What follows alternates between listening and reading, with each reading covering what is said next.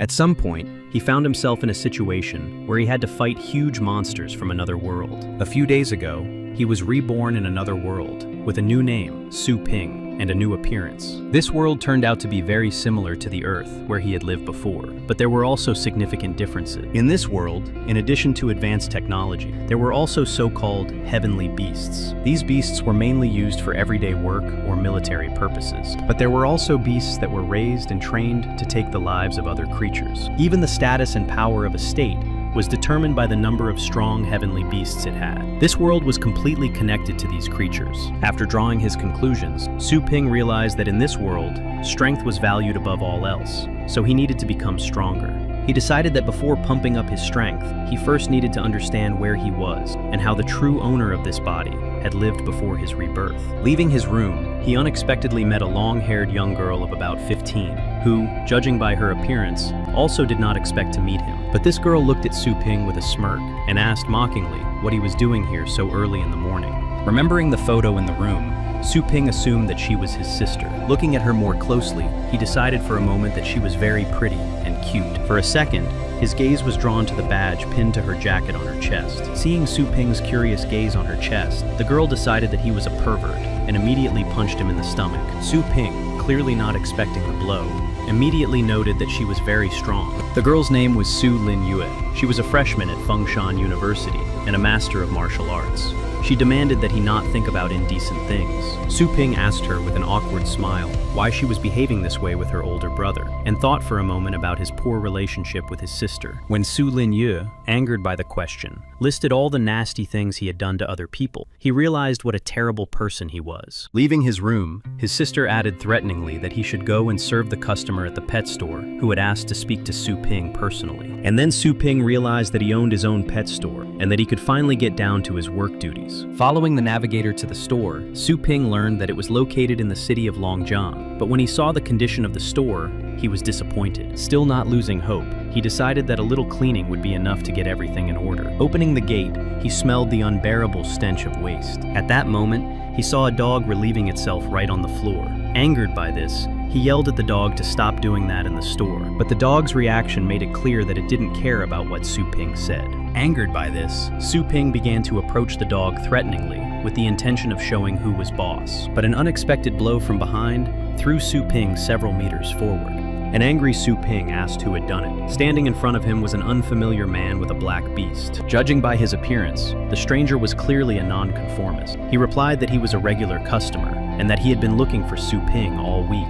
At that moment, Su Ping thought that this customer was not a good friend of his. The guy aggressively said that he had left his black monsoon with him for only 3 days, and that his beast was locked in a cage with aggressive animal. He pointed to his beast and added that it had changed beyond recognition due to exhaustion. Su Ping began to apologize for what had happened and added that he would not take any money from the client, thinking to himself that the true owner of this body was irresponsible. But the stranger got angry and, saying that he didn't care about the money, ordered the Muson to grab Su Ping. In an instant, the beast pounced on him, wrapping its metal tail around Su Ping's neck, who didn't even have time to shout out what was happening. Su Ping felt something sharp pierce his neck. At that moment, he was once again convinced that power was everything in this world. He offered the stranger to settle everything peacefully and pay him 3 times more than the cost of keeping the beast for the inconvenience caused. To which the stranger replied distantly that this would not solve the problem of his pet being damaged. A second later, he enthusiastically declared that there was a way to fix the situation after all. He shouted at the Black Monsoon to attack Su Ping to demonstrate his new attack,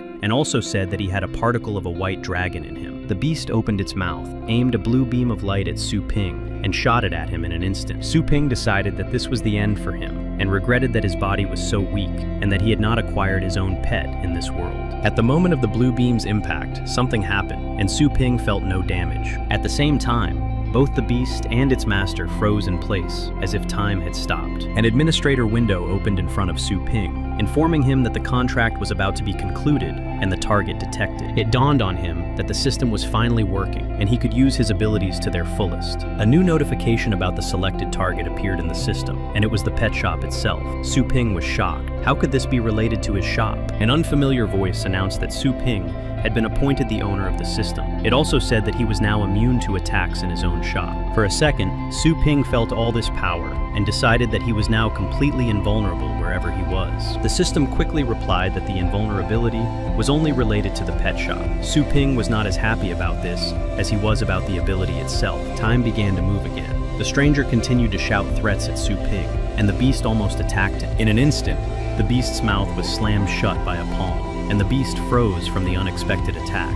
It was Su Ping who looked menacingly at the beast and asked what it wanted to do with his store. This greatly frightened the beast. Su Ping, calmly but sternly, ordered the beast to lie down. His eyes conveyed a threat. The beast was so frightened that it immediately obeyed him and trembled with fear. Now Su Ping turned to the stranger and asked politely, but with firm determination in his voice, what he did not like about the pet store's service. The stranger hastily replied that he had no problem. At the same time, he wondered to himself how strong the man was and how he was able to stop the beast with his bare hands. Su Ping, with a frightening smile on his face, said that in that case, he could take care of the black Muson for a while longer. Without answering, the stranger cowardly fled the pet store with his beast. Surprised, Su Ping couldn't understand the reason for such a violent reaction. But then, a notification from the system about a new store status update popped up. He agreed to the new update, noting that the system was quite well thought out. Unexpectedly, the atmosphere in the pet shop began to change dramatically, and in a second, it was a completely new and clean shop. He couldn't believe his eyes. In one of the updated rooms, he found cages with animals. The animals had also changed their appearance and become very small. Su Ping was worried that the animals would start to ruin the new store, but the system explained that they were now tame and in a state of cultivation. The abandoned pets already had owners, so Su Ping asked the system what needed to be done to prevent further conflicts with customers. The system suggested choosing one pet and developing it to the next level. He chose a thunder mouse because he was afraid he would not get along with the moon dog. The mouse was a beast of the thunder element, but its special skill was to be cute. This surprised Su Ping and disappointed him. The system explained that the beast would learn different skills depending on its owner's training, and began to launch the entrance to another dimension. A huge funnel opened up under Su Ping's feet and began to suck him and the beast into it. Both of them were shocked. Su Ping masterfully landed on his feet with a somersault. The beast, unable to react in time, fell headfirst into the ground. He was very surprised by what he saw, as he had never seen anything like it before. It was an unknown area from where he could see space and other planets. They found themselves at the foot of a huge tree, where lightning constantly struck, and it was a cloudy, thunderous realm. The scale of the tree amazed Su Ping. He couldn't take his eyes off it. The system warned him that he might encounter dangerous monsters here. As soon as Su Ping relaxed a little, a large shadow loomed behind him, which greatly alarmed the Thunder Mouse. Turning around, he saw a monster of incredible size. It was the King of Beasts, a thunderous whirlpool with tentacles instead of a body. Su Ping froze in shock, for the monster was no less than 10,000 meters tall. It was the first time he had ever seen anything like it. The monster immediately shot red lightning bolts from its mouth,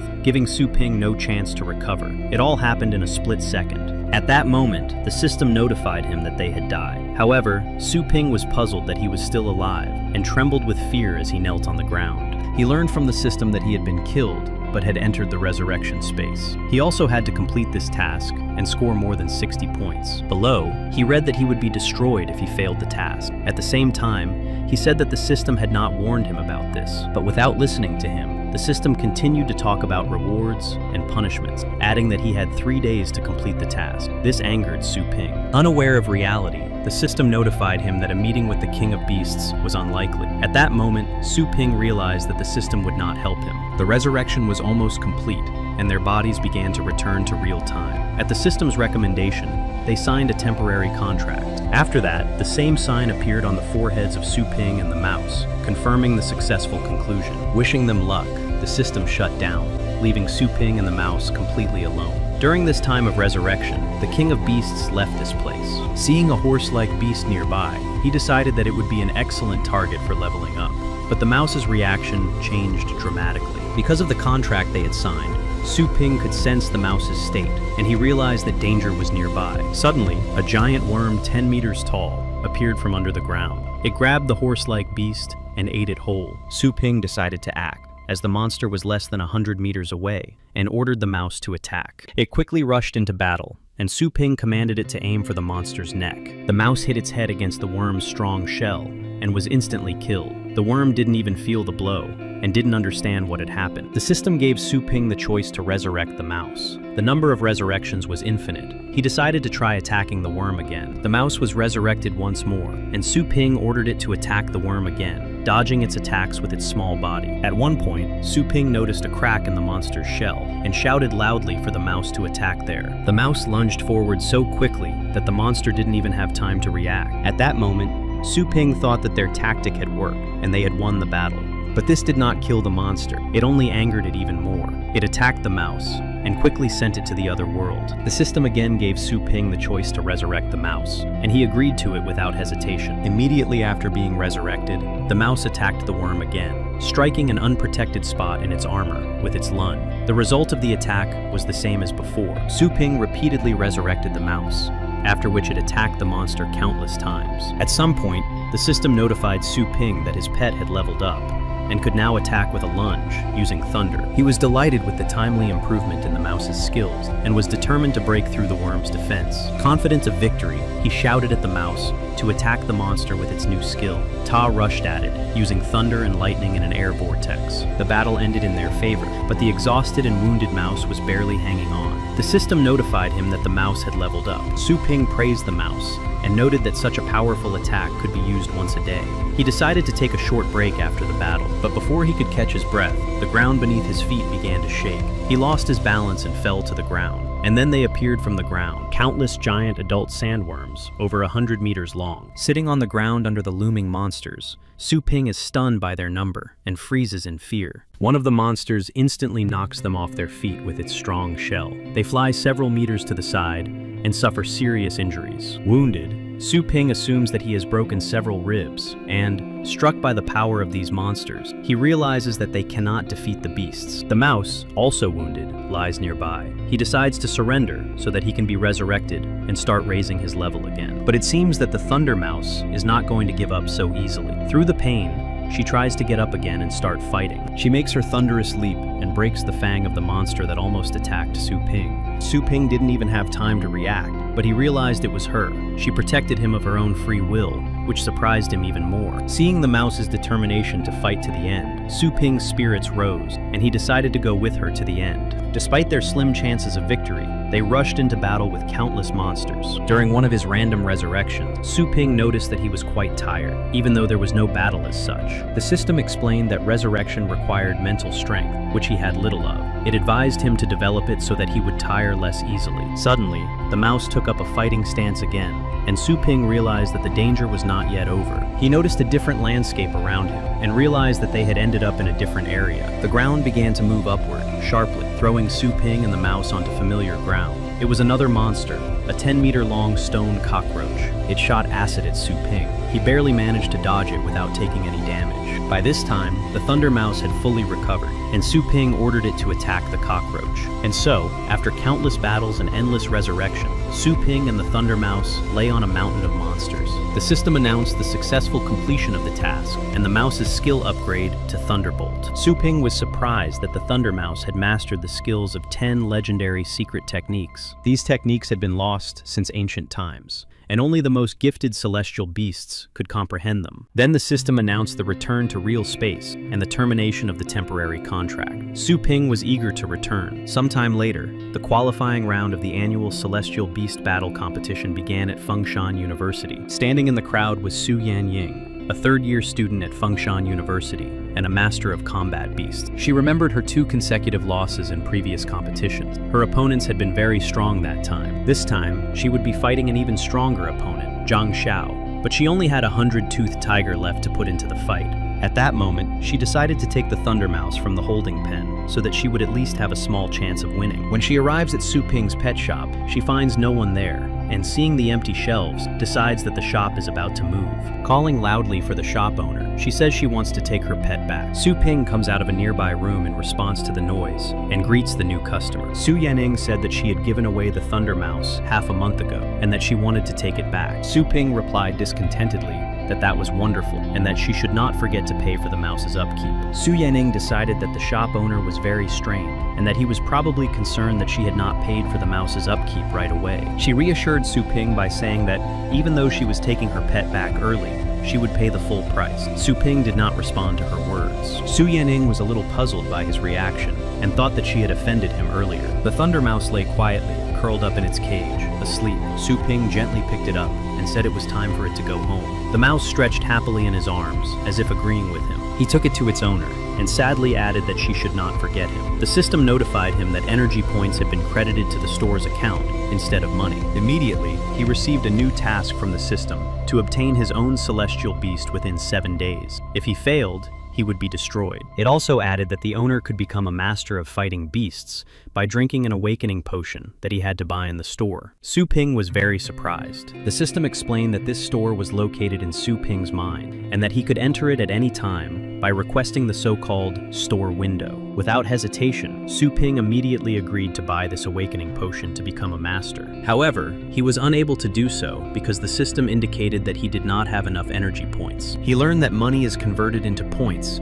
at a ratio of 100 to 1. The number of points in his balance was equal to 1. He decided to check the balance from the Thunder Mouse's owner, and only 108 yuan had been credited. This injustice seriously angered Su Ping, because it was thanks to him that the mouse had mastered several secret skills. The battle between Su Yanning and Zhang Xiao was in full swing. The 100-toothed tiger was severely wounded by Zhang Xiao's dragon dog. The host enthusiastically announced that nothing less could be expected from the chosen Terminator. Zhang Xiao asked Su Yanning, with a mocking tone in his voice, if she agreed to continue the fight. Someone in the crowd said that the fight had already been decided in her favor. A man in the stands added that Su Yanning had once been a strong candidate, but for 2 years in a row, she had faced masters much stronger than her. A girl sitting nearby added that it was unfair, and that because of Su Yanning's youth, she would either blindly go to the end or give up in despair. The rest of the audience added that this was a chance to get into the main competition, and Su Yanning would fight to the end. The host announced that Su Yanyin had 2 choices, to admit defeat or to fight for her life. She noted to herself with regret that the fight had ended too quickly. At that moment, the Thunder Mouse sat quietly to the side. The host explained that the tiger had been injured in the previous fight, and now there was no hope for their victory. Su Yanyin decided that this was the end of her 3-year career. Zhang Xiao commanded his demonic dragon dog to send Su Yanyin and her beast to the other world with dignity. At that moment, the dragon dog shot a burst of fire from its mouth, and the host loudly announced that this was most likely the end of the fight. Realizing that Su Yanning is about to lose, she hastily shouts that she surrenders. Immediately, the protective barrier that was put up to protect the audience is activated. Some people sitting in the stands were frightened by the attack, while others laughed and explained that everything was fine because the barrier was put up by the competition judges themselves. Su Yanning breathed a sigh of relief, realizing that the referee had intervened and protected them with a star barrier. He announced her defeat. Zhang Xiao, angry, quietly told Su Yanning not to count on such luck next time. The host loudly declared him the winner of the fight. Su Yanning, upset, noted that she only had the Thunder Mouse left, and since she had taken it from the store, it had become strange and was eating everything in sight. She decided that it was useless to put the mouse in the fight, since even the tiger itself had lost with 1 attack. She couldn't put it in such danger. Su Yanyin continued to panic, wondering whether to release the mouse into battle. Even with the enhancement, it would not greatly increase its combat power. The host noted that a first-level mouse had no chance against a third-level dog. The audience loudly mocked Su Yanyin and urged her to fight. Suddenly, the Thunder Mouse began to emit faint lightning bolts from its body. It was clearly angry at what was happening. Su Yanyin almost announced her defeat, thinking that she couldn't sacrifice the mouse as well, since the difference in strength was obvious. Without waiting for Su Yanyin's words, the Thunder Mouse jumped forward in front of the demonic dog and took a fighting stance. The host took this as Su Yanyin's agreement to continue the fight and began the countdown to the start of the battle.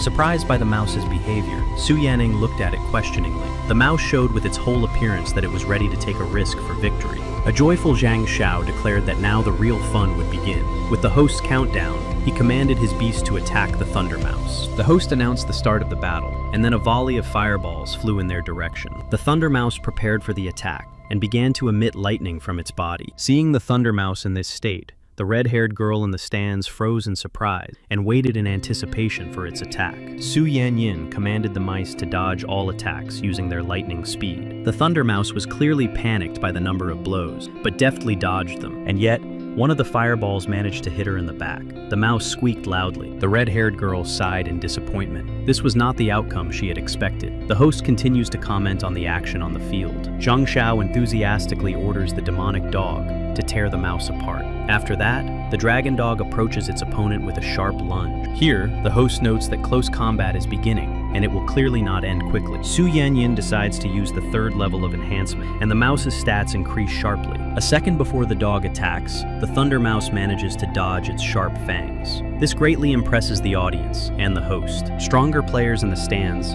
also note that the mouse's speed has clearly increased. This should make the fight even more interesting. Su Yanyin, seizing the right moment, shouts at the mouse to attack right now. The mouse, focusing all its strength, begins to heat up the atmosphere around itself and concentrates a powerful stream of lightning in one point. The red-haired girl in the stands freezes in surprise and finally understands what the mouse wants to do now.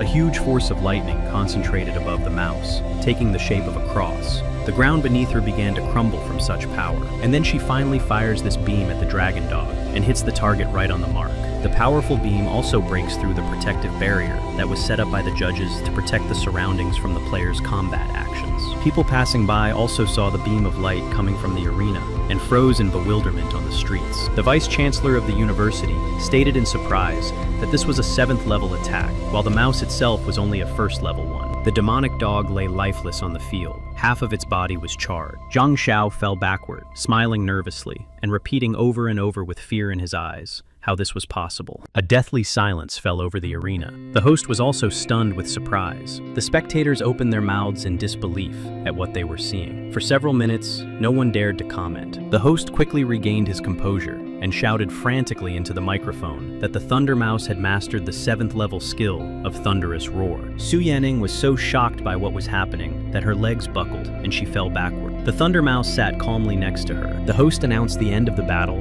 and the unconditional victory of Su Yanning and her mouse. The audience cheered wildly with delight and praised them. Su Yanning called her pet over to praise it and noted to herself that it was simply incredible. When had her pet become so strong? Frozen in surprise, she put the pieces together in her head and remembered that just a couple of days ago, the Thunder Mouse had been in that dark pet shop. Su Yanyin hastily assumed that it was because of him and his owner. She thought that Su Ping was a secret legendary master, but then she had doubts because he didn't look like a strong person at all. At that moment, Su Ping, sitting on the floor of his store, sneezed as he cleaned up excrement from the floor. Ignoring the dog's clearly satisfied expression, he pinched his nose shut against the unbearable stench and decided that someone was thinking of him at that moment. In the arena, the enthusiastic announcer continued his speech and announced the upcoming final round. He added that Su Yanyin's fight would go down in history. Ignoring the announcer's words, Zhang Xiao, angry at his defeat, decided that Su Yanyin had deliberately hidden her powerful beast and that everyone knew about it in advance. The decisive round between them was announced, and Zhang Xiao, preparing for a new battle and removing the body of the dragon dog, acknowledged Su Yanning's skills.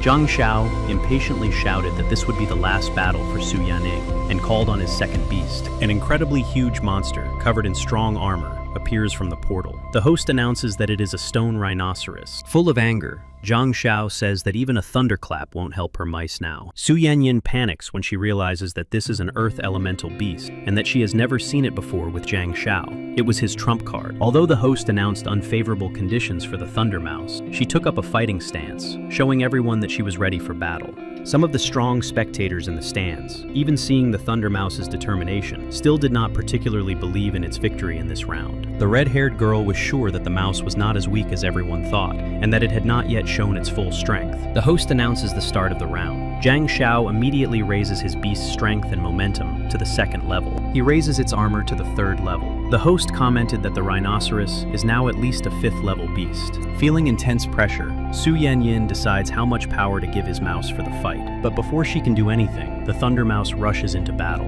Due to the large distance between them, Su Yanyin realizes that she cannot enhance the mouse's stats. The host decides that Su Yanyin has made a mistake, and due to her inexperience, has not given her pet any enhancements. Zhang Xiao decided that victory was already in his hand, and shouted joyfully that this was the end for the mouse. But the Thunder Mouse unexpectedly split in two, and jumping in different directions, was able to dodge the rhino's attack. This greatly surprised all the spectators. The university director, not believing his eyes, explained that this was a 7th level skill called residual division. The mouse's hidden abilities interested the red-haired girl, and she wanted to take Su Yanning onto her team.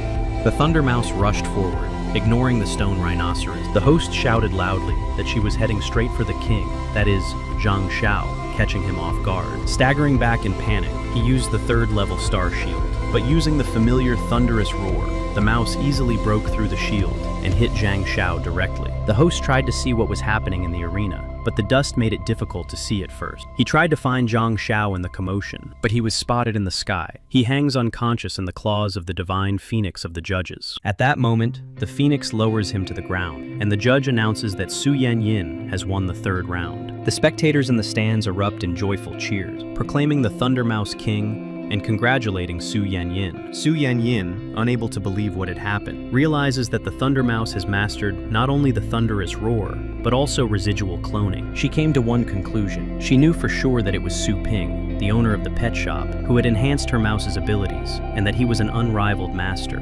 Meanwhile, lying on his bed, Su Ping was thinking about how he could earn 10,000 yuan in just a week. He learned from the system that the only way to make money available to him now was to make and sell feed. He asked her where he could collect ingredients for feed, assuming that this could only be done in special cultivation areas. The system explained that ingredients could only be collected in these areas. It also noted that the higher the level of the area, the better the quality of the feed. After hearing this, Su Ping realized that he had spent 3 whole days in such an area and missed the opportunity to collect excellent ingredients for feed. Realizing that he could have become a master of combat beasts in those 3 days, he decided to take action. He asked the system to show him the entire list of cultivation zones so he could develop a further plan of action. Visiting a high-rank zone requires 10,000 points, while a low-rank zone requires only 1. Seeing this, he once again regretted the missed opportunity. The system selected a suitable low-rank cultivation zone. Su Ping, knowing that he couldn't miss this opportunity, immediately agreed to go there. The dimension where Su Ping found himself with his pet was called Extraterrestrial Meteorite 1002.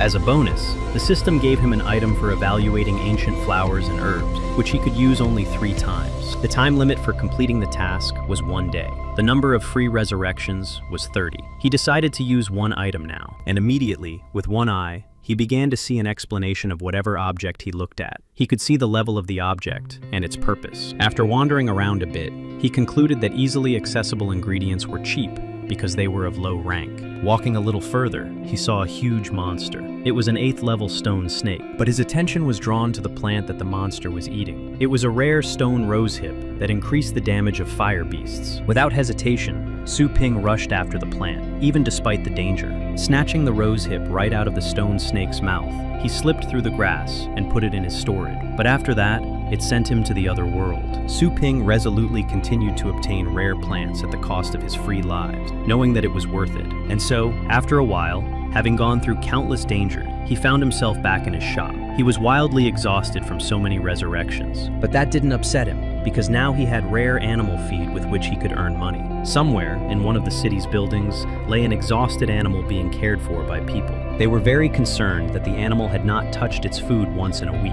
A member of the Black Wolf team named Fan Yujing suggested feeding the bird the expensive food they had obtained to restore its appetite. Smelling the aroma, the bird reacted quickly and began to actively beg for food. A girl standing nearby happily took a beetle out of a jar and quickly gave it to the bird named Xiao Huo. Suddenly, the bird spat the beetle out of its mouth. The beetle turned out to be a dark centipede. In a panic, the people decided that the heavenly beast had a parasitic heart infection and that they needed to call a doctor immediately. Unexpectedly, a woman entered the room and said that she had brought medicine for Xiao Huo. Smelling the tempting aroma, the heavenly bird jumped out of the old man's hand and immediately snatched the red berry from the woman's hands. In a flash, the bird chirped cheerfully, and its appearance became much healthier. The joy of those around him knew no bound. The woman added with relief that the shopkeeper was absolutely right. The unfamiliar salesman explained that the bird would recover, if it regularly ate rock rose hips. But the bird's owner, Fan Yujing, did not believe these tall tales and declared the merchant a swindler, as he had never heard of different types of animal. He asked the woman how much she had paid for the food, and she replied that she had paid 1,000 yuan for all the fruit. Everyone was shocked by the high price and assumed that the merchant was operating illegally. The girl explained how dangerous illegal animal feed could be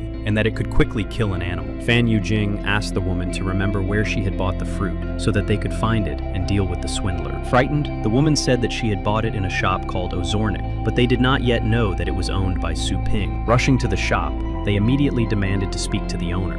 Fan Yujing furiously asked Su Ping what he added to the animal feed, but Su Ping just looked at him in confusion. Su Ping remembered that he had only sold stone rose hips, and calmly asked Fan Yujing if the animal had any side effects. He explained that the heavenly bird ate its fruit non-stop, and that this was very bad. Hearing this conversation in the store, the people outside concluded that this pet store was selling illegal products. The girl suggested that Fan Yujing's acquaintances check the contents of the feed to confirm that it was illegal. After listening to all this, Su Ping flew into a rage and asked threateningly if they really thought he was selling bad food. He demanded proof of their words.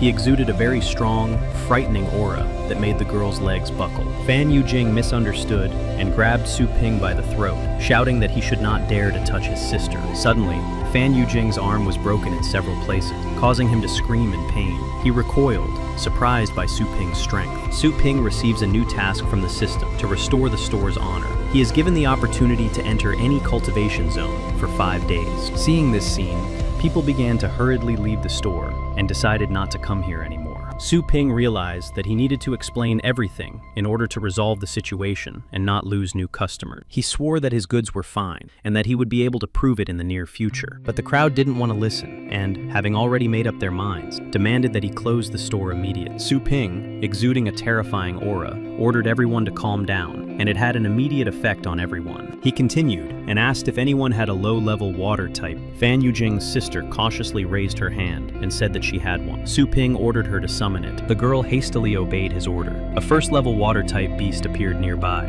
Fan Yujing covered the beast with her body and hurriedly asked what he was going to do with it. Su Ping explained that he was going to give it a blue yuan fruit to prove that his food was completely harmless to beasts. Reaching out with the fruit, Su Ping carefully gave it to the water beast. The sprinkler, not feeling any suspicion, quickly swallowed the fruit. People began to whisper that this fruit was not very popular and was used in special stores to treat constipation in beasts. But then the sprinkler began to glow with a bright blue light, causing people to close their eyes. Hiding behind a protective barrier from the water droplets, its owner was puzzled and afraid of what had happened to her pet. And the moment the light went out, it was clear that the animal had increased its skills by 1 level and changed its appearance. Su Ping breathed out proudly, noting to himself that these fruits raised the rank of non-level beasts by only 1 level and added a little strength. In this world, the development of abilities depends not only on combat power, but also on the rank of the pedigree. The higher it is, the stronger the beast can become. Even passers-by noticed that the water beast's level had indeed increased without harming it. At that moment, Fan Yujing fearfully remembered that only the treasures of the Federations could do such thing, and decided that Su Ping was a very powerful person. But his sister, in doubt, began to examine her pet, saying that he had simply replaced it with another. Frightened, Fan Yujing hurried to silence his sister and apologized to the shop owner for the inconvenience. Angered by the whole situation, Su Ping demanded 8,700 yuan from them for the fruit they had used, and added that he was an honest businessman. Fan Yujing told his sister to quickly pay the owner, and noted to himself that it was not expensive at all for raising the level of low-ranking beasts. Su Ping was once again convinced that the prices set by the system were too low, even though he had risked his life for them. With a resigned sigh, Su Ping continued to explain that for the scarlet bird to continue its recovery, it needed to consume rosehip fruit for a long time. Fan Yujing agreed without objection to buy everything he had indicated. The onlookers standing behind happily noted that the cost of the feed was very low. Immediately, a line formed of people wanting to buy feed at this pet store. Su Ping was certainly pleased with such excitement from the buyer. Thanks to this, he was able to earn the necessary amount of money and complete the task. Now he could finally buy the awakening potion, and quickly opening the store window, he purchased it. He fearfully thought that the potion would not make him a master of fighting beasts, But putting aside all his worries, he quickly swallowed the potion. Suddenly, Su Ping felt something begin to happen to his body, and a power he had never experienced before appeared within him. This feeling could not be confused with anything else. He clearly felt that he had become a master of fighting beasts. Wanting to test his new abilities, he saw a fly flying nearby. Using his new speed, he was able to catch it by the wings. The system offered to raise his Chaos Spirit pool level. After studying everything in detail, Su Ping decided to agree, because this way he could get a strong pet. After receiving his consent, the system began the process of raising the Chaos pool level to the second stage, spending 115 energy points on it. After receiving a notification from the system that the process was complete and the pool level had been raised, Su Ping was excitedly awaiting his new pet. But when he saw a small skeleton emerge from the pool gate, he was shocked. He was so surprised by the beast he had received that he couldn't help but feel annoyed at the wasted energy points. As a reward, Su Ping received a book of Master Combat Beast Skills. He came to the encouraging conclusion that the skeleton might still be useful to him. The new task required raising the skeleton's level to at least average. This shocked him even more, because the skeleton was completely weak. Having lost all hope of completing this task, Su Ping squeezed the fist of his cheerful pet and noted that he was clearly an optimist in life. Hearing that customers had arrived, he put the skeleton in a cage. He also noticed that he had heard a familiar voice somewhere before. It was Su Yanning with her friend, who was clearly disappointed with the state of the store. Su Ping remembered that she had paid so little for the mouse last time, and with disappointment in his eyes, he asked why she had come to him this time. Without preamble, she hurried to ask Su Ping what he had done with her mouse, because its powers had changed greatly since the last time. Averting his gaze, Su Ping lied that he had just been walking with the Thunder Mouse and playing with it sometimes. He immediately asked the mouse itself if this was true, so that it could confirm his word. Frightened, the mouse quickly agreed with his words. Su Yanning noticed that the mouse, which was not even afraid of a 4th-level dragon dog, was now trembling with fear in front of Su Ping. After thinking it over, she decided that the shop owner was at least at the 6th level of development. Su Yanning's friend whispered that she had probably mistaken the shop. The owner was an ordinary person, and the shop was mediocre. Su Yanning immediately interrupted her, ordering her to be quiet, as they were most likely facing a 7th-level master, and their lives would be in danger in the worst case. Su Ping, thinking about his new task, continued talking to the girls. He decided that they had also come to complain about the high prices of the goods, but in Su Yanning's vivid imagination, his ordinary question sounded like a threat. Misunderstanding his question, she thought it was a test, and that she would have to pay much more to increase her mouse's level. She immediately transferred 1,000 yuan to the pet shop's account, fully confident that this would resolve the situation. But to her surprise, the transfer was rejected by the other party. This shocked her greatly. After rejecting Su Yanning's transfer, Su Ping angrily said that it was ridiculous. But that didn't stop her, and she transferred 5,000 yuan. She mistakenly thought that it wasn't enough for the store owner. Su Ping made some kind of incomprehensible sound of irritation. His patience was running out, and he rejected the transfer again. Su Yanning was surprised that Su Ping refused even this amount. Her friend stood nearby in bewilderment and asked her to finally transfer the money. Su Yanning tearfully began to beg her friend for help. Realizing that she had no choice, her friend transferred the missing amount to her. Now Su Yanning resolutely transferred 10,000 yuan in the hope of winning Su Ping's favor. The transfer was rejected again, and Su Ping's face became even angrier. Su Yanning did not understand what was happening. She decided not to give up and transferred 100,000 yuan. But Su Yanning had no idea that even this amount would be too much for Su Ping to accept. Su Ping was delighted to receive such a huge sum of money. He thought that fortune had finally smiled on him and tried to accept the transfer. But even then, the system rejected the transfer, explaining that this deposit was not for goods or services from the store, so the deposit was not possible. Not understanding anything, Su Yanning tearfully asked him to just name the final amount, and she would gladly transfer it. Resigned to the situation, Su Ping said that no money was needed. He asked why the girls had come to him this time. Misunderstanding Su Ping's actions, Su Yanning decided that he was simply not greedy, but also strong and handsome. Returning to the conversation, she asked him to strengthen her Thunder Mouse again in 3 days, as the competition would soon resume. Su Ping happily thought that this was a great opportunity to level up his skeleton as well. Then the system explained that Su Ping could cultivate his clients' pets in proportion to the service paid for. Su Ping said he was ready to upgrade the Thunder Mouse's skills for 10,000 yuan in 3 days. Such a high price surprised Su Yanning, but after weighing everything, she decided it was worth it. She immediately agreed to the owner's terms. At the same time, she regretted the lost time, since she did not know about this store before. Su Ping, satisfied with the deal, asked if the girl needed anything else.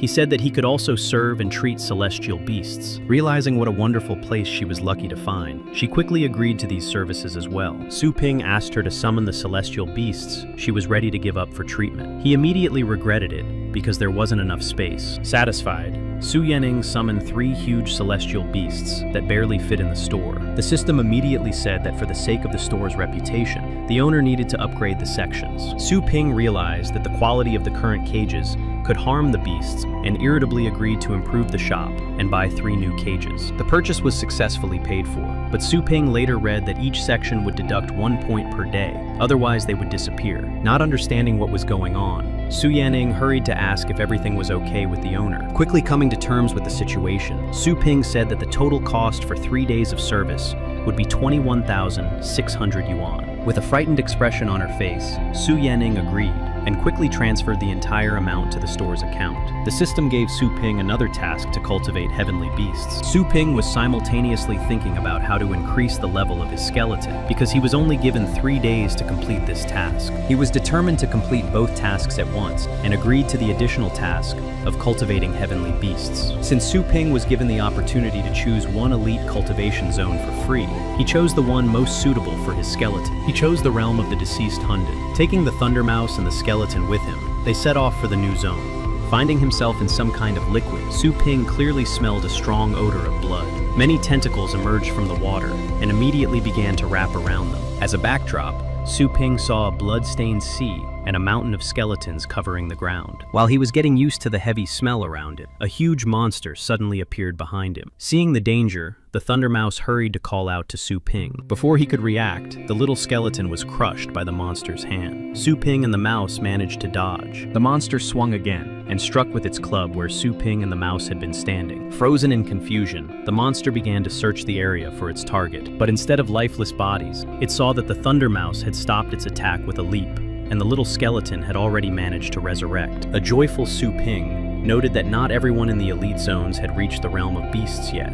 The giant skeleton was at the 7th level. It continued to attack and struck the ground with its fist again. The small skeleton was hit and sent back to the resurrection space. Su Ping commanded the Thunder Mouse to use its thunderous roar to attack. He ordered it to aim at the giant skeleton's arm. The mouse's blow hit its target, and the skeleton's arm fell to the ground. The enraged monster began to scream desperately. The shockwave from the roar hit the Thunder Mouse, killing it and sending it to the resurrection space. The giant skeleton growled and regrew its arm using the remains lying on the ground. Su Ping noted with interest that this skeleton's ability to regrow limbs looked very expensive. He commanded the resurrection of the mouse and the skeleton to begin. Realizing the obvious difference in strength, the Thunder Mouse and the small skeleton stood trembling behind Su Ping and did not dare to attack again. Understanding the situation, Su Ping exhaled and decided to use the book that gave him the new skill of first-level murderous intent. Su Ping immediately used this enhancement on the Thunder Mouse and the small skeleton. After that,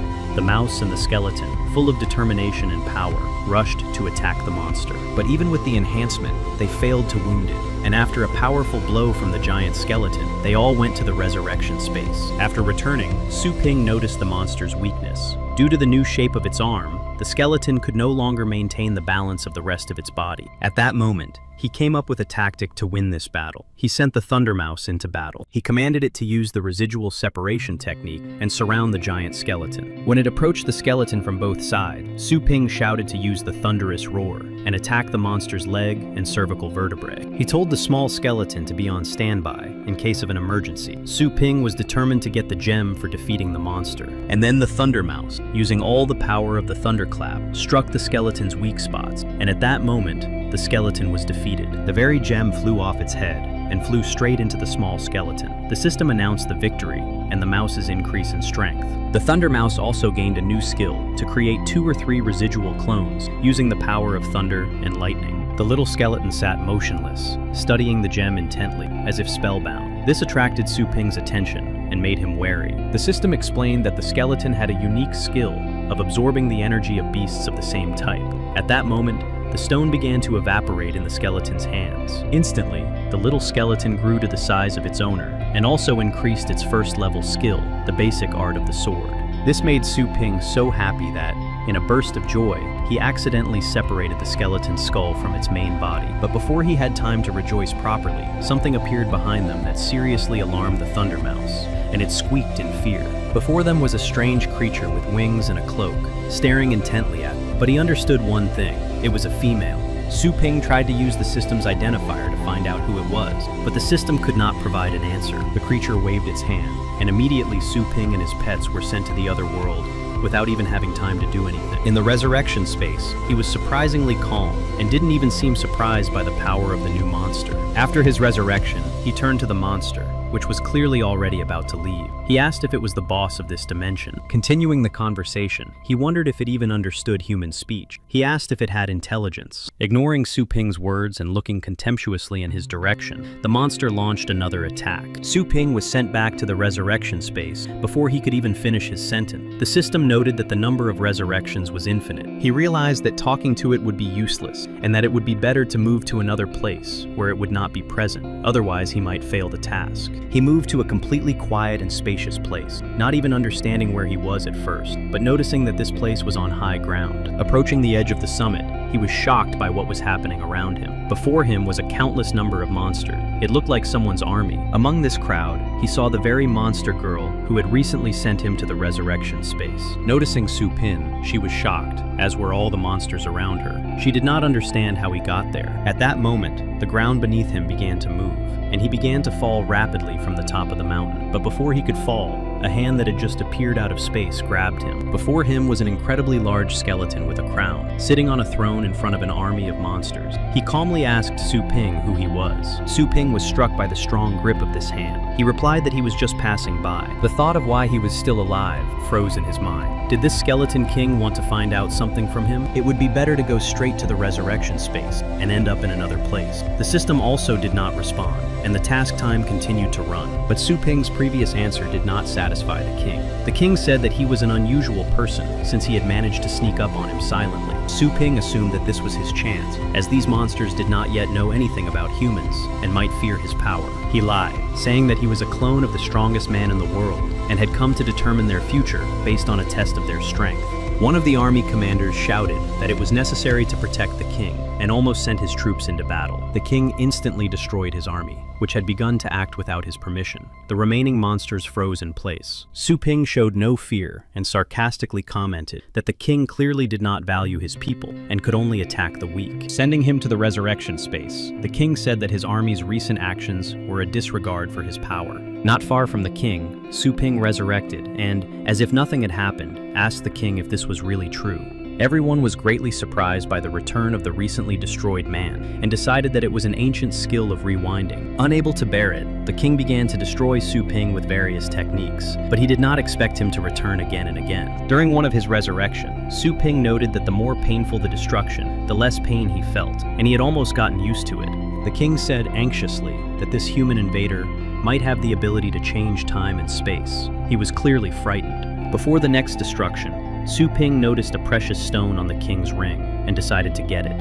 In the next few attacks by the king, he tried to get closer and closer to the ring, and then, at some point, he reached for the ring and commanded it to be placed in his inventory. But after receiving a fatal blow, he went back to the resurrection space along with the gem. The king, realizing that the man had stolen the stone from his ring and teleported out of his sight, began to scream frantically in anger. At that moment, somewhere far away, Su Ping resurrected and noted with satisfaction that the plan had indeed worked. From his space, he summoned a small skeleton, which, not expecting this, fell to the ground. He also took a huge stone from the king's ring out of his space and added that this was a gift for him. Clearly tired from the resurrection, Su Ping told the skeleton to swallow the stone, as next time it would fight in his place. And so they defeated countless new monsters. There was only one day left to complete the task, and they were only halfway there. Even more monsters awaited them ahead, so they continued to fight. But Su Ping and his pets confidently moved forward and fought everyone who stood in their way. After some time, the task was 94% complete, and there were only 14 minutes left. But then, a new, stronger monster began to form from the remains of the monster. Su Ping was delighted with this turn of events, as the defeat of this monster would help complete the task. The huge monster swung its whip and aimed it at them. Without hesitation, Su Ping commanded the skeleton to use its basic sword skill, and it easily cut the whip in half. This angered the monster, and it used a new skill to summon many hands from under the ground. They quickly immobilized Su Ping and his pets. The system announced that the task was nearing completion, and that progress had not reached 100%. Su Ping realized that time was running out, and that these hands were preventing them from fighting properly. He ordered the Thunder Mouse to attack the monster's core with a thunderous roll. It struck the monster right in the center of its chest, but the monster managed to put up a shield made of the created hand, and the blow did not reach its target. Su Ping noticed that the rank and strength of this monster are not displayed in the system. At the same time, he concluded that the monster's weak point is indeed its chest. The system announced that there are 3 minutes left until the end of the task. He commands the mice to cover their bodies with the collected electrical energy and attack the hands. Using a thunderous roar, the mouse freed itself from the arms and acquired a new skill. The system announced that the Thunder Mouse had mastered a new skill, Thunder Cloak. Using the new skill, the mouse paralyzed the monster and immobilized all its arms. Su Ping and the little skeleton were finally freed, and he ordered the skeleton to attack the monster. The little skeleton struck the monster's chest with all his might and defeated it. The system announced that the skeleton and mouse had been upgraded to level 7. Su Ping was surprised that the little skeleton had absorbed only a small part of the bloodstone from the king's ring. Yet its strength had increased so much,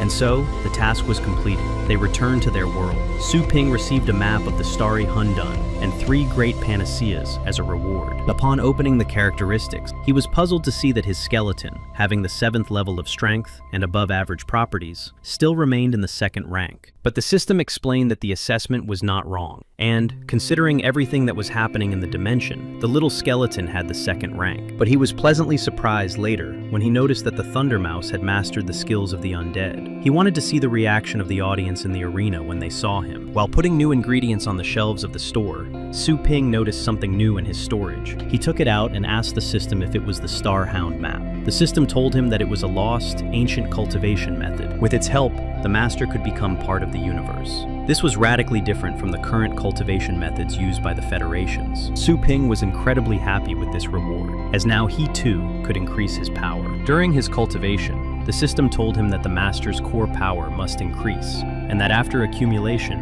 it can be released all at once. Su Ping took this literally, and began to catch the natural energy of the stars flying around with his hands. Noticing that he couldn't catch it with his hands, he assumed that this energy must penetrate directly into his core. Concentrating, the energy began to accumulate in the core, and Su Ping was pleased with his guess. He remembered that he also had 3 great panaceas, and decided to try using them to see the effect. Swallowing them all at once, he noticed that the star clusters in his body had become much larger. Now he could open his character panel. He saw that his power was only at the 3rd level, and that he could not see his current rating due to a lack of combat power. But even so, he was incredibly happy that he was now at the 3rd level, and asked the system if there were any more quests with panaceas as rewards. But the system refused, and advised him to pay attention to other universes and small stars. Otherwise, his soul would be destroyed. Of course, this news upset Su Ping, and he thought to himself that it would be a never-ending task. He continued to collect the energy of the stars around him, and decided to start with small stars, avoiding large ones so that his breathing would not be impeded. Then he remembered his sister, and that she was also a master of fighting beasts. He wondered doubtfully if he could withstand her blow now. He spent the evening having dinner with his mother. After he thanked her, she was surprised by his current polite behavior. Clearing the table, she said that his sister was training now, and that she would soon have a training session, so he should not distract her. Su Ping thanked her for dinner,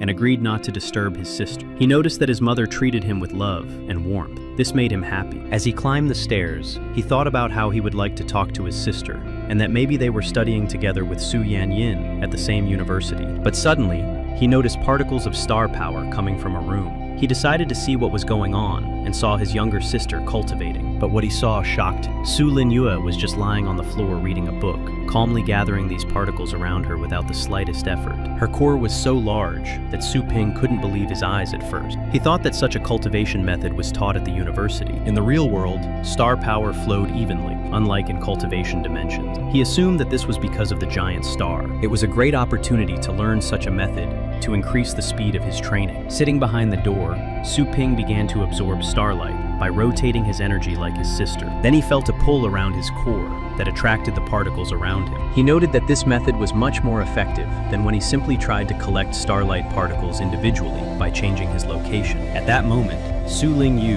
felt that absorption was becoming more and more difficult and could not determine the reason. Su Ping tried using a direct and reverse star vortex to see the effect, which was not long in coming. Su Ling-yu felt that she could no longer absorb the star power around her because it had become very disordered. At that moment, she assumed that there was a powerful master somewhere nearby. After trying to absorb the star power again, Su Ling-yu fell to the floor from a strong, inexplicable sensation.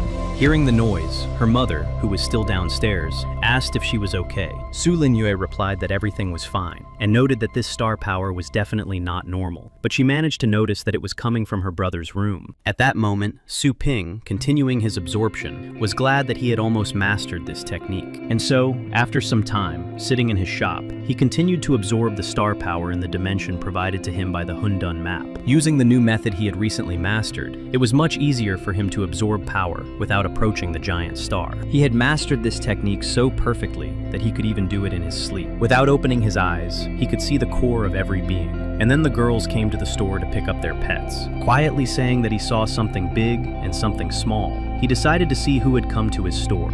Hearing him, the girls asked in surprise what he was talking about. But even slightly upset, Su Ping sighed and said that it was them. He hurriedly explained that he could see their star power, which was very small, and that they needed to train more to control stronger beasts. Su Yanning was surprised that the owner had mentioned powerful beasts, and wondered if her Thunder Mouse had really increased its level in just 3 days. She replied that her mouse was already at the 7th level, and that 3rd and 4th level beasts were more common at the university. Su Ping said he would bring the mouse now. He gave the Thunder Mouse to Su Yanning. She noted that the pet had only changed the color of its fur, but for some reason, her other beasts were very upset. She decided that they didn't want to leave. Su Ping tried to get them out of there quickly, and noted that payment was not necessary, since the girl had paid last time. Su Yanning was surprised why her animals had become so attached to this owner, because even after signing a temporary contract, this does not happen. Her friend also noted that the animals had recovered completely so quickly, and even their fur had become brighter and fresher. Su Yanning was so pleased with the result that she thanked the owner from the bottom of her heart and asked him to recommend some food for them. Su Ping, charmed by her words, said that she could buy fire spirit grass for 1,200 yuan per piece for her phoenix. Since there was very little time left before the competition, Su Yanning decided to train and at the same time test the new powers of the Thunder Mouse. She told her friend Lele to bring out her strongest beast and fight her without holding back. Her friend, excited, summoned a huge and powerful beast and added with a smile that Su Yanyin was quite confident in her strength. It was a beast named Xitig Arba. Lele was serious about a full-fledged battle. Su Yanyin understood at a glance that this was a high-ranking humanoid beast of the stone type. Lele was rightfully a 5th level master. She briefly wondered if her Thunder Mouse could handle this beast. She knew that at the moment, she only had thunder and division. And so the battle began. The Thunder Mouse rushed forward, and Lele very confidently ordered her Xiti to play with it. He used the earth split technique, and many stakes appeared from the ground. They headed straight for the mouse. Using her speed, she deftly dodged all the stakes and almost reached her goal, but Xitu reacted quickly and broke a stone, sending its fragments toward the mouse to stop her attack. Su Yanyin loudly shouts at the Thunder Mouse to use residual division. It creates 3 clones. The girls were very surprised by the number of clones, because this is the highest skill of multiple residual division. The mouse clones continue their attack, ignoring Xitu, going behind his back and heading towards Lele. She shouts at Su Yanyin that her pet should only fight Xitu, and that her star shield is weak and may not withstand this attack. Su Yanyin replied that she ordered the clones not to attack her, but only to get closer.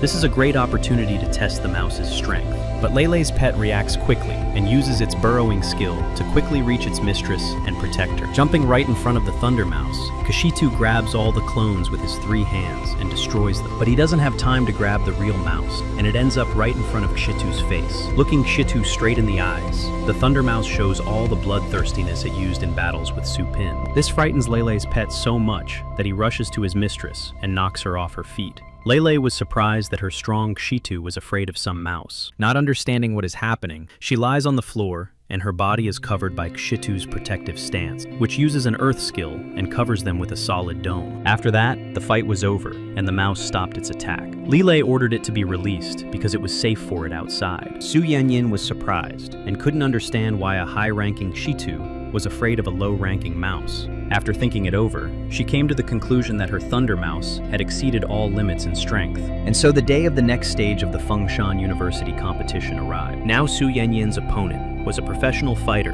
who had entered the top 10 strongest players last year, Li Ji. The host announced that according to the rules, the fighters would take turns summoning 3 pets, and the first one to defeat more pets would win. The start of the fight was announced, and Li Ji summoned his first pet, named Hyder. The audience was puzzled that he had summoned such a weak beast, but they decided not to rush to conclusions and watch the fight. Against the mid-level water-type heavenly beast, Su Yanyin decided to summon the fallen phoenix. The host commented that it was the complete opposite of the water-type shelter, and that the fight would not be easy for him. But then Li Ji unexpectedly raised his hand and said that he was giving up and would not continue the fight. No one could believe their ears. Without even starting the fight, Li Ji decided to give up. The host was shocked and asked if he was sure about his decision. Li Ji confirmed this and said that he had definitely lost in the first round. At the same time, he continued to smile very slyly and calmly. The victory was awarded to Su Yanyin. Seeing her calm opponent, she realized that this was not a coincidence and that he clearly had some kind of plan. Then Li Ji said that in order to catch prey,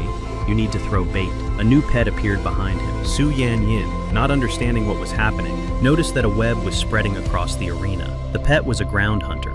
Li Ji explained that although the fallen phoenix is not Su Yanning's strongest beast, it is difficult to deal with without a trap. He went on to say that it was necessary to put forward his strongest beast in order to defeat all of Su Yanning's pets at once. The phoenix is definitely strong in aerial attacks, but it will be difficult for it to withstand a 5th-level celestial beast. Confident in his victory, Li Ji continued, saying that before the battle, he had learned everything about his classmate Su Yanyin's pets and that she didn't stand a chance. Ignoring his words, she starts the fight and launches a fireball, but Li Ji puts up a star shield to stop the attack and says it's useless. Later, he notices that his hand is completely burned and starts screaming in surprise that he's on fire. Full of confidence, Su Yanyin tells him to stop talking and start fighting. This angers Li Ji so much that, his face contorted with rage, he shouts at his beast to use the ground spike skill.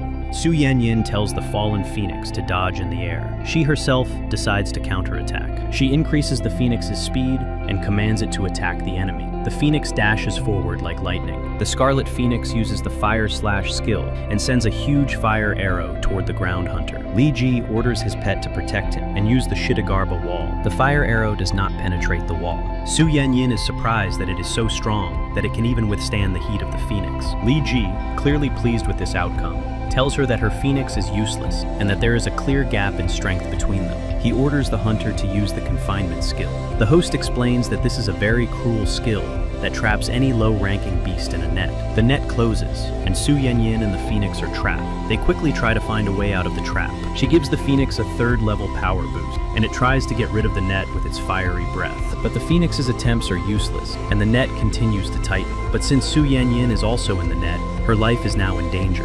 The net tightens so much that they both suffer numerous injuries, and in a panic, the phoenix continues to struggle, causing even more injuries. Li Ji suggests that she surrender, and then he will stop the hunter, and the pain will immediately go away. Overwhelmed with grief at losing the battle, Su Yanyin almost said aloud that she was giving up, but she was stopped by the phoenix's cry. It screamed loudly and shot a fire beam, completely destroying the net and hitting the hunter himself. Not only Li Ji was shocked, but also the audience. The phoenix used a new skill, Ultra Blazing Rays. The host said that the phoenix used an 8th-level skill and destroyed the impenetrable wall with just one attack, immobilizing the hunter. One spectator couldn't understand how this was possible, because phoenixes don't naturally possess such a skill. The red-haired woman was interested in this phoenix because it had not even reached maturity yet and was able to use a legendary skill. The vice-chancellor of the university said that Su Yanyin also had a Thunder Mouse. Her abilities and beasts also interested the short-haired man. The red-haired woman grabbed the man sharply by his shirt and said threateningly that she had noticed Su Yanyin and that he should not interfere with her. The vice-chancellor looked closely at Su Yanyin and thought that if she could join the main team, she would be useful to the university. The audience recognized Su Yanyin from the previous battle and the Thunder Mouse and were surprised by her new pet.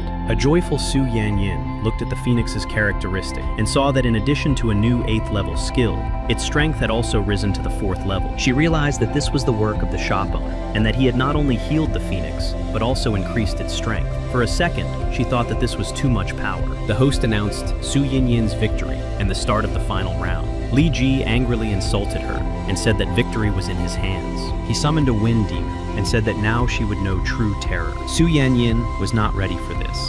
The host said that it was a 4-winged adult wind demon above the 5th level. A red-haired woman named Hosey said that this was against the rules because it was a ferocious beast and could cause serious damage. But the short-haired man said that it would take the competition to a new level, as many beginners die every year because of them. The vice principal said that there was no cause for concern, as there were powerful teachers and high-ranking judges here, in case anything happened. He added that this demon was most likely rented, and that he would look into it after the match. Lu Jing commanded the wind demon to use the all-nature slash, but it didn't even move. He noticed that he barely had enough strength to summon this demon, because the difference in ranks was too great. Without wasting any time, Su Yanyin used the enhancement of perception and strength. She ordered the Phoenix to attack Lu Jing to end the fight, using ultra-flaming rays. But the wind demon didn't even give the Phoenix time to finish its attack, and crushed it in an instant. Su Yanyin was shocked by his speed. He did not stop there, and began to attack Su Yanyin herself. She continued to receive numerous wounds in the whirlwind used by the demon.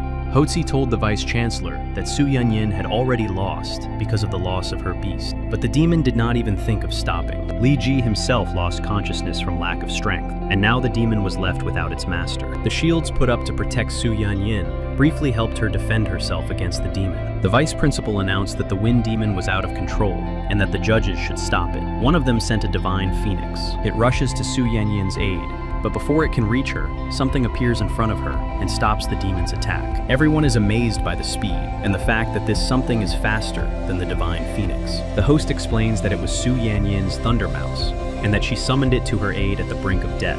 But Huozi noticed that she had not taken any action to summon it, and that the Thunder Mouse, hiding its aura, was already in the arena. At this moment, the host announced the start of the 3rd round. Su Yanyin was hit by a barrage of natural slashes, and did not know how to block them. At that very moment, the Thunder Mouse uses the Undead Summon skill, and a skeleton swordsman appears.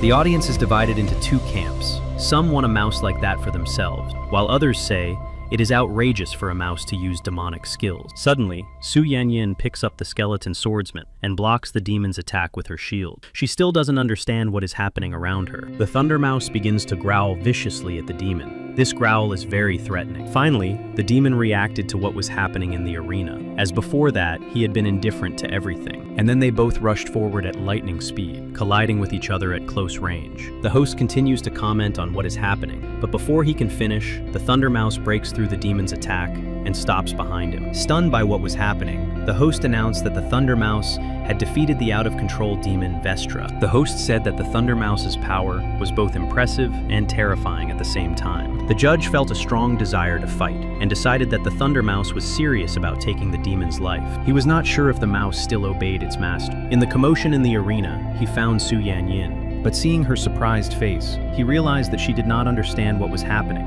and that the Thunder Mouse was out of control. The judge decided to take action, and sent the Divine Phoenix to subdue the mouse. If it had deliberately killed the demon, it would be disqualified. But when it approached the Thunder Mouse, the Divine Phoenix was struck by 10 thunderbolts, as the mouse was still in fighting mode. The judge quickly called the Phoenix back, and noticed that the attack had managed to wound it after all. He was very surprised by this, as only some 7th-level heavenly beasts are capable of keeping up with the Phoenix's speed. Viewers also noted that this skill is simply amazing, as it can wear down even stone-type opponents, who are most resistant to lightning. The vice-chancellor of the university continued to calmly watch the fight. He was clearly pleased with what was happening. The gray-haired man said that the mouse seemed to have deliberately studied only excellent heavenly skills, and would now be very expensive on the market. Hochi said that she was beginning to like Su Yanyin and her pets more and more, as they were not even afraid of the Divine Phoenix. The Thunder Mouse's attack clearly did not please the Divine Phoenix, and it began to behave strangely, as if preparing for battle. Unexpectedly for its owner,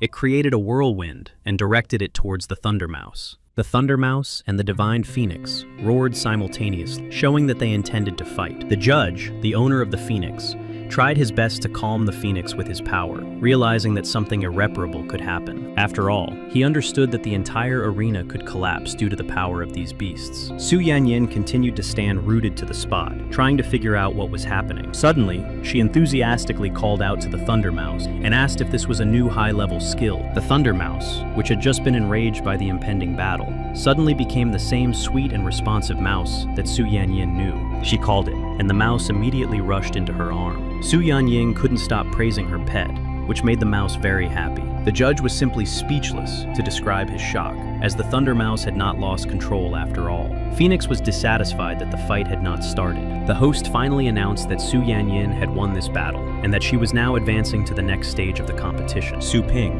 who was sitting in the store at the time, was very bored because there was absolutely no work to do.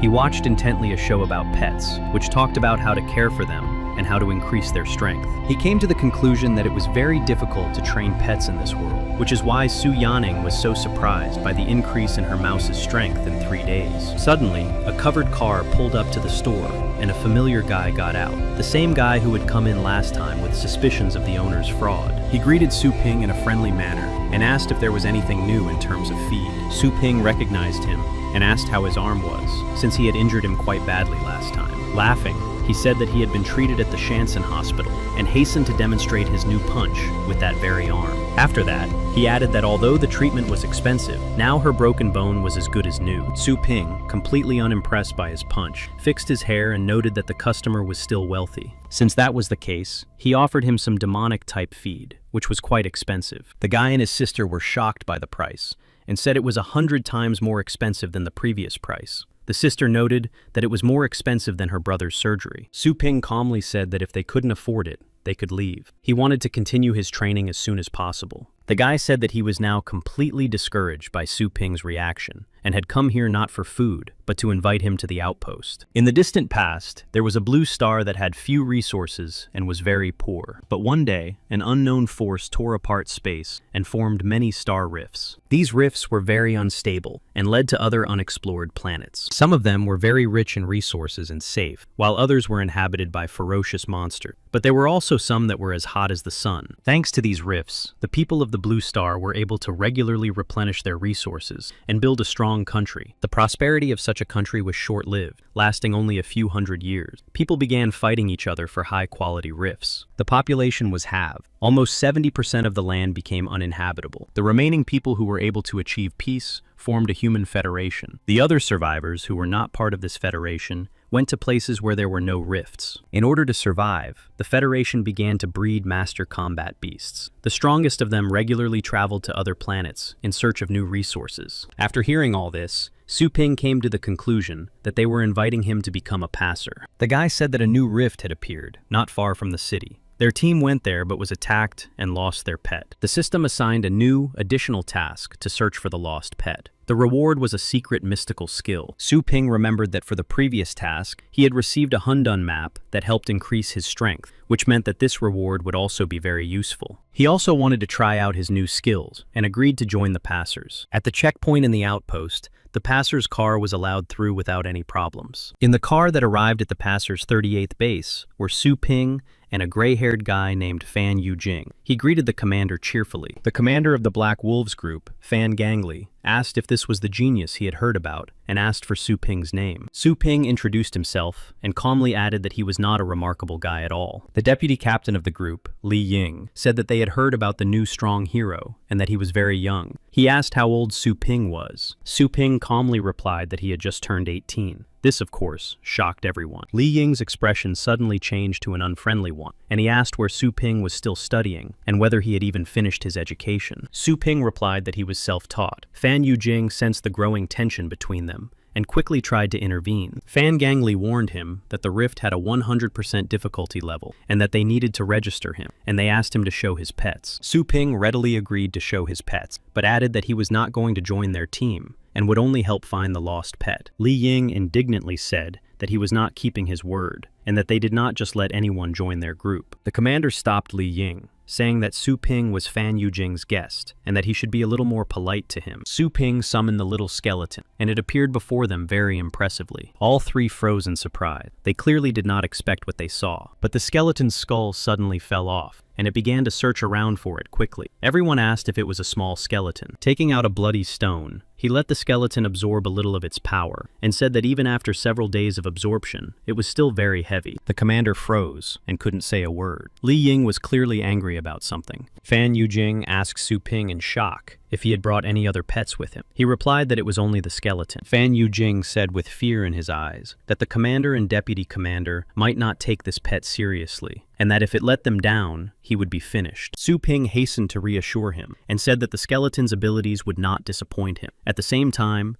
he patted the skeleton on the head. He ordered him to draw his sword, and the skeleton, lightning fast, applied the middle sword art. Everyone was surprised by his speed, and noted that the skeleton had already put his sword back in its sheath, and they hadn't even noticed anything. The ground beneath them suddenly collapsed into flat circle, and they found themselves on a pedestal. After that, Su Ping was quickly accepted into the revivalist group. He began the registration and identification process. Seeing his personal data, Fan Yujing was surprised that he had not yet been officially accepted as a master of fighting beasts. He was also surprised by his age. Li Ying told him not to get too excited about becoming a temporary employee, and that he would not have all the privileges of permanent employees. He also added that if he committed an offense, he would still be punished like a regular citizen. Fan Yujing proudly declared that if anything happened, he would help him, because he had all the privileges of a team member. Su Ping was already quite annoyed by his chatter, and then the huge doors of the Federal Passageway storage facility opened before them. Su Ping was very impressed by its scale. It was an amazing place. There were many suits for defense and means of attack. Commander Fan Gangli told Su Ping to choose something for his self-defense, and that it would be at his expense. He also said that it was all very expensive, hinting at their value. Su Ping said he understood. Some of it had been obtained from other planets, and was even comparable to special artifacts for cultivation.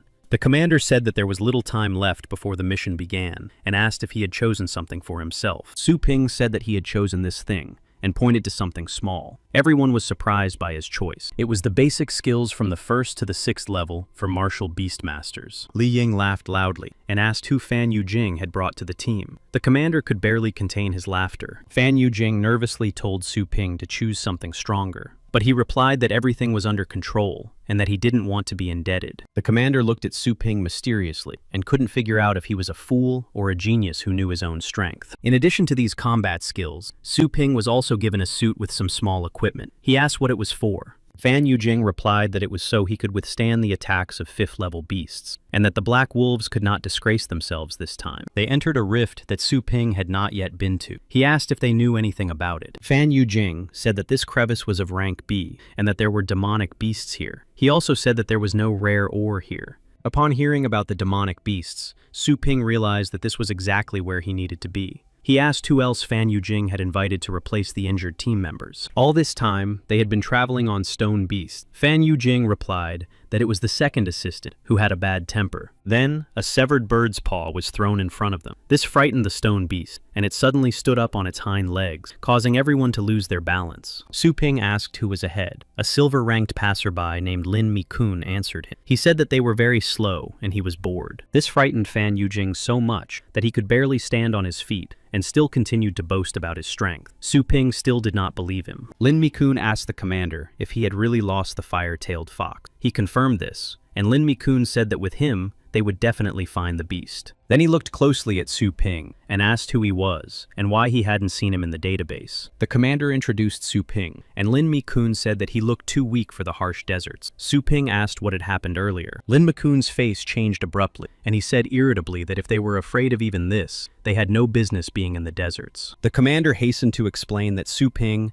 had considerable strength and was also a skilled master of combat beasts. Lin Mi-kun said that this was not enough, and that everyone in this territory had to obey him. He clearly did not like Su Ping's audacity. The commander said that it was not worth worrying about, and that he would take care of his people. Su Ping clearly did not like this guy, but frozen in fear, Lin Mi-kun noticed Su Ping's chilling gaze on him. It seemed to him that he was not just looking at him, but at a lifeless body. He wondered if this was really Su Ping's first time in such a place. Fan Yujing reassured Su Ping explaining that the passers-by were all straightforward and that he should not pay attention to Lin Mi-kun's rudeness. Su Ping agreed and added that he thought the same as Lin Mi-kun. Entering the rift, they noticed that this planet was very dark. Lin Mi-kun said that he had not yet discovered any monsters. First, they had to cross a thick, dark forest. Lin Mi-kun ordered Li Yin to find a way through. Not far away, Li Yin noticed a small, unknown animal, but because of the fog, he couldn't see anything else. Commander Fan Gangli asked if it was possible to bypass this area, but Li Yin said that there were several dangerous animals on other routes, and that this was the best route. Lin Mi-kun said that he would go on reconnaissance with his snake beast and report if he found anything dangerous. He discovered the first beast. It was a star tiger tapir, approximately 5th level in strength. Lin Mi-kun said to get rid of it quickly. Commander Fan Gangli asked him not to make any noise, to which he replied that there would be no problem. But unexpectedly, Su Ping stopped him and said that he had noticed something else and asked for night vision goggles. Lin Mi-kun looked at him contemptuously and asked what he was talking about. He asked Su Ping if he doubted his decision. Su Ping explained that tiger tapirs rarely drink water. They get it from the bodies of other animals. The environment around them is very strange for this animal. Fan Yujing said that these animals live in the tropics, and it was very cold here. Li Ying said that he was absolutely sure that it was a tiger tapir. Lin Mi-kun said that they were both amateurs, and that it was just a regular tiger tapir. He ordered his beast, the Kodotan python, to attack the tiger tapir. But then the tiger tapir suddenly turned its snout toward the python,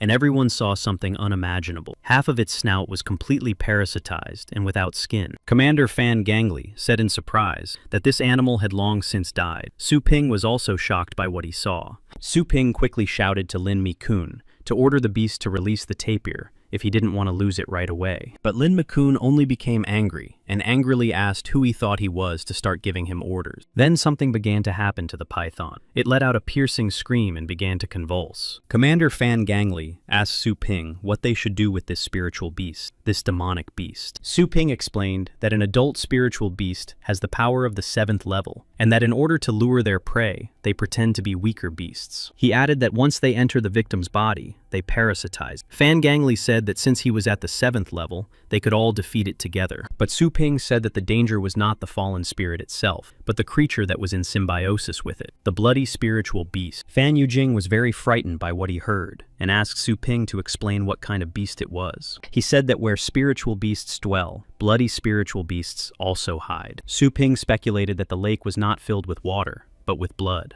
Then, a huge eye emerged from the depths of the lake. Everyone realized that Su Ping was right, and that this was the habitat of the bloody spirit beast. Lin Mi-kun said fearfully that he had lost contact with his python and did not know what to do next. Su Ping shouted for everyone to run, because if this beast feeds on 7th level beasts, then it must be at least 9th level itself, and possibly the king of beasts. They ran with all their might, but the tentacles pursued them. They were rapidly catching up. Fan Gangli summoned a bloodthirsty demon wolf and a beastly winged dragon, and ordered everyone to jump on them. They continued their retreat, but could not shake off their pursuers. Fan Gangli asked Li Ying to find a way to escape. He said there were 2 ways. One was to the east, but there were several unknown beasts there. The other was to the west, where it was safe. Fan Gangli said they had no choice but to go west. Lin Mi-kun shouted that he had lost his beast, and that it was better to go west. In a hurry, Fan Gangli decided to ask Su Ping what he thought about it. He said confidently and enthusiastically that they should go straight east. Lin Mi-kun replied that he was crazy. Lin continued, saying that they would not be able to cope with more monsters besides this blood spirit. Lin Ying agreed and said it would be better to retreat. But as if not listening to them, Commander Fan Gangli asked Su Ping again if he was sure of his choice,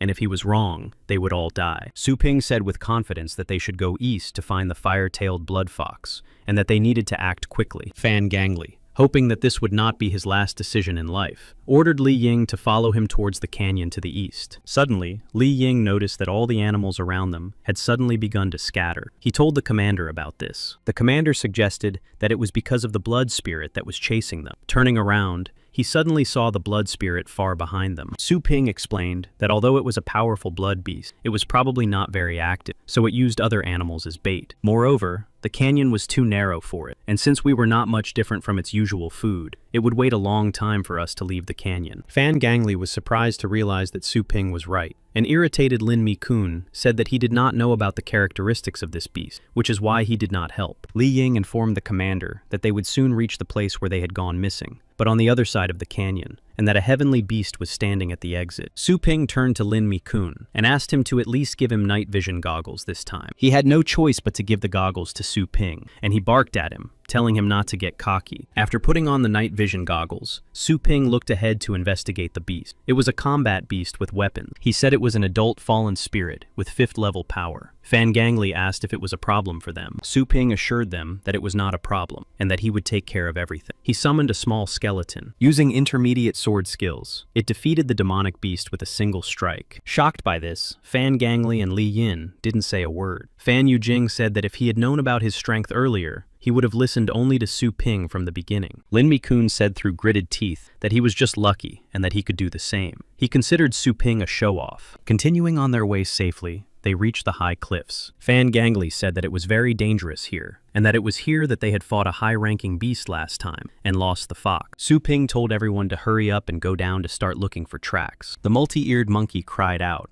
calling people to her. Fan Yujing said that she had found something. Showing something in her tail, everyone was surprised by her discovery. It was a metal arm, called a bracer. Lin Mi-kun said that the Black Mist group wore such bracers. Since they were expensive, only commander-level passers-by could afford them. Fan Yujing asked fearfully if the group's commander had fallen, how strong their enemy was. Su Ping asked to see the glove, but Lin Mi-kun arrogantly asked what he knew about special equipment. Su Ping firmly repeated that he should give him the glove. Lin Mi-kun, angry, told him not to get cocky, since everyone had obeyed him twice. Giving him the glove, he added that he was a silver-ranked passer, and that if one master in this dimension went missing, no one would even notice. He pretended to accidentally drop the glove on the ground, and told Su Ping to pick it up himself. Fan Gangli and Fan Yujing were surprised by Lin Mi-kun's behavior. The only one who was happy with this situation was Li Ying, who also disliked Su Ping. After examining the glove, Su Ping noted that the blood had long since dried, meaning it had been cut off a long time ago. There is a dangerous demonic beast somewhere nearby. Fan Gangli noticed the anxious expression on Su Ping's face and asked if it had anything to do with the bloody face they were looking for. Su Ping replied in the negative. He thought to himself that since the glove had been lying there for several days, the dangerous beast must be far away, and he exhaled. Lin Mi-kun laughed mockingly and commented that although Su Ping had deliberately made such a grimace, he had no thoughts at all. At that moment,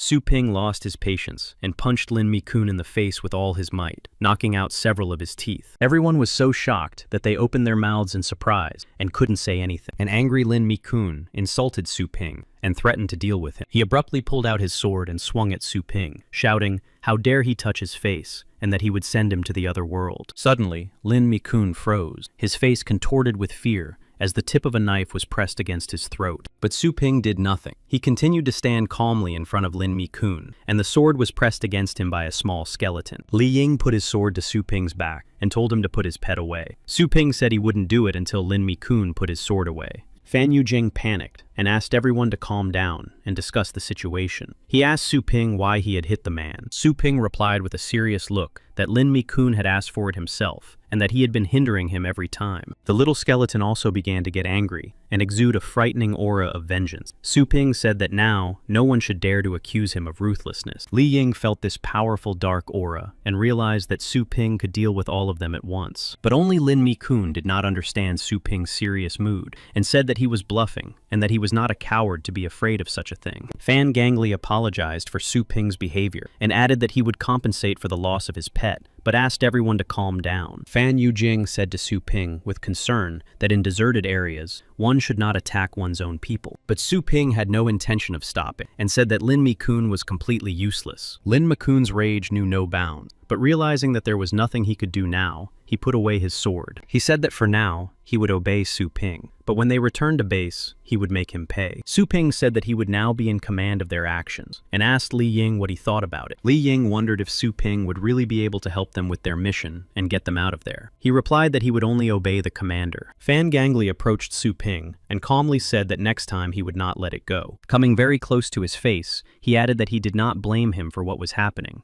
and that he should be careful from now on, as Lin Mi-kun would seek revenge. Su Ping was pleased with the commander's attitude and replied that he understood his warning. Then, fireworks exploded nearby. It was a signal to help the victim. Fan Gangli ordered everyone to move in that direction to see what was happening. This rescue signal was given by the surviving man and woman. The woman, who was seriously injured, asked the man to leave her behind and go on alone. Behind them, an enormous demonic skeleton beast was hunting them. Although they were protected by their heavenly beasts, they were clearly losing to it. The beast opened its mouth and attacked them with a sonic blast. The people froze in place, covering their ears and almost losing consciousness. It was not just a sonic blast, but a psychic attack. The demonic beast immediately fired a volley of spears, severely wounding the people's spiritual beasts. One of the spears was already a millimeter from the guy's face, and he realized he wouldn't have time to react. But then all the spears were chopped to pieces, and a familiar heavenly beast stood up to defend them. Fan Gangly and the others were sitting on the beast. He said that they had seen the signal for help and rushed to them. The guy told them to be careful because they had been attacked by a very dangerous demonic beast, a bone breaker. Fan Gangly looked closely and realized that it was the same monster that had attacked them last time. Su Ping shouted at the wounded people to quickly climb onto the heavenly beast. But then Lin Mi-kun suddenly pushed Su Ping, telling everyone to hold on tight because there would be a lot of shaking. Su Ping began to fall down, and since he was helping the girl climb up, she fell to the ground with him. Su Ping looked at Lin Mi-kun in confusion, as he did not expect such behavior from him. But then, the demonic beast attacked them. Fan Yujing and Li Ying managed to catch the fallen people in time and escape the blow. Lin Mi-kun was clearly unhappy about this. He had been counting on dealing with Su Ping. Su Ping quickly asked Li Yin to find a way to retreat, and added that this monster would not pay attention to obstacles. Li Yin was surprised, because even in such danger, Su Ping did not lose his composure and continued to think clearly. Fan Gangly noted that in addition to the Bone Breaker, several other monsters were chasing them. He asked the survivors who else was left from their team. The guy replied with annoyance in his voice that he didn't even have any beasts left to fight. But the girl, despite her wounds, said that her Firebird could still fight. But when he saw the wounds of the sacred Firebird, Fan Gangly couldn't believe that even she, with her 8th level power, was so badly injured. Since the Bone Breaker was at least a 9th level beast, it quickly caught up with them and had no intention of retreating. After analyzing the Bone Breaker's body, Su Ping decided that in this situation, he would have to ask Lin Mi-kun for a favor. The distraught young man said he had an idea. He suggested summoning all the heavenly beasts and leaving them to fight the beast while they escaped. Lin Mi-kun, angered by this idea, replied that he had already lost one beast and was not going to lose the rest. The guy's name was Yi Chen Shan. He said he would make up for everything and even reward them for saving him. Fan Gangly recognized him and asked in surprise if he was the golden-ranked passer. Lin Mi-kun said that he didn't care who this guy was, and that he would ask for 3 times as much, because he had spent a lot of effort raising his pet. He shouted at Li Yin to tell the others to summon their beasts too, otherwise they would all be doomed. Li Yin obediently began his call, and ordered everyone to do the same if they valued their lives. The others were angry and upset by this idea. Su Ping exhaled and jumped off the dragon. He clearly disagreed with this stupid plan. At the same time, he summoned his skeleton. No one expected this from him, and they were very frightened. Only Lin Mi-kun was pleased with this, and thought that no one would even dare to help him. Suddenly, many skeleton hands began to appear from the ground in front of them, and then skeletons of various sizes crawled out. They were surrounded, but as soon as all the skeletons appeared, they stopped and stood motionless in front of the people. Fan Gangly was surprised and assumed that they were not targeting them. He could not understand what was happening. Then Su Ping turned to him. He asked if the commander was ready to part with his beast so easily, since they had been together for so long. But without waiting for an answer, Su Ping applied his deadly intent and ordered the entire skeleton army to go into battle. He told the small skeleton to go behind the Bone Breaker and deliver a surprise attack. He struck him in the side using a small sword skill, and the Bone Breaker briefly lost his balance. No one could believe their eyes, because some small skeleton had struck the Bone Breaker, whose strength level was no less than 8. Commanders Fan Gangly and Fan Yujing jumped off their beasts without hesitation and shouted that they were coming to Su Ping's aid. Li Ying doubted Su Ping's actions, but seeing the commander's determination, he was inclined to follow him. Lin Mi-kun stopped him, saying not to help that brat. Li Ying told him that either they would sit here and do nothing, or they would take all the credit for themselves. He was very angry about this, because he understood that there was no other way out. He thought to himself that even now, he was acting on the orders of Su Ping, whom he hated so much. And so, everyone summoned their divine beasts and prepared for battle. They all decided to attack at once. Lin Mi-kun's monkey used its medium weapon skill to strike the Bone Breaker in the face. The sacred Firebird of the wounded girl and Li Ying's winged snake dragon attacked from above. At that moment, Fan Yujing's Mountain Crusher struck the Bone Breaker in the stomach. After all the attacks, the Bone Breaker stopped abruptly and raised his head, letting out a ferocious roar. Fan Yujing already thought that these blows could have seriously damaged him. Commander Fan Gangly ordered his bloodthirsty demonic wolf to use the Bloody Hunt skill, without giving the beast a chance to catch its breath. But then the bone crusher suddenly stood up on its hind legs and opened its ribs for attack. Yi Chen-shan quickly set up a star shield, and the wounded girl shouted for everyone to hide, because he wanted to use a psychic attack again. The Bonebreaker's attack was so powerful that their star shield could barely withstand the pressure, and they all lost contact with their pets. After the attack ended, as soon as they removed their shields, a terrible sight met their eyes. All of their pets were lying unconscious. The demonic beast had used limb recombination, that is, it had restored them. Frustrated by the situation, Ye Chen-shan muttered that their 6th and 7th level beasts could not defeat an 8th level monster. But the demonic beast did not stop there, and released a multitude of spears towards the divine beasts to finish them off. Fan Gangli shouted that things were bad, and they would not be able to recall their pets in time to save them. Lin Mi-kun replied that they still had to run. Su Ping calmly ordered the little skeleton to use the middle sword art. The remaining people did not understand how the skeleton was still conscious. Fan Gangli asked him in surprise how the little skeleton was able to withstand an 8th level psychic attack. But passing by them, Su Ping replied that the skeleton would not have withstood the attack if it had not used the dead roar skill. And then Fan Gangli remembered something similar. During the psychic attack, he felt a sound wave coming from somewhere other than the Bonebreaker. He noted to himself that this only proved that Su Ping had trained many times with his pets on a real battlefield. The Bonebreaker stood up on his hind legs again and decided to use his new skill to attack. The others realized that this was a 9th level skill and were simply horrified by what was happening. Lin Mi-kun chickened out and started to run away, saying that he was not going to leave this world with them. To everyone's surprise, Su Ping suddenly shouted at the little skeleton to attack right now. Exuding a terrifying aura of murder, he used his sword skill and struck the Bonebreaker right in the center of his chest. The rest could only watch this battle in silence, because they understood that they had already come to terms with their end. The Bonebreaker growled at the attack. In the end, the Bonebreaker was defeated by the final attack. He fell apart into many bones. The system notified Su Ping that the little skeleton had increased its power to the 8th level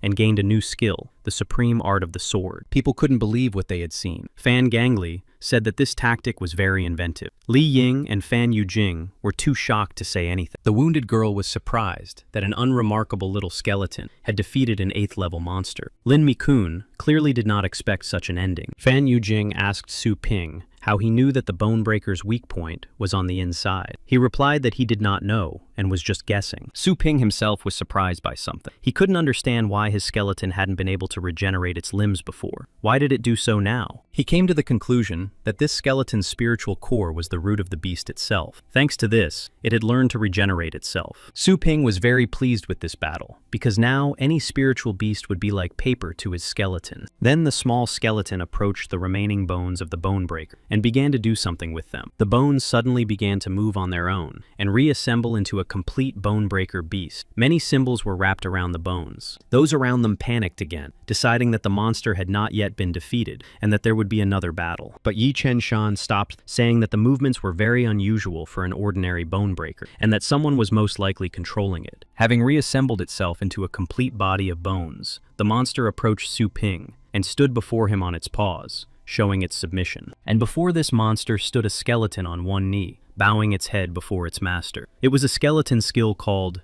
Puppeteer. When Fan Yujing asked if it was his doing, Su Ping simply replied, yes. The answer clearly puzzled everyone. Fan Yujing continued to shout that this skeleton not only summoned an army of skeletons and defeated the monster, but also resurrected it. Fan Yujing asked Su Ping with fear in his voice how he had trained his pets so well. Interrupting him, Commander Fan Gangli said that they would find out all the details later and ordered them to continue searching for the fox. Su Ping stopped him and said that he had one unfinished business left. He calmly told the commander that it would be better to forget what he had seen later. The commander tried to stop him because he understood that something bad was about to happen. Su Ping headed towards Lin Mi-kun. Lin Mi-kun immediately understood that Su Ping wanted to do something to him and ordered him not to approach him. He held his star shield in front of him. Su Ping said he wasn't going to do anything and just came over to remind him to be careful. He repeated Lin Mi-kun's own words that desert areas can be dangerous and you always have to be on your guard. And then the skeleton severed part of his body. Lin Mi-kun immediately grabbed his shoulder and screamed in pain, shouting at Su Ping for daring to do this. Su Ping took the night vision device off his suit and threw it at Lin Mi-kun's feet. He added that he was only sparing his life because of the commander. As he left, he turned around. He quietly said that next time, he would finish him off himself if Lin Mi-kun didn't go to the other world first. Picking up his hand, Lin Mi-kun ran away in fear in an unknown direction. The commander breathed a sigh of relief. Fan Yujing asked with horror on his face what he had done and that it was clearly too much. At that moment,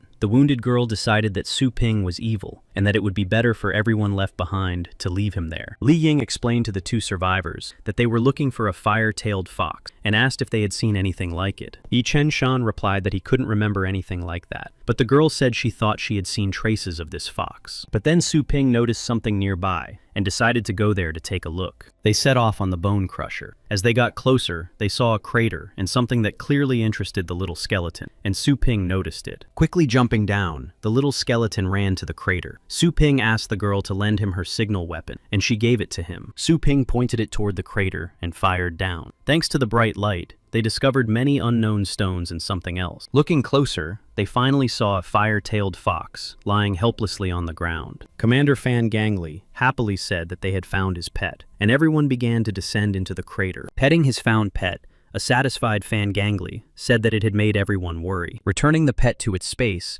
the commander announced the completion of the mission and their return home. Su Ping asked him to wait a moment. The commander asked if he had found anything interesting. A small skeleton sat hugging a large stone, and Su Ping noticed that there was clearly something inside it. Fan Yujing decided to check the composition of these stones. After looking at it, he reported that the stone was 91% composed of an unknown element. He told the commander that it was a new, unknown ore, but those around him reacted quite calmly to the news. They turned away uninterestedly and began to leave, but Su Ping stopped them and asked why they were just leaving. Fan Yujing told him that since he was new, he didn't yet know that they would receive a reward for any useful ore found in the crevices. But the commander interrupted him and added that, unfortunately, the probability of finding useful ore was very low, like finding gold in sand. Fan Yujing said that time was very precious for the miners, so they just needed to report the find to the government, and they would send an expedition. Su Ping realized that this was unusual ore because it greatly interested the little skeleton. Returning from space, the system completed the task and gave him one demonic body of a golden crow as a reward. Su Ping met a girl in the hallway who had been with them in the rift and gave him her business card. Her name was Luo Guoxue. She was a senior lecturer at Fengshan University. The girl invited Su Ping to the university to introduce him to the rector. This offer clearly did not interest him, as he had attended university in his previous life and was very tired of studying. But he thanked the girl. After politely saying goodbye to her, he thought that he was more interested in the rewards from the system than in all this studying. The girl tried to stop him, but she failed, and she sighed in disappointment, saying that she should have invited him to be a lecturer at the university right away. When he came home in the early morning, sleepy, he met his sister Su Ling Yu. She asked him where he had been all night, since he hadn't slept. Yawning from exhaustion and lack of sleep, he walked past her uninterestedly and asked if she hadn't slept well either. She sharply objected and told him not to compare her to himself. She said she got up early specifically for training. Su Ping continued walking to his room without turning around, but still praised Su Linyue for her efforts and said he was proud of her. She was clearly not expecting to hear this from him, became embarrassed, stamped her foot, and said she didn't need his praise. Lying on his bed, he looked at the reward he had received from the system. He asked what it was. The system explained that it was a secret technique of the Golden Crow clan. He was born from a fiery star, similar to the sun. After his cultivation, the Golden Crow could penetrate rivers and mountains. He became invincible and could even destroy stars. In ancient times, he conquered most of the primordial universe. It turned everything in its path to dust. Subsequent generations called it a demon. Upon learning all this, Su Ping was so surprised by its power that he could not believe in the existence of such a powerful creature. The system warned him that using this technique would require a lot of star power and material support. The process would be painful, and since his body would be changed over time, he would cease to be human and become a golden raven demon, ruling the world. For a second, Su Ping thought about the consequences and couldn't imagine his body changing. Wouldn't he look like some kind of villain? But the system informed him that if he wished, he could retain his original appearance, and only his energy would change to the pure energy of the Golden Raven. The system also added that Su Ping would be able to continue his normal life as before cultivating the power of the Golden Raven. Remembering everything that had happened to him before, he couldn't understand what a normal life was. This life, where the weak are forced to obey the strong and live in their narrow world, and in which people cease to be human because of this. After drawing conclusions, Su Ping decided that something in this life needed to be changed after all, and agreed to accept the system's conditions. While completing the task in the rift, Su Ping managed to collect some useful ingredients. He asked the workers to leave everything at the entrance to the store. He liked that the Federation delivered everything he needed in convenient containers, and moreover, right to his door. He began unpacking the containers. On his way to the quarry in search of the fox, he destroyed several demonic beasts and received credit from the Federation. He was able to purchase water armor. This armor adapts to the star level of its owner, and now protects Su Ping from attacks from the 1st to the 7th level. There were also materials for his cultivation into a golden crow. He liked this method of delivery, much more than collecting them himself in the zones. He concluded that by obtaining everything he needed from the zones and replenishing his star power with the Hundun card, he would be able to create the demonic body of a golden crow. But now he was more interested in the unknown ore he had extracted from the rift. Su Ping asked the system if it could store this ore in its repository for identification. It said that this was possible, but that energy points would be required for the analysis. After thinking about it, he suggested that the system convert the ore into new sections for animals. He would provide the necessary materials, and the system would give him a discount on further upgrades. To reassure the system, he added that he was only doing this for the sake of cultivating heavenly beasts. The system agreed. He would provide the necessary materials and pay only 20% of the original cost in energy points for the upgrade. The system suggested activating the 2nd level shadow section. It would increase the power of the demonic beasts and decrease the power of the heavenly beasts. After reading all the characteristics of this section, Su Ping definitely wanted to install it, even though there were some minor side effects. He already had some of the materials needed to activate this section, but he still lacked energy points. In order to increase his energy points, he would have to go to the cultivation zone, but to do so, he would have to close the store for a short time. Su Yanyin was walking around the city when she saw that the owner of the pet store was calling her. She was pleased that the owner had called her personally. Su Ping asked her if she was satisfied with the current power of the Thunder Mouse. She sincerely said that she was very satisfied with it, and now did not know how to thank him for it. Su Ping told her that he needed her help, and asked if she could come to him right away. She was very happy about this, and gladly agreed to help him. Su Ping said that he needed to record a short video with her participation. But Su Yanning and those around her misunderstood his words and thought he was referring to something personal. Stammering, she asked him what it was for, forgetting that she was in a public place. Su Ping continued and asked if she was free, and that thanks to this video, she would become famous. She tried to ask him to speak more quietly about it. He asked if she didn't want to do it, he would find someone else. Under such pressure, Su Yanning agreed to his request. Wearing a very beautiful and revealing dress, Su Yanning, full of anticipation for something personal, came to Su Ping's store. Choking on what he saw, Su Ping said that she looked beautiful today. Embarrassed, she said that it was all for the video. He said that so far, her outfit was not interfering with their work, and asked her to summon the Thunder Mouse. Su Yanning didn't understand at first why they needed her mouse now. After thinking of all sorts of indecent things, she nervously declared that Su Ping would not get away with using animals like this. But Su Ping didn't understand what she was talking about, and explained that she was required to summon the mouse and tell it to make a thunderous roar and a thunderstorm. Su Yanyin stood there, puzzled as to why he wanted to film just that. Then her face flushed red with shame at her thoughts. Su Ping said that he just wanted to film the results of his work, and asked if she had brought the mouse with her. Su Yanyin hastily replied that she had, and summoned the Thunder Mouse from her space. She happily said that she now understood what he was talking about, and that after the successful annual competitions, the final competitions would begin. She also said that if Su Ping filmed a video with her in it, it would be great advertising for his store. She also mentioned the champion Yi Hao in her battle. Su Ping asked who Yi Hao was, and why she had to fight again if she had already won last time. She said that he was a champion who had a 9th level beast, and that she was already satisfied with the result, since she had made it to the top 2 strongest champions. This pleasantly surprised Su Ping, because he didn't think there would be anyone strong enough to defeat the Thunder Mouse he had trained. When he arrived at Fengshan University, Su Ping noticed that thunder mice were very popular there. Su Yanyin explained that this happened after her last victory in the competition. She asked him if they would first distribute flyers for advertising. He explained that it would be useless here, because there were no talented people here, and that they were just following trends. He also added that the prices in his store would scare them away. Su Yanyin remembered the time when the owner did not accept money from her just like that, and she felt a little discouraged. Passing by a crowd, Su Ping heard people talking about passers-by, and that someone had already been invited to the coolest teams, and recruitment was over. Among all these enthusiastic people, a blonde man named Yi Hao suddenly noticed Su Yanning passing by. He approached her and said that he had been looking for her. Su Yanning calmly asked what had happened since he was looking for her specifically. He said that, thanks to her battle, his silver snake-tailed dragon had finally advanced to the 7th lowest level. Su Yanning congratulated him with a smile on her face. Then Su Ping realized that this was the champion she had mentioned recently. Moving a little closer to her, Yahello asked her not to use the Thunder Mouse in their future battle. Su Yanyin was surprised by the request and asked why. Smiling, he explained that his beast had accidentally advanced to the 7th level and had not yet fully mastered its skills. To protect the Thunder Mouse from his beast's attacks, which were not yet fully controlled, it would be better for her not to use it in battle. However, her fallen phoenix would be able to give his dragon a run for its money and lose with dignity. Su Yanyin was upset by his words and said she understood. Satisfied, Yahello said goodbye to her and added that he would be more lenient with her in battle. The people around them mocked Su Yanyin.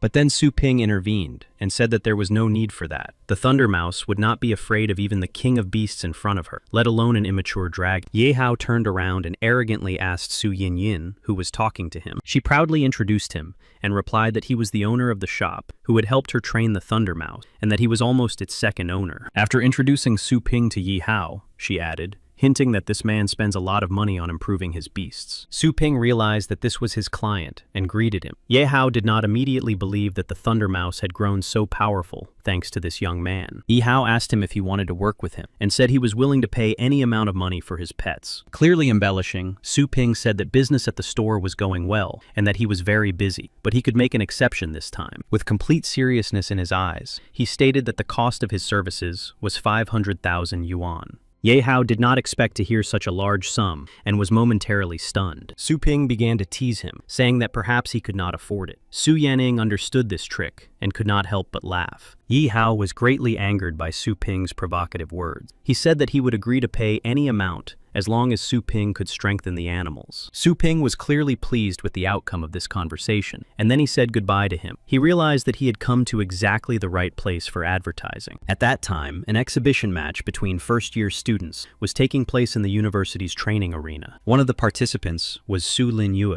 Opposite her was a powerful-looking lizard. She had a pet resembling a cat named Snowball. She used her second-level speed enhancement and ordered him to attack. At that moment, the small pet resembling a kitten grew into a fearsome beast with claws and large fangs. Snowball deftly dodged the lizard's attack in midair and approached it closely under its neck. Looking at the lizard, he used his paralysis skill and immediately applied Dark Flame. The judge announced the end of the match. Su Yanyin was pleased with what she saw and praised Su Lin Yu for her untrained pet. Su Ping also noted to himself that the battle was good, but she still had some shortcomings in the fight.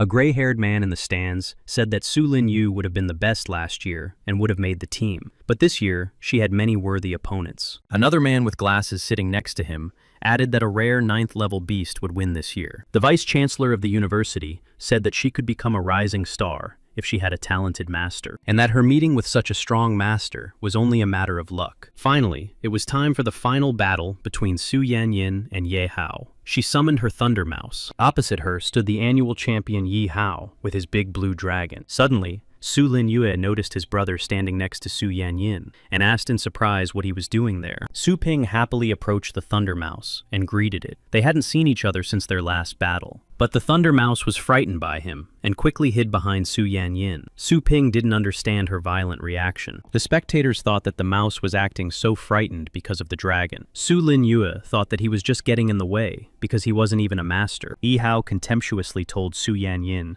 to do as he had said before, otherwise she would only disgrace herself. But without answering, she summoned the fallen phoenix and commanded it to attack the enemy. Confident, Yahello ordered his snake-tailed dragon to play with the phoenix. The dragon opened its mouth and used its dragon roar skill, and a sound wave hit the phoenix. The host said that it was an 8th-level skill, but Su Yanyin did not back down and ordered the phoenix to attack again, using ultra-flaming rays. Yahello ordered the dragon to use its defense and said he would show the difference in their strength. Covering itself with its wings and using its skill, the dragon took the full brunt of the phoenix's attack. When the phoenix's attack stopped, the dragon spread its wings and continued to stand calmly in front of them. There was a small wound on its wing from the attack. The host then declared that the phoenix's attack had failed to inflict any effective damage on the dragon. Su Yanyin became seriously concerned. The host said that this would likely be Su Yanyin's greatest defeat, as they were facing an incredible 9th level beast. The audience noted that the phoenix's attack was only 8th level, which was like a tickle to the dragon. But someone pointed out that even though the phoenix's attack was high level, it was still only 5th level, and could not compare in strength to a 9th level dragon. Yihao ordered an attack to show who was boss.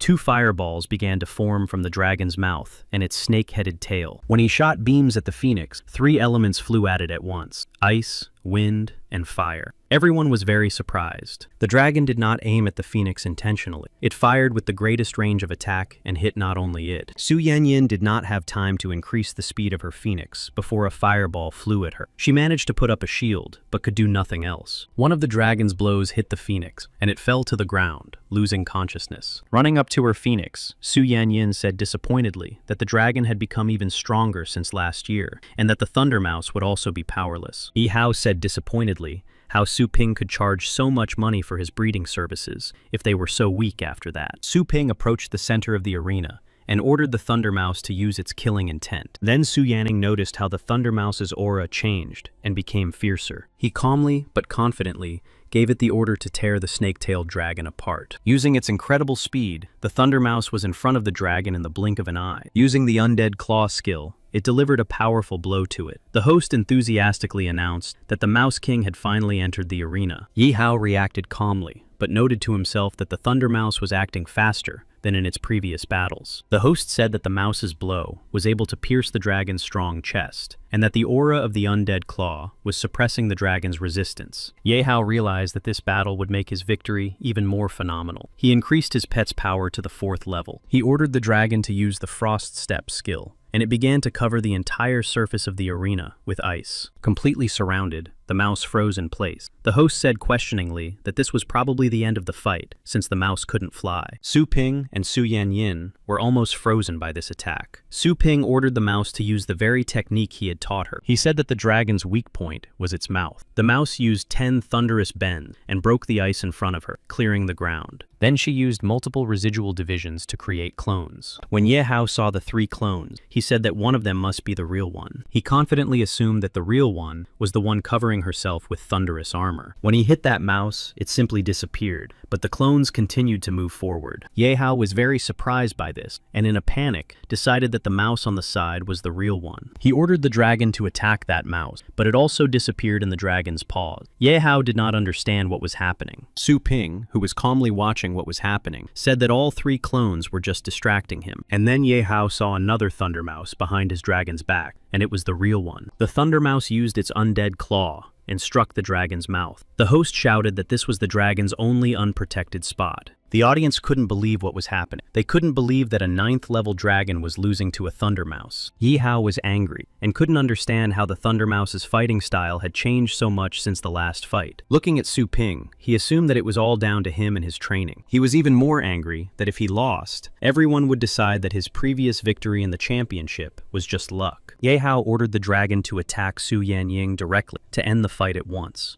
but she couldn't move because of the ice. Su Ping said that this was not a very honorable thing to do in a fair fight, but a sudden attack by the Thunder Mouse prevented the dragon from finishing its attack. The announcer shouted that the dragon's jaw was injured again. No one believed that this was real, because the dragon instantly collapsed to the ground, unconscious after this attack. There was still a deathly silence in the arena. The spectators said it was a disgrace for Yehao. Su Linyue did not understand how this happened. Yehao himself still could not recover. He could not understand whether the mouse had been deliberately hiding its abilities all this time, or whether it was Su Ping's doing. The host declared Su Yanyin the winner of the battle. She continued to melt the ice that bound them, but Su Ping quickly broke it with his power. He confidently asked Yehao if he was now satisfied with his power, and reminded him that he owed him 500,000 yuan. Yehao replied that he would transfer the entire amount to him later. He asked Su Ping if his dragon could become as strong as the Thunder Mouse. As he left, Su Ping said it was possible, but it was up to him to decide when he wanted to start training him. After this battle, Su Ping attracted the attention of many. Someone immediately noted that he was a very interesting person. Hotzi said that she realized that Su Ping had been controlling the mouse all along, and that he wasn't even afraid of the footsteps. She was upset that her team was already full. When the vice principal was asked what class Su Ping was in, he replied that they should ask him about it themselves, and that he was very shy. But to himself, he regretted not knowing this student. He did not understand how this student's mentor could not report on his strength to him. Su Ping and Su Yanning were invited into the vice-chancellor's office. She insisted that Su Ping show respect to important people and greet them. Su Ping confidently poured himself some tea and said that he wanted to talk to the vice-rectors of the university. At that moment, several people entered the office. Even the vice-rector spoke politely to the man with a long gray beard. At that moment, Su Yanning tugged at Su Ping's clothes, pulling him up from his chair. Su Ping saw the people and asked her who had entered the room. Standing in front of them were the commanders of the Shadow and Iron Hand squad, and in the center stood the very same commander of the White Crane squad, with a long gray beard. Su Yanning noted that they all exuded a powerful aura. The man with the long beard laughed cheerfully and commented that youth was beautiful. The vice principal assumed that Su Ping was a second-year student and asked who his teacher was. He offered to place Su Ping in a first-class dormitory. The girl standing next to him laughed and replied that he was not their student. Su Ping looked at the girl and recognized her. She was the one who had been with him in the dimension on his last mission. But the enthusiastic vice-chancellor said that he could now triple his university enrollment and that upon graduation, they would give him a high-ranking beast as a gift. Hearing about free tuition and a high-ranking beast as a gift, Su Yanyin couldn't hide her surprise. The commander of the Shadow Squad immediately realized that the vice-chancellor was only pretending to know this student. Su Ping calmly declined the vice-chancellor's offer while sipping his tea. The vice-chancellor was surprised by his refusal of such good conditions and offered him a monthly scholarship. The girl next to him interrupted him. She told the vice principal that this was the very same guy who had defeated the Bonebreaker and saved her and Che Chen Xian from the rift. The vice principal couldn't hide his surprise because the legendary hero was right in front of him now. Su Ping poured himself some tea, offered it to the people around him, and asked why everyone was looking at him like that. The squad commanders were amazed by his strength after hearing these details and wanted to know what kind of family he came from. The White Crane commander said that since nothing was known about this guy, maybe he was the missing youngest son of the Ye family. Su Ping told them not to confuse surnames and that his surname was Su. Su Yanning hurried to shut him up and warn him that he was being too rude. The Iron Hand commander said that he didn't need to study at university and that it would be better to join his squad right away. He said he would get the best position. Su Yanning thought that such advantages and being in the first team were an unrealistic offer. Even she didn't have such bonuses in her team. Su Ping said that he wasn't interested in that either, and that it was better to study instead. Immediately, the commanders of other squads began to offer even better conditions, just so that he would join their team. Su Yanning, clearly forgetting that the offers were not made to her, immediately agreed to them. Su Ping asked if she was okay. He said that it was impossible because he ran a store.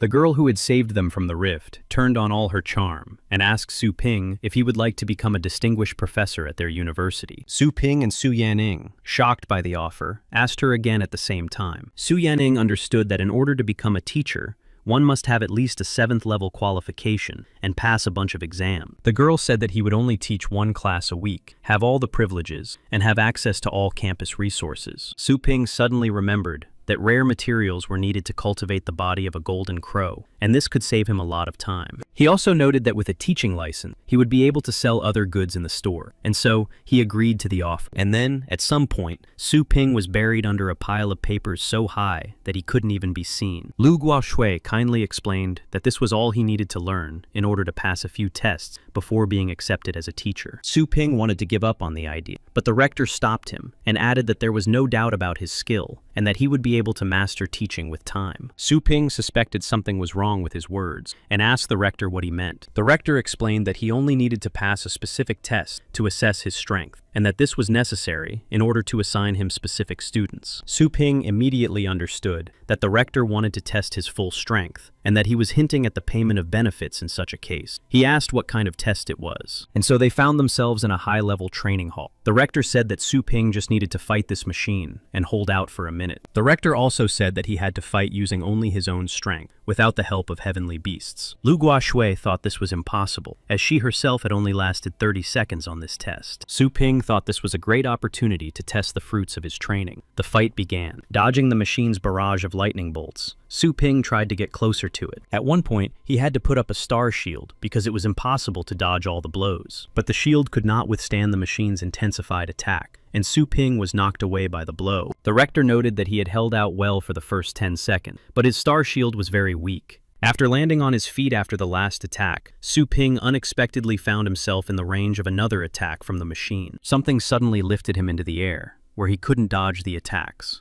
At that moment, a multitude of ice shards flew at him. All these shards began to pierce Su Ping. He couldn't even resist. The rector said that it looked like the battle was over, as 20 seconds had already passed. He was not particularly pleased with the result, as he had expected more from him. And then Su Ping began to fall from a height, but the machine did not stop. It used spikes to grab him. After that, the machine opened its mechanical mouth and began to use a new attack. A ball of fire began to form in its mouth. Luo Guoshui realized that Su Ping couldn't resist and shouted that it could be dangerous. And then, a powerful, continuous stream of fire hit Su Ping, completely covering him in flames. Luo Guoshui asked the rector to stop the battle because she was worried about Su Ping. The rector replied that he had not yet called for help, which meant he was ready to continue the battle. He noted to himself that the machine would increase the level of this attack to its highest in 5 seconds. In case of danger, he would stop it. Su Ping used his water armor in time and covered his entire body with it. But he knew that the armor would not hold out for long and that he was severely bound. After 5 seconds,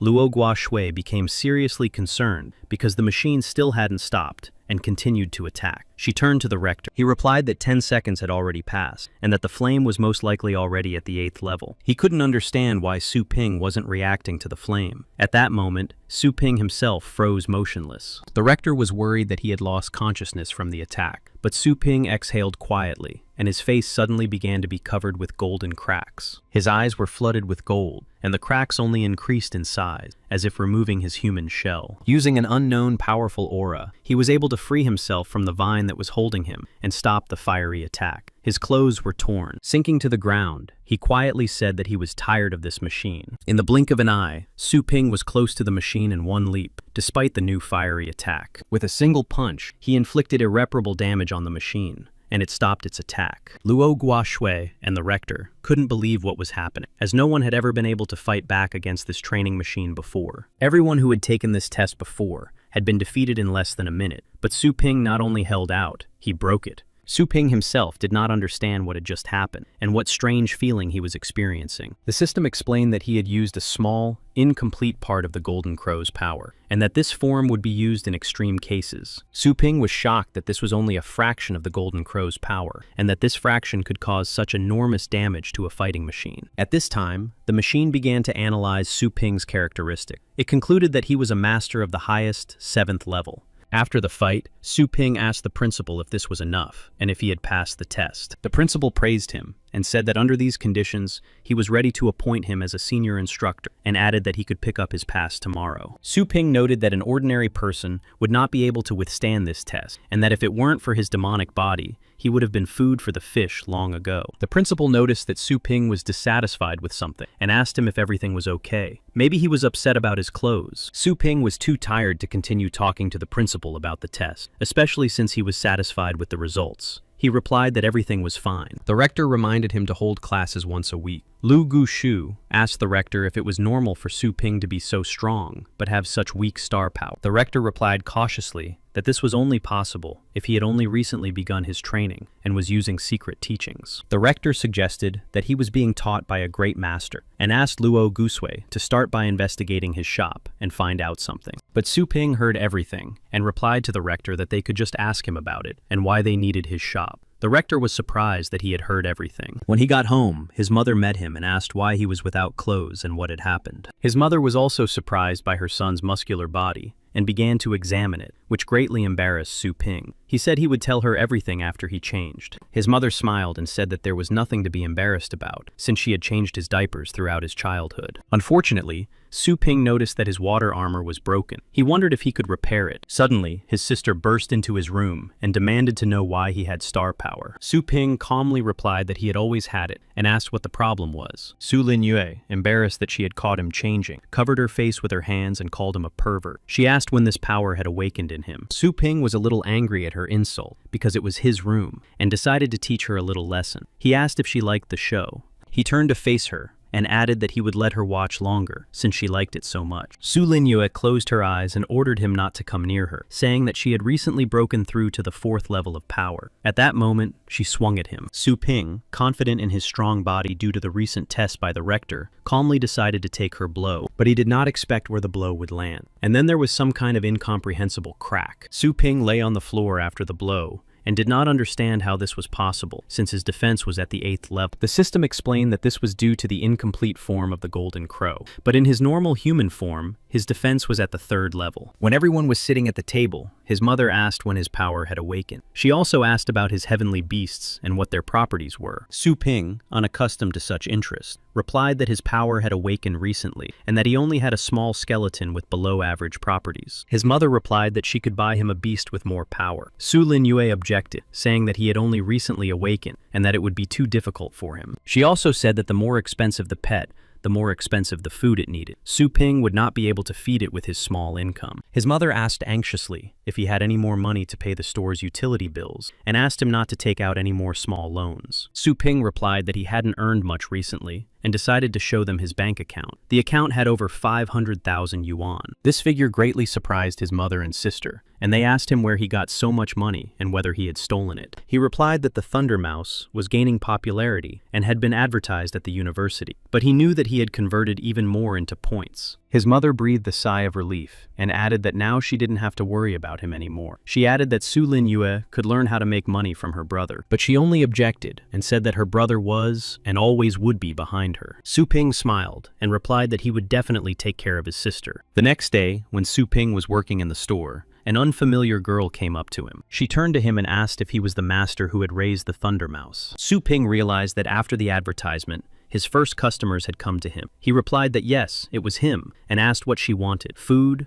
or pet enhancement. She replied very arrogantly and insistently. She said that she had 4 beasts, and they all had to become stronger than the Thunder Mouse. Su Ping noted that the girl was not very polite. He politely explained that the story with the mouse was a limited service, and that now there was only regular breeding. She asked what the effect of regular breeding would be, but to herself, she noted that the Thunder Mouse was truly unique. Su Ping explained that he would only slightly enhance the characteristics of a low-ranking pet, which he could take for 10,000, and a high-ranking one for 100,000. The girl was surprised by his unprofessionalism. It seemed to her that this owner was deceiving her, and that she should have nothing to do with him. The girl turned around and said that she would go somewhere else because of her doubts. Su Ping tried to stop her. Then he received a new assignment due to the buyer's doubts and the loss of the store's reputation. He offered the girl professional pet breeding. According to the description, the fee for such breeding was 100 times higher than usual. The reward was a great panacea and a secret skill. The deadline was 30 days. After reviewing all the conditions, Su Ping had doubts, as not everyone could afford such a large sum. Su Ping told the girl that breeding a Thunder Mouse was very expensive and not everyone could afford it. She asked incredulously how much it would cost and said she didn't have much money. Su Ping said it would cost 1 million yuan. The girl certainly did not expect to hear that. She thought that if she took such a large sum of money, she would not be able to simply run away from the city. She asked him if he rented the shop. He assured her that he had an excellent reputation, but if she had any doubts, she could check his information at Fengshan University. She decided to check his words, but thought to herself that he was just a simple university student. She said that he was most likely either a student or a low-ranking teacher, and that if he was deceiving her, she would not be responsible for the consequences. A search revealed that Su Ping was a high-ranking instructor in the combat department. She was shocked and couldn't believe that he worked in the most prestigious department and was a high-ranking instructor. Su Ping asked her with a smirk on his face who she was trying to threaten earlier. She blushed with shame and apologized for her behavior, adding that she really hoped the teacher wasn't offended by her. He noted that having a license was very convenient. He told her that she could come back later and pay the full amount for raising her pet. She was delighted with Su Ping's calm reaction and noted that she really didn't have much money. From her dimension, she summoned a pet in the form of a large pig with a long tail and a spike at the end. 1 million yuan was transferred to the store's account. Su Ping couldn't believe that she had transferred such a large amount just like that. Seeing his shocked face, the girl asked, upset, if there was something wrong with her. She said she would give him a gift later as an apology, but Su Ping was happy to have such a wealthy customer and decided to overlook her recent behavior. He told the girl not to worry about it and that he would start working on it right away. She would be able to pick up her pet in a month. The girl was very surprised that he had simply let her insult him earlier and that in just a month he would be able to increase her pet's strength. She thanked him and left the store, calling him her teacher. After the girl left, Su Ping thought about where to spend 10,000 energy points. Should he improve the spirit pool or the shop itself? He understood that in order to enter the cultivation zone and improve his pet, he would need to spend 1,000 points at a time, and he would need to enter the zone at least twice. The system added that if he upgraded the shop to the 2nd level, he could obtain cultivation space and shadow cloning. Shadow cloning meant that both he and his clone could cultivate and grow pets at the same time. Su Ping realized that this was a great opportunity to cultivate beasts continuously, although he would have to pay half the price for this method. Unexpectedly, a huge crowd of people gathered near the store, looking for the owner. Su Ping jumped with surprise and joy, because all these people were his new customers. They all asked for the same thing, for Su Ping to strengthen their celestial beasts. Encouraged by the new work, Su Ping agreed to accept them all, because it was a great opportunity to earn extra money and improve the store's reputation. And so Su Ping went to the star fragment cultivation space, taking several pets with him. The system informed him that in order to activate shadow cloning for the first time, he had to complete the full cultivation of the pets. After deducting 200 energy points, a body began to form next to Su Ping. It was an exact copy of, and even the pets themselves took him for another owner. But it seemed to him that this clone was not at all like him. At the same time,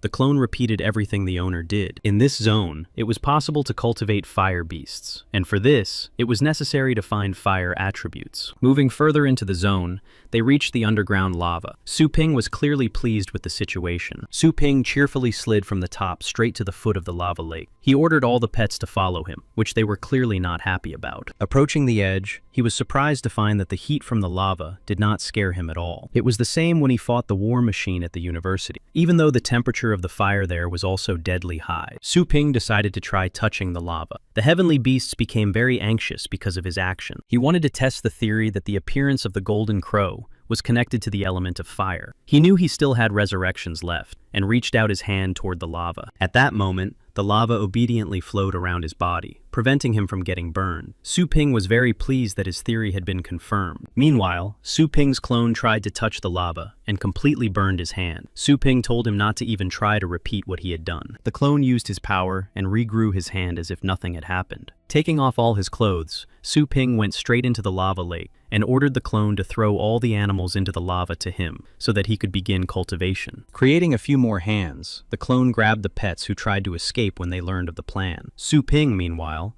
relaxed as if he were in a bath. The clone threw the pets into the lava with Su Ping, and they immediately went to the other world. Su Ping, watching this scene, doubted their fire type and then resurrected them. After that, the beasts were resurrected many times and fell back into the lava. After a while, they achieved their improvement. They all acquired fire-type skills. After returning to the store, they demonstrated these skills to their owners. People were so happy that their pets had learned new skills in just one day that they began to loudly praise Su Ping and thank him. Seeing the results with their own eyes, other people began to crowd at the entrance to sign up for pet cultivation, food purchases, and breeding. Satisfied, Su Ping asked everyone to line up and assured them that he would accept everyone. After serving everyone, he earned 258 energy points. After filling all the sections for animals, he realized that he would be able to recover the energy points he had spent last time much faster. He couldn't buy more sections because the maximum number had been reached. The system suggested upgrading them to the second level and spending points. Su Ping immediately refused to upgrade the sections because he understood that his priority was to improve the characteristics of the Tianxiang pig.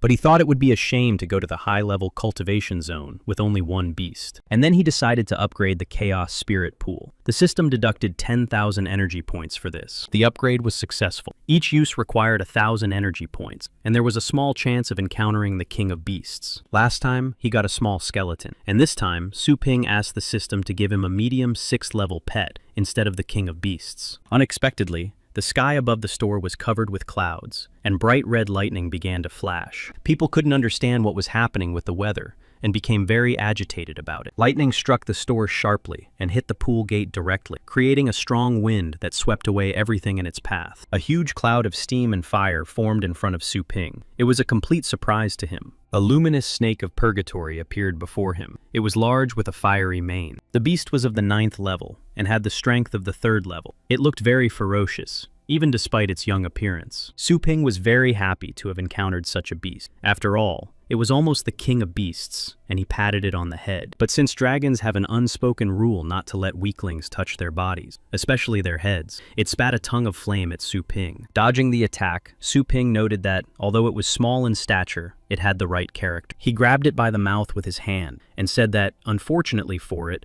he was invincible in the store, and that it should obediently blink if it wanted to sign a contract with him. The dragon quickly blinked, and after successfully signing the contract, it lay on the floor of the store, obediently shedding tears at such treatment. Then Su Ping received a notification that he had a lecture scheduled at the university tomorrow and was asked not to be late. The next day at the university, the director of the combat department looked at his watch angrily and said that this new teacher was almost late. Luo Guoshui apologized, explaining that the new lecturer had probably gotten lost on campus and asked him to wait for him in the lecture hall. The director of the department arrogantly said that he had left the university for a short time on business, and she dared to recommend an unknown guy to their department. She prayed silently that Su Ping would make it on time and replied to the director that she would accept any punishment if he was late. Before she could finish speaking, Su Ping suddenly landed right in front of them. Luo Guoshui was delighted to see him, but the department director asked warily if this was the newcomer to his department. Su Ping thought to himself that it was fun to get to the university on the back of a dragon. At that moment, the students sitting in the hall were discussing the new teacher and suggested that he was a relative of the director. Su Linyue was among the students. All this talk that he was most likely the director's son greatly distracted her from her training. Unable to bear it any longer, she sternly replied that even if the teacher was young, it was a good indicator of strength and that they should just train in silence. Her classmates sarcastically replied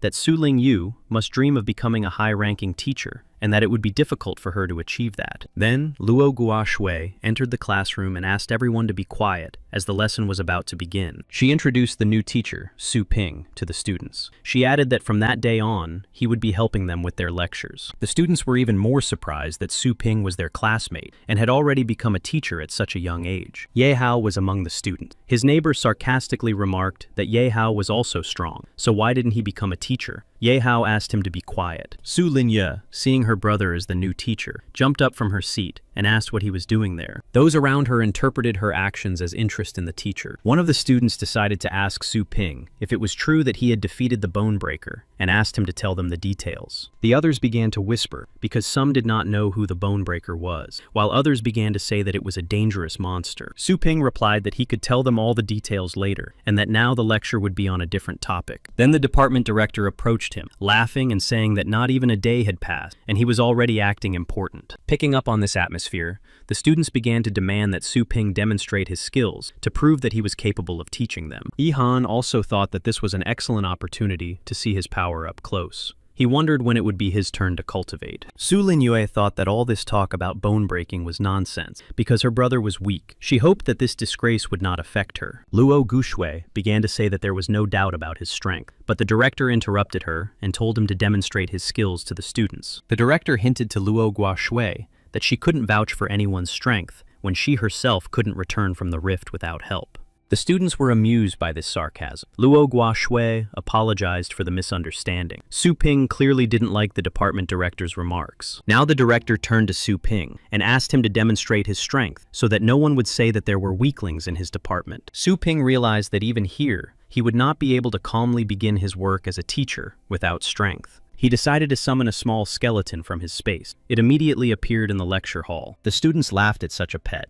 because they thought it was useless. They openly mocked it. The director, confident that Su Ping would disgrace himself, said that he could calmly use his power in the auditorium and that he was responsible for the consequences. The skeleton itself did not like the talk about it and began to take out its sword to get even with everyone. Su Ping ordered him not to hurt anyone in the hall. Su Linyue burned with shame because she realized that this was the weakest demonic beast. But then the little skeleton cut through the entire staircase between the desks with one swing of his sword, without hitting anyone. People were shocked because no one expected this from a lowly skeleton. A huge gap formed where the stairs had been. Some were so frightened by this attack that they jumped out of their seats, insisting that this was not just a small skeleton, but the king of skeletons. Ihan was also very frightened. He thought that if he sent his dragon against it, it would not last even a minute. Su Linyue couldn't believe that a first-level skeleton was so strong, and that her brother had really just awakened. Su Ping asked if that was enough, or if he should repeat the demonstration. The director couldn't believe that this skeleton had destroyed a hall made of durable materials that could withstand even an 8th-level attack with a single swing. Su Ping sent the skeleton back to the dimension, and added that if anyone was not convinced of its strength, they should come forward and say so in person. No one dared to say a word against it. The auditorium was deathly silent. He continued, and added that if no one had any questions, it would be better to start the lecture on the topic. The students became docile and immediately sat down at their desks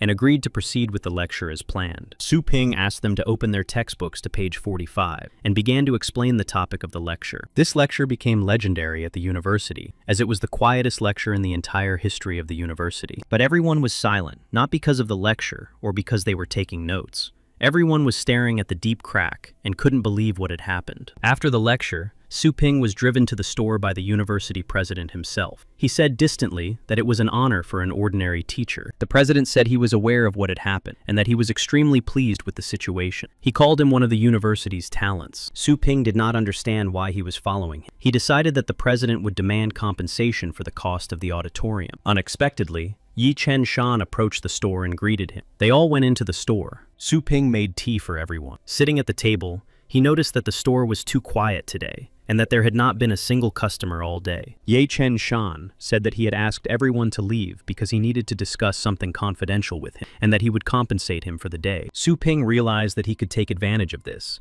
and hinted to the rector that he would be busy now. The rector also quickly replied that he had business with Su Ping. The rector said in all seriousness that a global elite league tournament would soon take place. It is held once every 3 years and is open to masters of combat beasts of the 7th level and below. As a reward, the winner receives the guidance of a legendary master of combat beasts. Thanks to this, most of the past champions have achieved the highest title and also become legendary masters. The rector offered Su Ping to participate and said that he would later provide him with a paid vacation for a year and that he would keep all the rewards after the tournament for himself. Su Ping did not listen to him and immediately refused. He said that his store was already extremely busy. The rector was shocked by his hasty refusal and asked if, as a master, he was not interested in elite tournaments. He understood that the tournament would make him famous all over the world, and therefore, he would become a target for everyone around him and would not be able to carry out tasks from the system. Yi Chen Shan said disappointedly that since he had refused to participate in such a tournament, he would also refuse to go with him to the secret kingdom. Su Ping was interested in this trip to the kingdom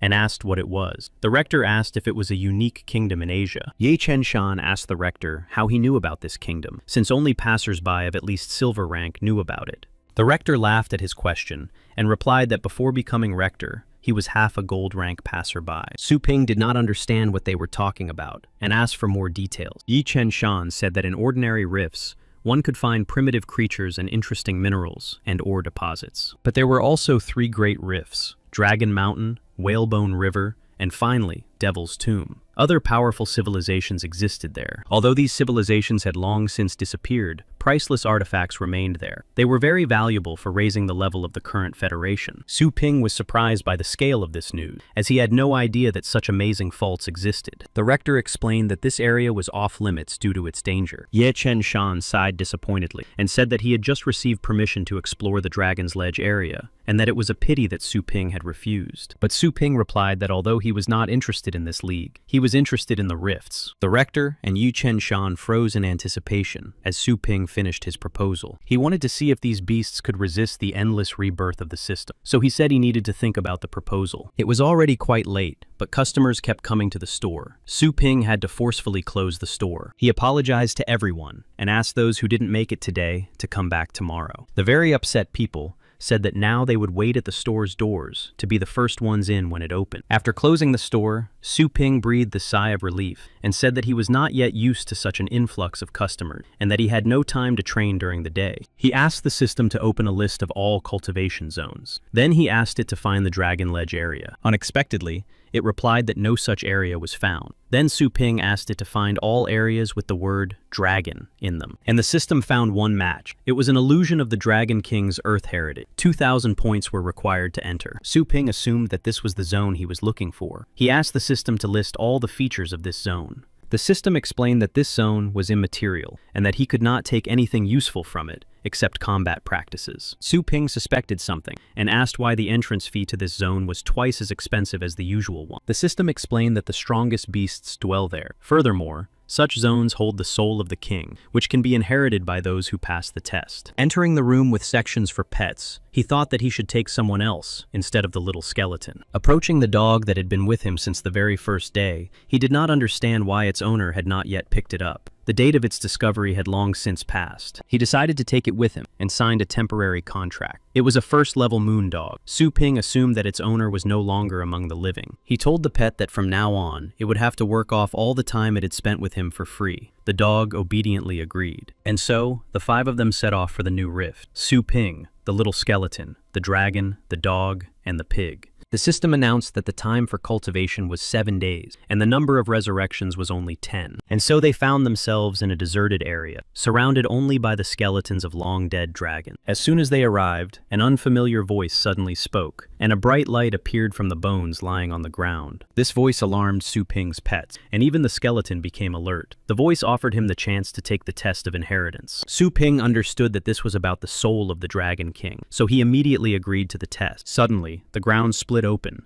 and a tall tower appeared before them, wrapped in a huge golden dragon. The tower was so large that Su Ping and the others looked like grains of sand against its backdrop. Su Ping did not understand why it had appeared, and asked in surprise what it was. The golden dragon said that it was a dragon column with 9 floors and 9 poles. Climbing to the top floor was only a preliminary test. Su Ping asked how he could pass all the other tests and reach the top floor. The dragon replied that when he fell, his flesh and blood turned into the sky. His scattered scales turned into 109 parts of the continent and became the land around him. But because of the polluted, murky air around them, countless monsters were born. He needed to clear these places of monsters, and those who reached the 9th floor would take the dragon's final test. Su Ping understood that the difficulty of this test was justified because no one could pass it easily. He also realized that it would take a very long time, because he would have to find 109 scales. But that didn't stop him, and he decided to enter the tower. Everyone except the skeleton was a little afraid to go in. The tower was pitch black. The dragon decided to test Su Ping, and told him to first learn to revere his power. Su Ping staggered from the dragon's overwhelming aura, and felt an unbearable pressure at first. Suddenly, not far ahead, he heard the moon dog barking as if it were calling him. But he suddenly remembered that it had been behind him, so how could it be ahead of him now? After that, he heard the sounds of other pets, but they were all ahead of him, and at different distances. He couldn't tell if it was real or an illusion, and decided that they were ghosts. Su Ping couldn't see anything in the darkness, and decided to get a flashlight from the storage room. When he turned it on, he suddenly saw something huge in front of him. In front of him were 2 large stone statues of warriors in armor. Behind them was a dark tunnel.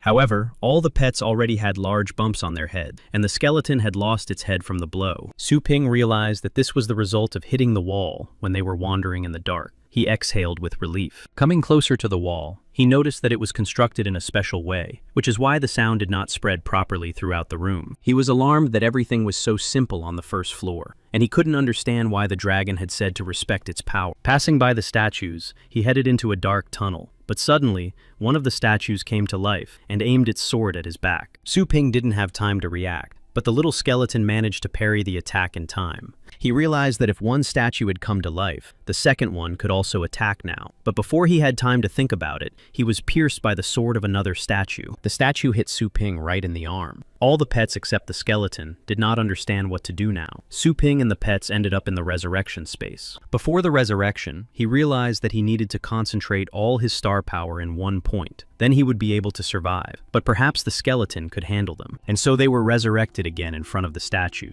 which were standing motionless on either side of the tunnel. Su Ping waited for the statues to attack as soon as they resurrected, but for some reason, they stood there doing nothing. As soon as he turned on his flashlight, they attacked, pointing their swords straight at Su Ping. The little skeleton reacted quickly and stood in front of him to defend him. But Su Ping realized that something was wrong. He ordered the skeleton to stop and turned off the flashlight. The room was once again plunged into complete darkness. The statue's attack stopped abruptly, and their swords froze a millimeter away from Su Ping. And then he realized that his assumption was correct. By reverence, the dragon meant that no one was allowed to look at it, and they decided to continue on their way. He was pleased that they had solved the riddle of the first floor so easily. Thanks to the master of fighting beasts' enhanced 5 senses, he could feel the flow of star power, and even in the dark, he knew where to go. Although his perception was now under pressure from the dragon, he could still feel everything, even where danger was nearby. Moving forward, following the flow of star power, he realized that he was now more or less accustomed to the pressure from the dragon. The dragon, who was watching this, decided that these conditions were not enough for Su Ping. He tried to attack him. At that moment, he felt a deadly aura nearby. The pet dragon saw the golden dragon attacking them and began to growl fearfully. But even without seeing anything, Su Ping realized that there was no living creature in this aura.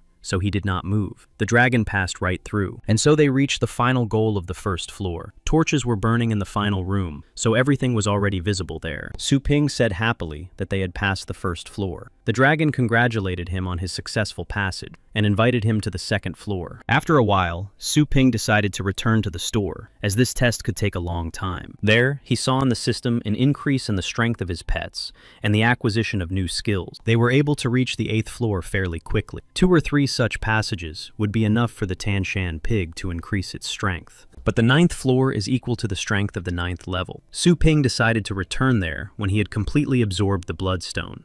At 6 in the morning, a crowd of shoppers had already begun to form near the store. Su Lingyu was hiding nearby. She decided to find out how her brother had become so popular and how he had managed to deceive everyone about his strength. Then she saw Su Ping arrive at the store. She was surprised by his early visit to work, as he had never started work before noon before. The people around greeted him, and everyone began to tell him that they would like to see him today. The reaction of these people greatly surprised Su Lingyu. They reacted to her brother as if he were a savior and not just a shop owner. Su Ping calmly told everyone to line up and that the rules always remain the same. The people obediently followed his orders. Someone started to push in line and asked to be led ahead. They tried to tell him to get in line like everyone else, but when they saw that it was Yi Hao himself, they all let him skip the line. Everyone saw him among those who had come and began to cheerfully shout his name. Even Su Lingyu, who was hiding, was surprised by his visit to her brother. She quickly decided that her brother had angered him in some way, and that he had come to settle the score. As Yi Hao made his way through the excited crowd, Su Ping asked him why he had come. He immediately summoned his snake-tailed dragon, and asked Su Ping if he had forgotten about him. The wind created by the summoned dragon knocked everyone around him off their feet. People decided to move away for a while to be safe. Su Lingyu thought that Ye Hao had decided to make an example of his brother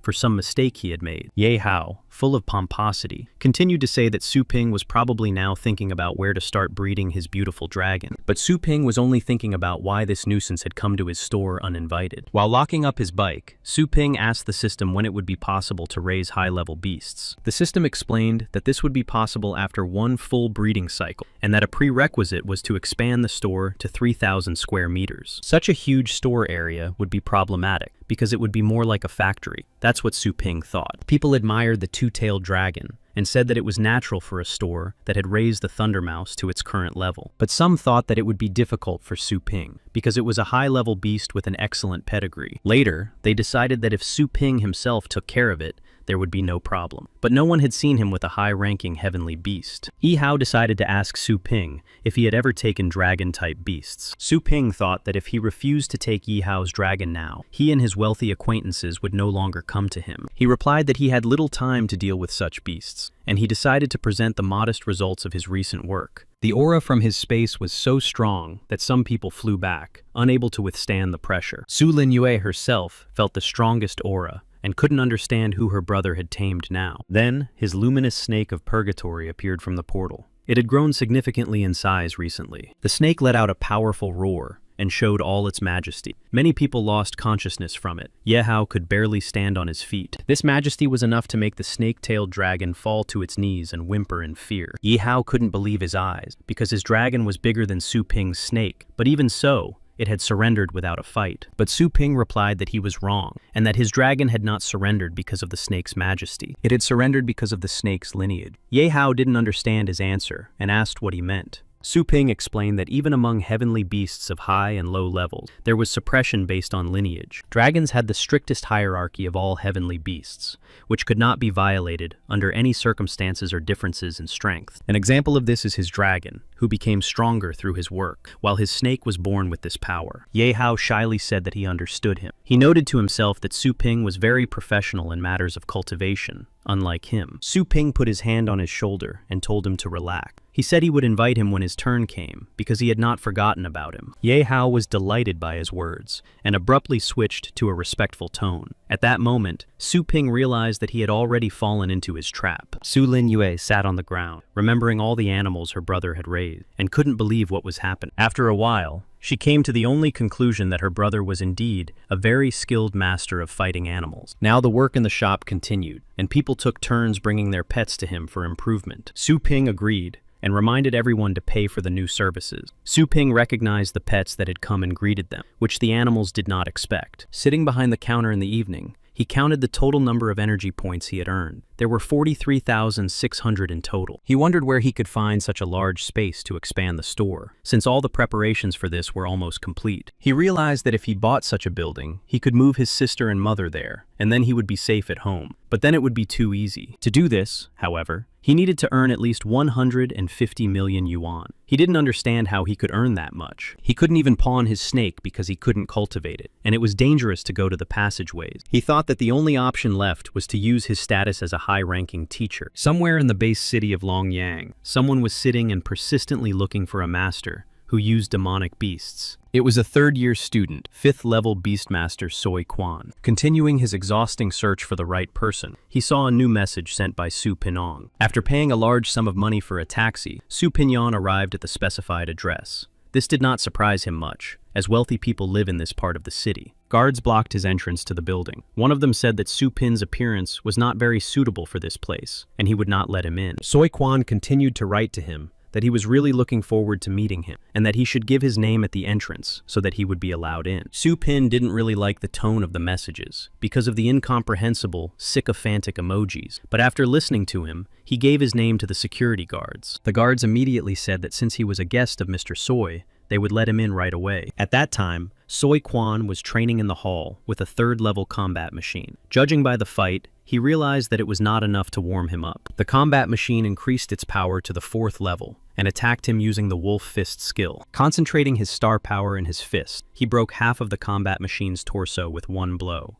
The robot said that due to the damage, it could not continue the battle and turned itself off. In the distance, the guard shouted to him that he had brought his guest. Soi Quan, standing breathlessly, was glad to see Su Ping and greeted him respectfully. The guard left. Su Ping noted that this training ground was very large, almost the same as the one at the university, but he had never seen Su Ping's face before and couldn't believe that this was the same man who was named the most handsome man in Longjiang. Changing his tone and expression to an arrogant one, he asked if Su Ping was the assistant to the most handsome man, but Su Ping replied that he was the one. But Soi Quan did not believe it and asked him again if he was really the most handsome man. Su Ping confirmed it again and added that from the information he had about him, he knew that he had a demonic beast and that he could help him with advice. Soi Quan was angered by his talk of advice because he decided that he was a fraud and that he was not stronger than him. Then he remembered that he had sent those nice messages to Su Ping and called him respectfully Senior. His anger reached its limit. Su Ping told him that he had noticed how he had just tested his star power. Soi Quan was really surprised because he thought he had done it unnoticed. Su Ping calmly replied that he understood it from his facial expression, but he thought to himself that it was easy to sense with his power. He asked Soi Quan if he doubted his true identity. He suggested pouring his star power into his right hand and hitting him. But Soi Quan thought that he would ask for compensation for this later, and decided to hit him with all his might, so that he couldn't complain later. But when he tried to gather star power in his fist, he found it very difficult. He thought that he had been training too hard recently, but it was Su Ping himself who was preventing him from gathering star power. He was changing the direction of the star power flows, making it difficult for others to gather. At some point, the star power froze in place and could no longer be gathered by Soi Quan. Su Ping, not missing the opportunity, decided to hit him with the stream of star power that he himself was now able to gather. Receiving a direct hit, Soi Quan was knocked back several meters, but he was still able to stay on his feet. He couldn't understand what had happened, because only the strongest could change the direction of the flow of power. These people could even fly and move objects. And then he realized that this phenomenon was caused by Su Ping, but he still didn't understand how this was possible, because it seemed to him that Su Ping's powers were no greater than his own. Soi Quan concluded that Su Ping was the youngest high-ranking master who was hiding his power. He understood that only the Federation could grant him such a high status. He asked Su Ping what his current rank was. Su Ping realized that since Soi Quan had brought up the subject of titles, he was quite intelligent, but he replied that he would not answer the question and suggested making 2 more attacks. Soi Quan obediently agreed and asked to check his status a little later. He decided to summon 2 heavenly beasts at once to attack Su Ping simultaneously. Su Ping recognized them as the Swamp Crawler and the Soul Devourer. They were both of the 6th lineage. He prepared for battle. The Soul Devourer began the attack, releasing miasma that blocked Su Ping's entire field of vision. The Swamp Crawler immediately attacked him. He decided to strike him with his plant arm. Su Ping dodged the attack and remembered that he originally possessed 6th level power, but due to the dry climate around him, his power would not exceed the 5th level. During the mission on the land of the Dragon King's legacy, Su Ping was able to increase the power of the Golden Crow by 70%. Now he possesses the power of the middle 6th level. He easily blocked the crawler's attack and knocked it over with one jerk. The crawler fell onto the water surface, which was also in the training hall. Soi Quan was surprised by this outcome, and in general, he wanted to use the crawler because of its soft paws, so that it could get close to the enemy in the miasma. Su Ping said that the plan wasn't bad, but he couldn't avoid the side effects of the beast itself. Hiding in its miasma, the Soul Devourer planned to attack Su Ping from behind, but he noticed it, and glaring menacingly at the Devourer, said that now was the time to banish it too. Using his star power, Su Ping decided to strengthen his throat and try to imitate the roar of a golden dragon. And then he let out a powerful roar of a golden dragon that cleared everything around him. The Soul Devourer was blown away by the shockwave. Soi Quan himself was barely conscious, but he realized that it was the legendary dragon's roar. And so, Soi Quan's beasts lay unconscious, defeated. Su Ping noted that these beasts were used to fighting the weak, and that even Soi Quan did not command them. Su Ping was only able to imitate the dragon's roar at 20%, but even so, he knew that he had managed to intimidate the insolent young man. Soi Quan did not believe that a human could replicate the skill of a high-ranking dragon. Su Ping replied that he had only slightly strengthened his body, but even though Soi Quan's beasts did not possess their skills normally, they were quite good. Soi Quan was surprised that Su Ping understood everything at once from a single battle, having only seen a little of their fighting skills. And then he began to praise the strength and coolness of the demonic beasts, and added that watching their battle was a pleasure. He said that there was very little information about demonic beasts, so it was difficult to train them, and even teachers looked at him strangely because of this. Su Ping asked him to slow down, and said that he could only defeat an opponent weaker than himself, but would lose immediately to a stronger one. Soi Quan understood what Su Ping was talking about, and asked him to enlighten him. Su Ping took out an incredibly rare item, a hellish bone lotus, which greatly surprised Soi Quan. He explained that it would significantly improve the intelligence of his beast, and that he himself would teach them new tactics. Soi Quan said that once he was offered 5 million yuan for food for his beasts. He thanked the teacher for such a valuable gift. Then Su Ping stunned him with the full amount for his guidance, the lotus, and the taxi. He added that he would provide much more food in the future. Soi Quan added everything up, and noted that it was much lower than the market price, and he concluded that this would be a long-term relationship, and that it was profitable for him. He immediately agreed to these terms. Then he went to see him off to the taxi. Sitting in the taxi, Su Ping reminded him that the best tactic against the flying beast was to create a multi-story bone dungeon. Thanks to it, he would not only be protected from attacks, but would also be able to attack himself. He could also use the murky fog to increase the range of his spirit's attacks. Soi Quan quickly wrote everything down, and thanked the teacher for his guidance, then said goodbye. But he forgot to take the teacher's personal contact information, and tried to stop the taxi. Unable to do so, he thought there would be time later. When Su Ping returned home, his mother asked why he was so late today, and added that she had recently prepared a hot meal. She invited him to eat. He replied that he had a lot to do. A luxurious dinner was set on the table, and Su Ping asked what kind of holiday it was today. Usually, when he returned home, he only got leftovers from the table. He glanced sideways at his sister, but she just sat quietly on the sofa and watched him. After trying a little food, he noted that it was very tasty and told his mother so. At that moment, Su Lin Yue blushed for some reason. His mother laughed and said that it was natural because she was his mother. Su Ping thought that this was the most delicious meal he had had since his rebirth. After that, he continued to cultivate in his room. If Soi Quan had been an experienced tactician on his own, without a skeleton, he would not have been able to cope. At the moment, he had reached the highest 3rd level, but at this rate, it would take him several weeks to reach the next 4th level. Here, he decided to buy a panacea from the system in his store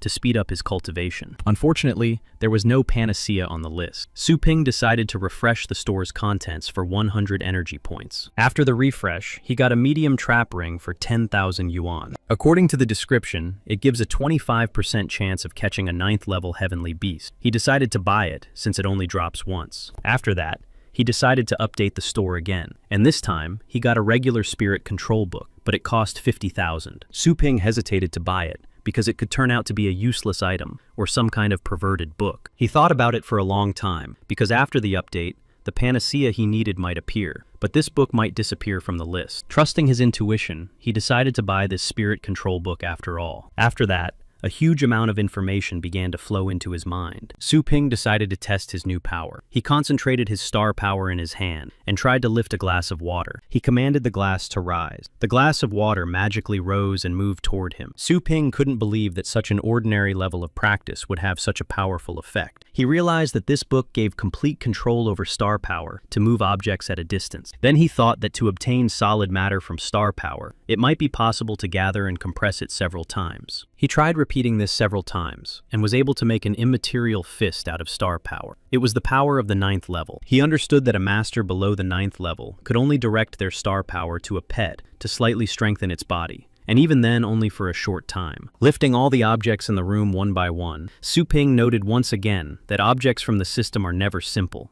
He decided to test the limits of his current power and, concentrating all his strength, ordered the bed on which he was sitting to rise. But the bed did not even rise. It could not even move from its place. Su Ping realized that his maximum weight control power was now 2.5 kilograms. This would not be enough for real combat. Then he remembered that he was going to buy a panacea from the store to increase his star power. A few days later, Su Ping was rushing to university on his bike for his lecture. He wasn't just riding his bike. Su Ping was overtaking all the cars. The drivers were puzzled as to how a normal bike could outrun a car. Although Su Ping quickly tired from using his new power, he was pleased with the result. Using his star power, he could lift his bike into the air and literally fly. He also continued to practice control. Somewhere on the university grounds, a group of guys were bothering ordinary students, trying to find Yi Hao. One of them asked if these students knew where to find this upstart. The students replied that they knew Yi Hao and asked why they needed him. A guy from the crowd hit a student on the head and demanded that they bring Yi Hao here and that he greet them properly. Pushing his attacker away, the guy replied that if they were so strong, they should find him themselves, and that Yi Hao would quickly put them in their place. Someone grabbed the student by the arm and twisted it, adding that he needed to be taught a lesson in manners. After that, he dislocated his shoulder and asked if he would now call Yi Hao. The students agreed, realizing they had no other choice. The students had already gone to find Yi Hao, but one of the group, named Dai Yang, blocked their way. The students asked what else they wanted. He said now they couldn't just leave because they had dared to push their leader. The others also surrounded the freshmen, began pushing them, and said that only trash studied at their university. One of the freshmen said that they could beat them up, but they had no right to insult their university. A guy from the crowd with a crooked fringe said that since he asked for it, they would start beating him first. After that, he swung his fist. Suddenly, someone grabbed his arm and stopped the blow. They turned around and asked who dared to do that. It was Su Ping, who calmly repeated that they should let the freshman go. After Su Ping let go of the guy's arm, he was surrounded by this crowd from another university. They were all from Jianlan University. The freshmen recognized Su Ping and were about to call out his name, but they only managed to shout his surname. Su Ping stopped them and added that this was no longer their business and that they should leave. The freshmen left, and the guy with the scar, Dai Yang, assumed that Su Ping was also from this university. The people around him began to mock his bicycle for its age and insult him. Ignoring their words, Su Ping began to concentrate on his breathing to calm himself after using his star power for a long time. Dai Yang put his foot on his bike and started to press down hard on it to break it, saying that it would be better for him to walk. After regaining his breath and concentrating his star power again, Su Ping smiled and replied that crawling would be better for Dai Yang than walking. He noticed that small pieces of earth were rising around him, but he noticed it too late. Suddenly, he was slammed to the ground by gravity, which left him with many small wounds. After the attraction ceased, Dai Yang asked Su Ping what that was. No one even noticed Su Ping's blow, and his friends began to laugh at him for simply falling to the ground. But a guy from their university, who had been standing nearby the whole time and watching everything from the beginning, noted that even he had not seen Su Ping's blow. Someone asked Su Ping what he had done, to which he replied with a smile that he had simply touched Dai Yang, just as he had touched the bicycle. The guy didn't like the answer, and rolling up his sleeves, went after Su Ping to beat him up. Dai Yang got up from the ground and said that this was his fight. Dai Yang was so angry that he decided to summon his beast and threatened to break Su Ping's legs himself. A huge golden-maned bear appeared out of nowhere. Dai Yang said that Su Ping had played his trump card. While he laughed at his supposed invincibility, Su Ping realized that this would only add to the trouble, and if it weren't for the university salary, he would not have intervened. Looking at the time, Su Ping said that they needed to hurry because his lecture was about to start, and told the others to quickly summon their beasts as well. Meanwhile, in the university president's office, the president and Jianlan, a high-ranking university professor, were sitting. President Zhou Yunchang said that he had heard about the talented student Yahello and his snake-tailed dragon. He asked them to be more merciful in the upcoming exchange competition, but there was a sly smile on his face. Fengshan Lao Dong noted that they were well informed and added that they knew their trump card. He also added that although they had always defeated Jianlan University in the past, this year would be different. Rector Zhou Yunchang laughed and corrected Lao Dong's words, saying that there had been one draw. Lao Dong said that all the interesting things were yet to come. Luo Guo Shui hastened to defuse the situation and asked to invite their students to register before the match. The senior teacher confidently said that they had gone to look around and that he would call them to his office now. When the students arrived at the rector's office, everyone was surprised by their appearance. All but one of them had been beaten from head to toe. Angered by their appearance, Fei Yanbo began to scold them, saying that the competition was the day after tomorrow, and they were in such a state. He asked who had done this to them. At that moment, Luo Gu Shui and Lao Dong could barely contain their laughter. This made Fei Yanbo even angrier. He repeated once again that they had to explain what had happened. Otherwise, they would all be punished. Dai Yang took the initiative, raised his hand, and decided to tell everything, slightly distorting the facts. He claimed that they had all been attacked by a student from Fengshan University. The university president and Luo Guoshui were very surprised by this statement. The president asked again which student had attacked, thinking that there must be another genius student walking around somewhere. However, Rector Zhou Yunchang was not pleased with this answer and told them to tell the whole story and not to tarnish the reputation of another university. Dai Yang lowered his eyes and began to say that they were just walking around the neighborhood when a student attacked them as soon as he found out which university they were from. Zhou Yunchang calmly but very sternly repeated that if this turned out to be untrue, he would answer to him personally. The rector loudly asked the other students if what Dai Yang was saying was true. Realizing that the others were not commenting, Dai Yang looked at them menacingly. Frightened, they confirmed that everything was exactly as Dai Yang had said. Rector Zhou Yunchang became angry and indignantly declared that this was the hospitality of Fengshan University and how they dared to act this way. Rector Lao Dong asked if they knew the name of their abuser and what he looked like. Dai Yang described him as a short-haired student of their age, whose surname was Su. Upon hearing his surname and description, only one person came to Rector Lao Dong's mind. That same evening, Su Ping was in his shop when he received a call from Rector Lao Dong. He asked Su Ping seriously if he had recently attacked several students from Jianlan University. Su Ping turned off the video broadcast so he could continue his training without prying eyes. He said that he had and asked what the problem was. The president shouted that he was in big trouble and that everyone at the university was looking for him to take revenge. Su Ping said that he had fought back because they had started picking on the freshmen at Fengshan University and had broken only one arm and one leg. Su Ping suggested that the rector find these freshmen and ask them about what happened. The rector replied sadly that he had already found them, but they couldn't answer anything yet. Someone had tried to cover up all the evidence and physically shut them up, and now they were unconscious. Su Ping clearly did not like this situation and suspiciously asked the rector if he wanted him to take full responsibility. The rector said he believed him and would try to find a way to fix the situation. He asked him not to come to the university for a while. After the conversation, Su Ping wrote to Soi Quan that he needed his help with something. And so the annual exchange competition began. The host said that for 8 years, Jianlan University had been victorious. 5 third-year martial arts masters were nominated from Fengshan University. The audience cheered when Yi Hao and Su Yaning entered the arena to represent their university, but the host did not have time to announce the participants from Jianlan University because only one third-year student came out. The Jianlan students also could not understand why not all the masters they had chosen earlier came out, but someone shouted that they could not participate because they had been attacked by people from Fengshan to ensure their victory. The audience picked up on this idea and demanded a fair investigation of the situation and a sincere apology for their rude behavior. Su Linye, who was sitting not far from these Jianlan students, heard all this. She said that they should first prove the truth of their words. Someone replied that they had seen everything with their own eyes, and that it was disgusting, despicable behavior by weaklings. Su Linyue accidentally broke the railing in anger. When people saw this, they said that she had just wanted to attack them, and noted that she was as insolent as the guy who had beaten up their students, whose surname was Su. Upon hearing the surname Su Linyue, she was surprised and wondered if it could be her brother. The people from Jianlan shouted that they demanded an apology and that the students of Fengshan University were scoundrels. Yi Hao approached his opponent and suggested that they just enjoy the fight without paying attention to their surroundings. But the guy asked him if they were afraid of him. Su Yanyin replied that they were outnumbered and that it would be unfair. Yi Hao suggested that they simply retreat in such a situation. But after a short pause, the guy replied that they did not understand the current situation at all. Remembering the last time when Su Ping beat them, he said that now the meaning of this battle was not a tournament at all. From now on, the meaning of this battle would be revenge and punishment for the shame that Jianlan University had experienced. And then, a huge beast with a powerful aura began to emerge from his space, which even made Ye Hao tense up. Rector Lao Dong became nervous and said that it was a dark black dragon of the 9th level, to which Rector Zhou Yunchang said that if they did not hand over the culprit now, the consequences of the battle could be severe. Ye Hao told everyone to summon their strongest beasts and prepare for battle. He summoned a dragon,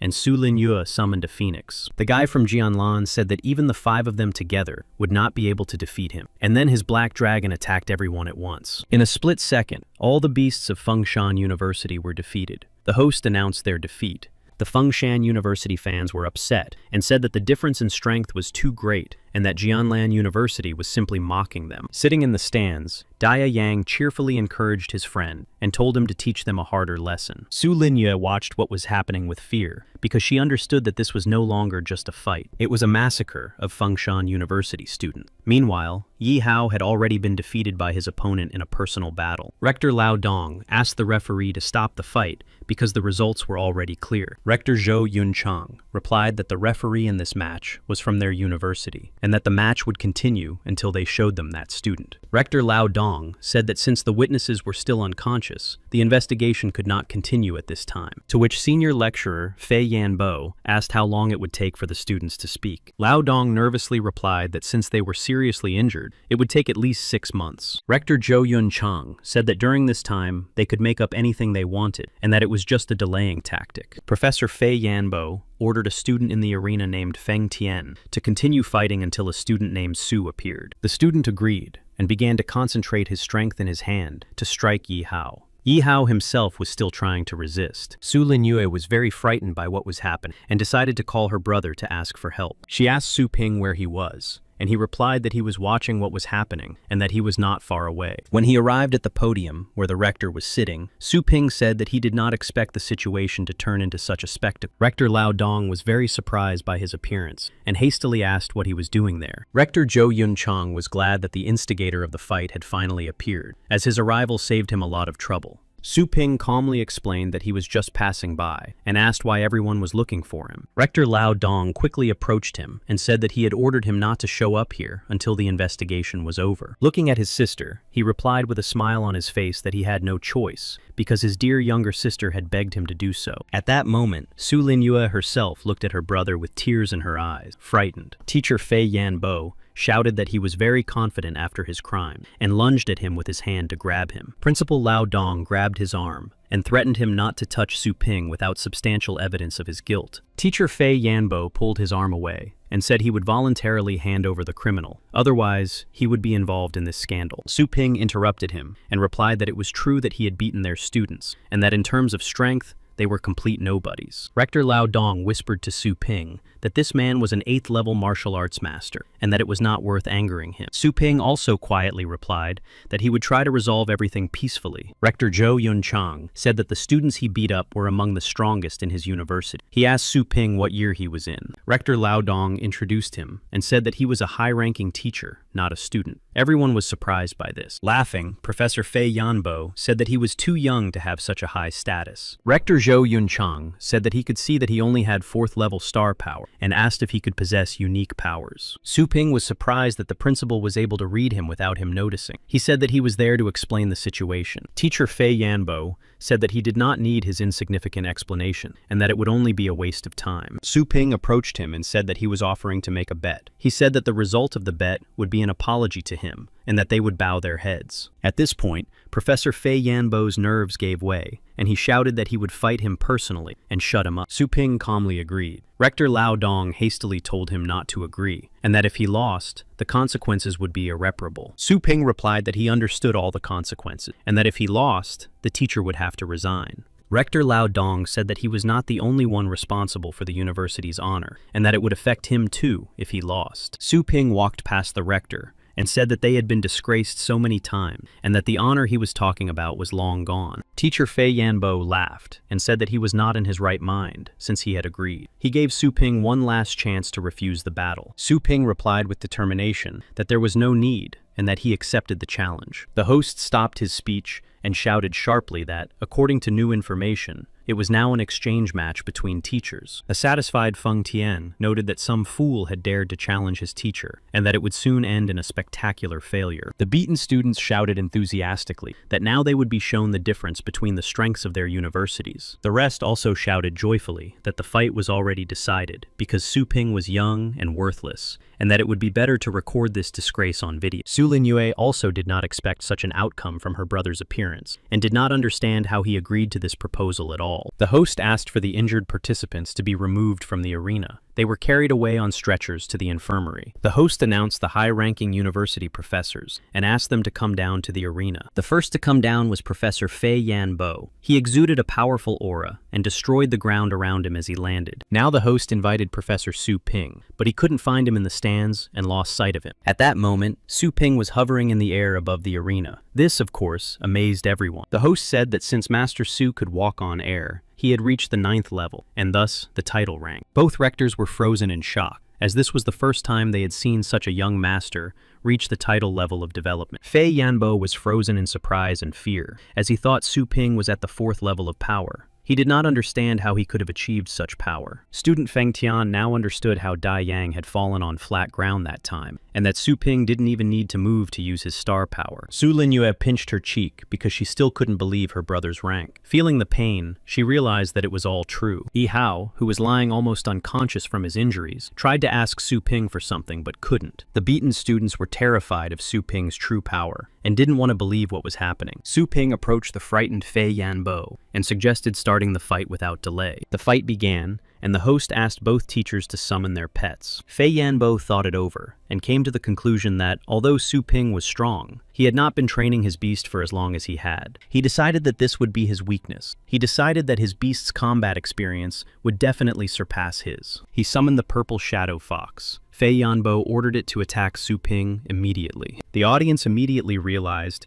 that this was a beast with an 8th level pedigree, and judging by the number of its tails, it had reached the maximum 8th level of power. Their reaction made it clear that they no longer hoped for Su Ping's victory. They were already in shock from the dark black dragon. However, this cheered up Dai Yang and his minions. He proudly said that everyone at his university was that strong. Looking at the 8th level shadow fox, Su Ping noted that this was a very fortunate coincidence and decided to summon his pet. Then, an even more mature snake began to appear from the gate, which greatly frightened the teacher, Fei Yanbo. His luminous purgatory snake had grown so much recently that it resembled an adult specimen. Fei Yanbo immediately recognized this beast. The snake immediately used the majesty of the dragon to subdue the beast before him. This aura also affected those around him. Jianlan's students were suffocating with fear and could feel its full power even through the protective barrier. Rector Lao Dong noted to himself that he had worried for nothing, as Su Ping's beast was one of the best dragon-type creatures. He ordered the maximum barrier and 2nd level energy protection to be set up around the arena. Seeing the powerful barrier in place, Su Ping joked that now there was no need to worry about restraint.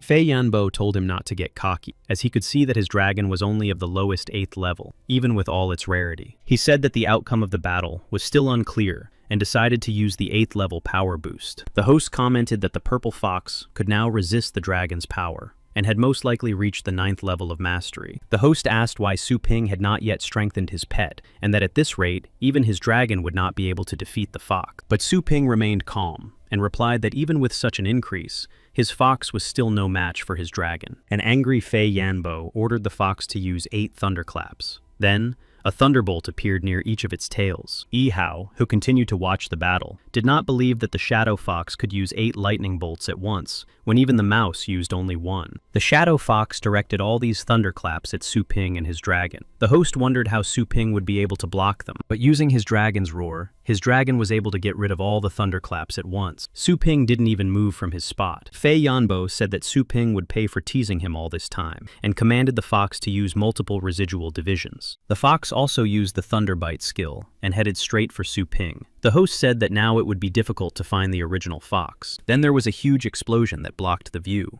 The host said that even a dragon would have a hard time dealing with 3 clones at once. But when the smoke cleared a little, everyone heard Su Ping's voice saying that he was very familiar with this division technique. He explained that his fox's illusions were very weak, and then everyone saw the dragon grab the real fox by the scruff of its neck. Meanwhile, his clones froze a millimeter away from Su Ping himself. The host said in amazement that the great dragon had managed to catch the fox on the first try. Fei Yanbo objected that this was impossible and ordered the fox to free himself quickly. The fox tried to use a thunder charge, and many thunderballs began to form around him. Su Ping did not expect such an attack, so he did not have time to react and give his dragon the command to defend itself. The fox used the thunderbolts and struck the dragon directly in the face. The host said that from such a distance, the consequences would be irreversible. Dai Yang and his friends shouted enthusiastically that the dragon deserved it and that the teacher should teach the upstart a lesson. Rector Lao Dong regretted letting Su Ping fight because the gap in experience was too great. Zhou Yunchang said that the outcome was already clear. But then, unexpectedly, Su Ping said from the arena that nothing was over yet, causing everyone to freeze in anticipation. Fei Yanbo himself couldn't believe what he was seeing. Even though the dragon's face was cracked, but he still wouldn't let go of the wounded purple fox from his mouth and was on the verge of collapse. Then the scales of the snake of purgatory began to crack more and more, and a bright green light became visible beneath them. Judging by Fei Yanbo's reaction, he realized that these were defensive skills. Stone and vine armor. After shedding all its cracked scales, the snake became like new again, without a single scratch, the host noted. Fei Yanbo suddenly began to scold Su Ping for wasting his dragon's skills by forcing it to learn defensive skills, saying that it was completely shameless. But Su Ping just grinned and asked him if he wanted to talk about the pride of dragons. Even in the world of dragons, according to their laws, every time you lose to stronger opponents, you yield to them, and they have no choice but to lower their proud heads and master defensive skills in order to survive. Because even weak beasts don't want to die so easily, especially proud dragons, Su Ping thought, as he stood in the middle of the battle. The host announced that Su Ping had won the first round. The students from his university cheered joyfully in the stands. Dai Yang cursed Su Ping and his dragon, as he had not expected such an outcome to the fight. Rector Zhou Yanbo also remained silent, while Rector Lao Dong breathed a sigh of relief and added that it was very exciting to watch. Fei Yanbo, putting his fox back into the space,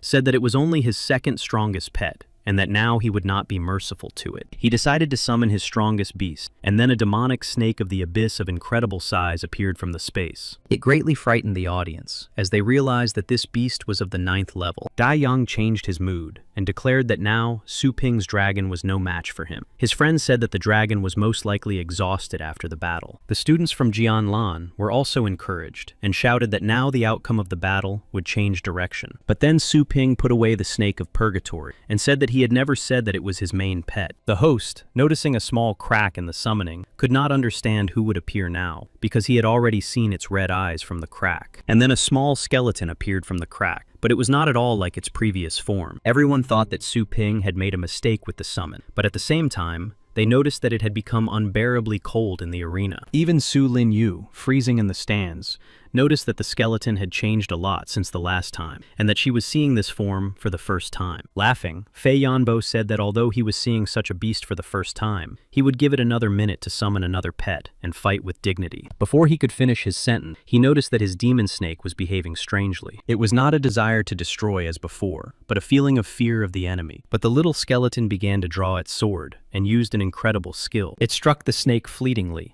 and ended up behind Fei Yanbo. Everyone fell silent in anticipation of what was happening. Fei Yanbo only managed to see a silhouette flash past him and couldn't understand how this little skeleton could move so fast. The moment the skeleton put away its sword, wounds appeared on the demon snake's neck. Even the host couldn't see the skeleton's attack and was very surprised at the power hidden in this little beast. The people sitting in the stands were silent with shock, because the battle was over before it even really began. Covering himself with a star shield so as not to get dirty, Su Ping approached the frightened Fei Yanbo and told him to quickly take his pet to the doctor. He began to shout that it was impossible for some low-ranking beast to defeat his pet, which he had raised with such difficulty. Fei Yanbo turned to Su Ping and demanded that he explain how this had happened. Su Ping asked if he really wanted to know, but Su Ping just smiled and said that he was not obliged to tell him. Feng Shan's students rejoiced at Su Ping's victory, for it was their first victory in 10 years. The students of Jianlan could only listen silently to these cries of victory and praise for their teacher, Su Ping.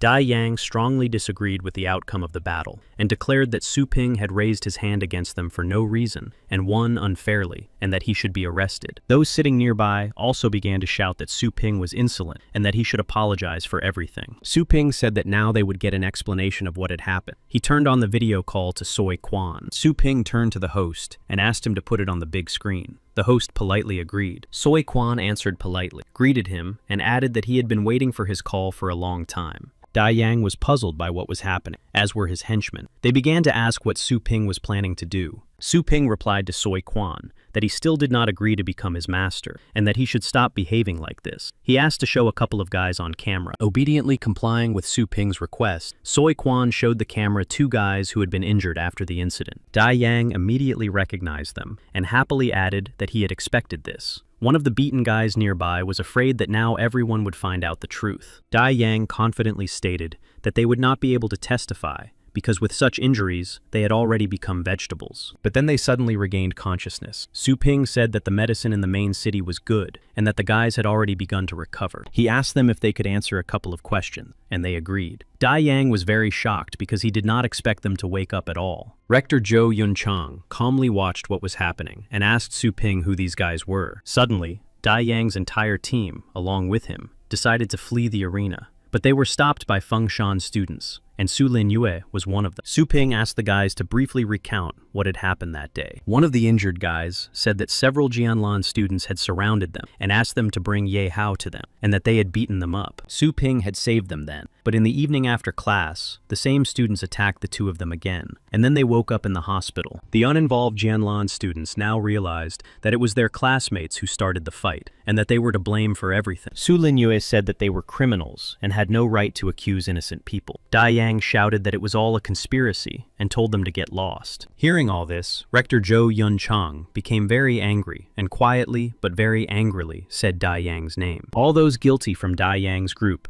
were frightened of the consequences and fell back in fear. Rector Zhou Yunchang reminded them that he had said that if it was not true, he would not be responsible for the consequences. Dai Yang, in fear, began to list all the punishments that came to mind, up to expulsion and the end of his career as a master of heavenly beasts. Unexpectedly, Zhou Yunchang apologized to Lao Dong and said that he would bear all the financial costs for medicine and further needs for these students. He also added that from now on, their universities would be loyal friends, forgetting everything that had happened in the past. Rector Lao Dong was very pleased with the outcome of this investigation and responded with mutual agreement to Zhou Yunchang's apology. But then Su Ping suddenly intervened and flew across the sky to the podium. He asked Zhou Yunchang if he had forgotten something, to which Zhou Yunchang asked what Su Ping wanted. He offered him a rare treasure or a high-ranking heavenly beast, and that he would try to satisfy him if it was within his power. Su Ping said he didn't want any of that, and that it was just a small wish. He said to kneel down and apologize to him. Fei Yanbo loudly objected and told Su Ping not to be arrogant and demand the impossible. Su Ping, without even looking at him, replied that he had lost to him and was no longer Jianlan's teacher, so his words were meaningless. Fei Yanbo had nothing to say in response, but he was clearly angered by his words. Rector Lao Dong hastened to add that there was no need for this, but Su Ping said that of course there was a need. He continued that he wanted to show everyone present that if anyone bothered Fengshan again, they should be prepared for the consequences. The students of Jianlan were greatly frightened by his words, and the look he directed at them from the podium. Su Ping continued and told the rector that there would never be friendship between them, only the submission of the losers to the winner, and their resources would be at their disposal. Rector Zhou Yunchang remained silent, obeyed, and knelt on one knee, showing that he was apologizing. Rector Lao Dong clearly did not expect such an outcome, and even opened his mouth in shock. Like the rector, all the students of Jianlan knelt down as a sign of apology and obedience. The rector asked him again if this was indeed a peaceful solution. After this incident, there was an even longer line of customers at Su Ping's store than before. Newcomers couldn't understand why such a crowd had gathered at such an old and shabby store. They were told that the owner had a title rank, and that in just half a day, their beasts would be upgraded in strength, even though it was a little expensive, but it was worth it. Someone interrupted his conversation and said that it was a secret, because the more people there were, the less chance they had of getting to the shop owner. Su Ping himself thought that he just wanted to settle the conflict in the previous competitions, but unexpectedly, he and the shop became even more popular. Su Lingyu tried to make her way through the crowd to the shop, and Su Ping asked her what she was doing there. She modestly replied that she also wanted to raise her beast, so she came to her brother. Su Ping replied cheerfully that she had forgotten the most important thing, which was to greet him, and asked why she wasn't standing in line like everyone else. Turning to the other people in line, she said that she didn't want to be treated differently, but she also didn't want to miss such an amazing opportunity to raise her beast. Su Ping softened and asked what level her beast was at, and asked her to summon it. Su Lingyu summoned her cat named Snowball, and added that he had recently reached the 4th level. She said that it was an average heavenly beast, and that one level up would cost 100,000 yuan. Su Lingyu said that she had only earned 30,000 yuan in a year. Su Ping grabbed Snowball by the scruff of his neck and said that he was not Snowball, but some kind of coal. He called the next customer. Su Lingyu hastened to say that she did not have that amount of money with her, and that she would pay later. Su Ping agreed and took her pet with him. Then the system popped up and told him to return the pet because the payment couldn't be changed. Su Ping told her that he would pay out of his own pocket. He insisted that it was all for the sake of breeding stronger beasts, just as she wanted. He asked her to turn a blind eye to it for now. The system gave its permission. Su Ping told his sister that thanks to her, he had learned her cultivation technique, and that now they were even. She asked when he had learned it from her, if she had been in her room the whole time, and how it was that he had learned it recently, since he was now at the 9th level. After that, Su Ping, along with his pets, went to the Spirit King's tower to continue his trial. He had to hold out for 10 minutes against a golden-scaled, bearded dragon. Su Ping said that now he would be able to learn a little more about high-ranking heavenly beasts, since he himself had reached the 9th level. He ordered the little skeleton to attack, and it attacked the dragon by jumping high forward. He used his powerful sword art and struck the dragon. The dragon was able to put up a barrier and repel the skeleton's attack. Su Ping told all the other beasts to fight bravely and attack the blind spots. He used the skill Murderous Intent. The pig, snake, dog, and cat, Su Lingyu, went into battle with determination, but the dragon used magic rays and quickly defeated them. However, this distracted the dragon, and Su Ping immediately ordered the small skeleton to attack it. The little skeleton was able to separate the dragon's head from its body. At this time, Su Ping managed to resurrect all the beasts, but the dragon was not going to give up so easily, and grew 2 new heads in place of the severed one. The dragon announced that there were 7 minutes left until the end of the trial, and Su Ping realized that this was the second and final stage. Since the dragon's new form was the King of Beasts, Su Ping said that this was an excellent opportunity to test the skeleton's new power. The little skeleton jumped up, began its attack, and swung its sword. At that moment, both of the dragon's heads began to concentrate powerful fireballs. After such a clash of powerful attacks, the tower began to collapse, and everything around it also began to crumble, including the mountains. The dragon announced that the Dragon King's trial was over. The little skeleton stood proudly on the body of the defeated dragon. The system announced the successful promotion of the Tianxiang pig, the fire beast, and the moon dog. But what surprised Su Ping the most was that the moon dog's pedigree had risen from the 1st to the 7th level, and then the dog's appearance changed. It became much larger and looked very formidable. After the test was over, Su Ping and his pets set out to collect the required number of monsters. He ordered the pig to use paralyzing poison powder and the dark hellhound to block their attacks. The luminous snake and the phantom fire beast were responsible for destroying the remaining monsters. He did not use his skeleton in these battles because,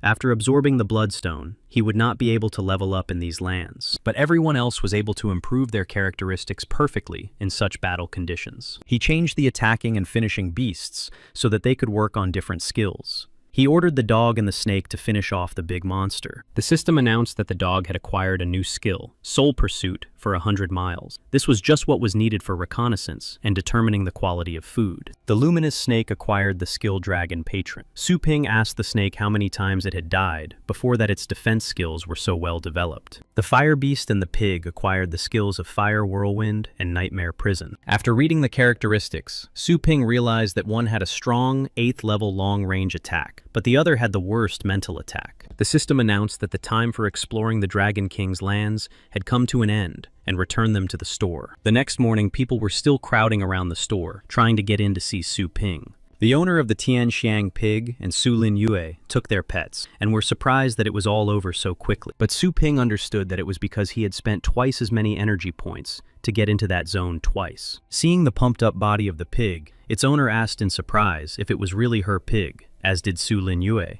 Su Ping said that if they doubted the new strength of the pets, they could check them out for themselves right now. He continued to work at the same time, but other customers immediately picked them up, and dragged them to the end of the line outside, telling them not to hold up the line and to check everything at home. They added that the store owner's time was valuable, and there was no need to distract him with trifle. Su Ping realized that now he no longer needed to prove anything to those around him. In the evening after work, Su Ping learned from the system that his professional cultivation had been successfully completed, and that he would receive a mystical skill and a great panacea. He couldn't wait to find out what mystical skill he would receive, so he immediately decided to look at it. An unusual book appeared in front of him, called The Overwhelming Fist of the Demon God. He reached for the book, and then he began to be drawn into a new space.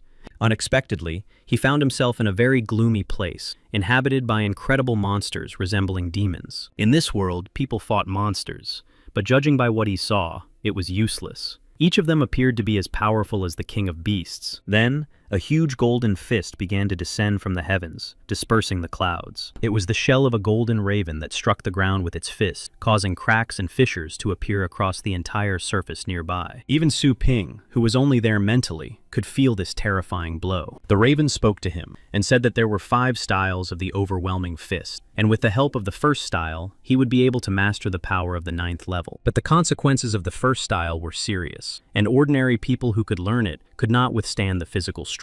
And in the best-case scenario, after mastering the fist for the first time, his hand would become incredibly heavy and shatter into pieces. This greatly frightened Su Ping. He would only be able to withstand the power of all 5 fists, thanks to the Golden Crow's lineage and his strength. The crow asked him if he wanted to learn these styles. He thought it over and replied enthusiastically that this was the most suitable technique for the Golden Crow's demonic body. He agreed, and the Golden Crow laughed and replied that he had not met such a cheerful person in a long time. Suddenly his body began to evaporate, and 5 spiritual spheres with different techniques began to form from his remains. These spheres contained all 5 elements: Tao, Fumo, Zhenmo, Zhumo, and Wumo. The crow added that only after fully mastering the first style would he be able to move on to the second. Su Ping thought that in the secret realm, he would be able to meet many masters, so he needed to build up even more strength and acquire powerful pets. He decided to close his shop for a few days to master the first style of the overwhelming fist. And so, 2 days later, he stood on a mountain of monster remains with his dog and snake. His body was badly wounded, but full of strength. He had almost mastered the first style of the demon god's overwhelming fist. The system notified him that he did not have enough energy points to continue. Su Ping was a little upset because he was so close to mastering it completely. But the Golden Crow's body was also being tempered, and there were no more monsters left. A little later, at the base of the passers-by, 2 strong masters, Mo Lao and Chen Long, asked why their help was needed by the strong Captain Nie. He laughed at the words that he was the strongest and said that he needed one valuable thing. It was Nie Cheng Kong. He continued and said that after investigating, he learned that it was guarded by a powerful beast. Their team was indeed strong, but according to the data,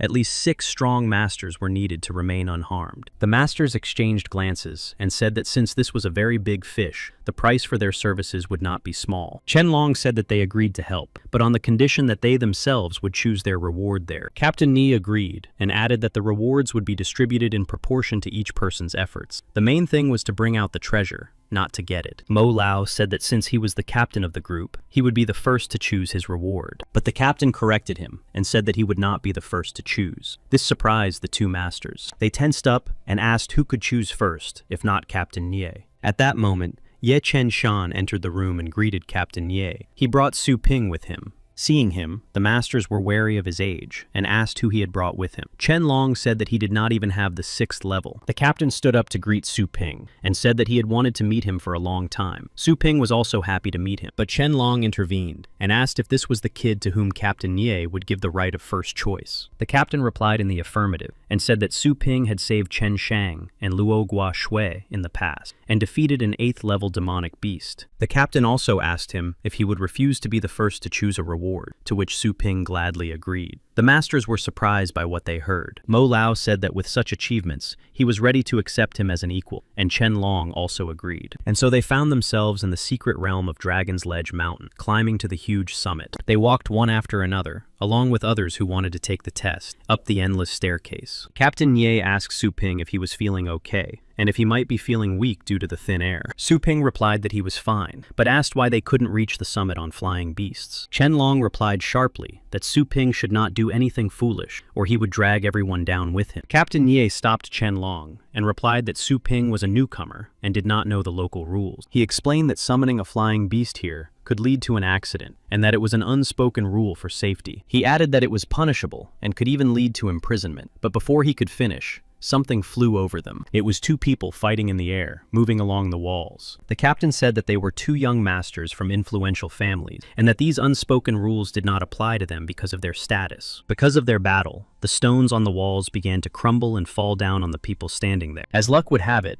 these people turned out to be the captain and members of his crew, along with Su Ping. The captain ordered everyone to be careful. Chen Long said that the rock fall was very slow, and they could easily dodge it, but Su Ping jumped forward and said that there was nowhere to dodge the rocks on the narrow staircase, and that everyone should start breaking them in the air. Everyone else followed his order, and began to smash the rocks. Everything ended successfully, and no one was hurt. Chen Long and Mo Lao thought that although Su Ping was young, he had highly developed leadership qualities and prudence. The team's cohesion increased. And so, after successfully climbing the stairs at the very gates of the dragon retreat, someone began to make their way through the crowd, saying that they should be let through because their milady wanted to challenge the dragon retreat for the 6th time. Seeing that these were the great masters of the Tang family, everyone let them through without question. Among them were the so-called two winds of the Tan family, Zhou Fengchun of the highest 8th level, and Fei Mo of the middle 9th level. And in the center walked the white-haired beauty, the young mistress of the family named Tan Ruyan. She said that first place in this test should belong to her family, and that no one should interfere if they didn't want trouble. But the young man replied that he also wanted to pass the Dragon Ridge, and that this would be his 5th attempt. He was the young master of the Qin family, and his name was Qin Shaoqian, an 8th-level cultivator. The people in the crowd said that now the Tang family had a formidable rival. Tang Ruyan said that until then, she had only been playing with him, and that she intended to continue in earnest. She prepared for battle. Qin Shaoqian was ready to respond with equal force, and said that now he would not spare her because of her gender. They decided to fight each other to find out who would enter the ledge. Just as they began the battle, a voice ordered them to stop.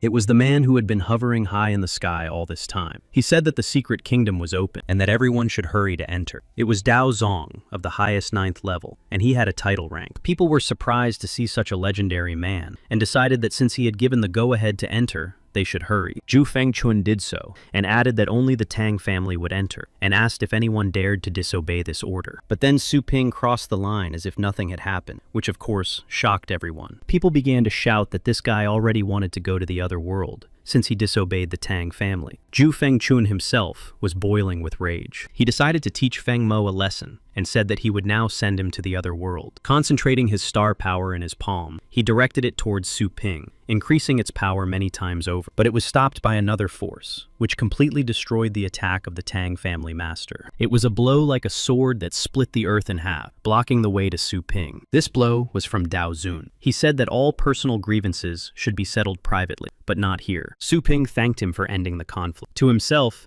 he replied that it was a very powerful blow, yet it did not depend on the beasts. Dao Zun replied dryly that he should not thank him, and that it was his job. He also noted that this blow would not even hurt him. Su Ping did not respond to this, and only laughed a little as he turned around. He immediately headed for the rift. The masters of the Tang family quickly followed him, and said they would teach the insolent man a lesson inside. The crowd began to talk about Su Ping, saying that if it weren't for Dao Zun, there would be nothing left of him. The others began to ask which group this guy was from, and if they brought him to the Tang family, they might be rewarded for it. Captain Nia said he didn't know what motivated them, but he did something he never even thought of doing. Luo Gua Shui said that Su Ping hadn't changed a bit, and that he had never been afraid of people in power. And so Su Ping found himself at a familiar tower, where the dragon asked him if he would accept the test of his heritage. Su Ping thought that now was the time to check the difference between this place and a similar area given by the system. He accepted the dragon's offer. Tang Ruyan entered through the rift and asked her masters how many people had managed to enter before them. Zhu Fengchun bowed his head and said that one guy had entered, and his people were already figuring out who he was. He reminded her that only her family and the Qin family had made it to the 5th floor and received first place in the heavenly rankings. She also said that this ranking Long was an irrefutable indicator of the power and strength of their family. As she walked by, she added that this guy was no threat and that he wouldn't even make it past the second floor. Their goal was the 6th floor and first place. The masters agreed with her and said they would do everything possible to help her reach the 6th floor. Then, every floor of the tower, up to the 7th floor, began to light up with torches,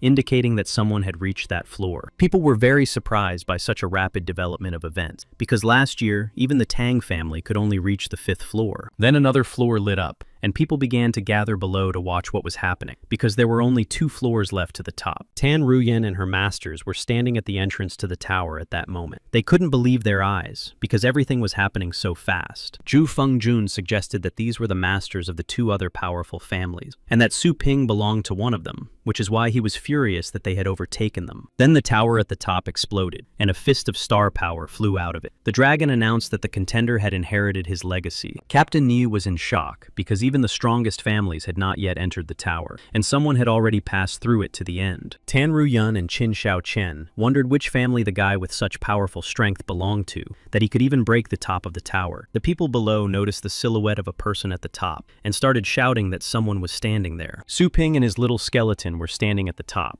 He was happy because he had been able to use the demon god's overpowering fist. Last time, he had tried so many times to defeat him, and only after a long time did he succeed. But now, he was able to do it with a single blow. He made sure that the area created by the system was no different from the one here. He decided that now was the time to return to the group and get his reward. Su Ping quietly joined his group. The captain said that they had come here not for the trial, but for the treasures. But they were clearly disappointed that someone had passed the tower so quickly and effortlessly. Su Ping asked the captain what their next step was. Chen Long turned around, not expecting to see him behind him. Approaching him, the captain calmly asked where he had been, and that they were indeed going for the treasure. Su Ping replied that he had warmed up a little before the search, and now was the time to find it, as everything was in the tower. Yi Chen Shan and Luo Gu Shui assumed from his words that he was the guy who had just passed through the entire tower. However, Chen Long and Mo Lao did not like Su Ping's behavior, so they decided to conspire and teach him a lesson so that he would not act so important. Upon arriving at the Dragon Scale continent, the captain ordered Luo Gua Shui and Ma Lao to scout the land and air. Su Ping summoned the dark dragon dog. He thought it was a great opportunity to try out his new skill. Mo Lao asked him why he summoned a 7th level beast, since he was the one doing the reconnaissance on the ground. Su Ping explained that the dragon dog could smell strangers nearby, and that it was just a precaution. Chen Long ordered him to call the dog back, because its size attracted attention, and there was no work for it here on the barren land. But the dark dog began to growl menacingly after his words. Su Ping told the captain that there was an enemy nearby. Mo Lao immediately used earth listening to detect the enemy. The captain asked him where the enemy was. Mo Lao laughed at him and said that there was no hostility here. Luo Gua Shui said that her bird had not noticed anything either. Chen Long said sarcastically that Su Ping was just trying to draw attention to himself with this action. But after all their attempts to detect the enemy, they still failed. Suddenly,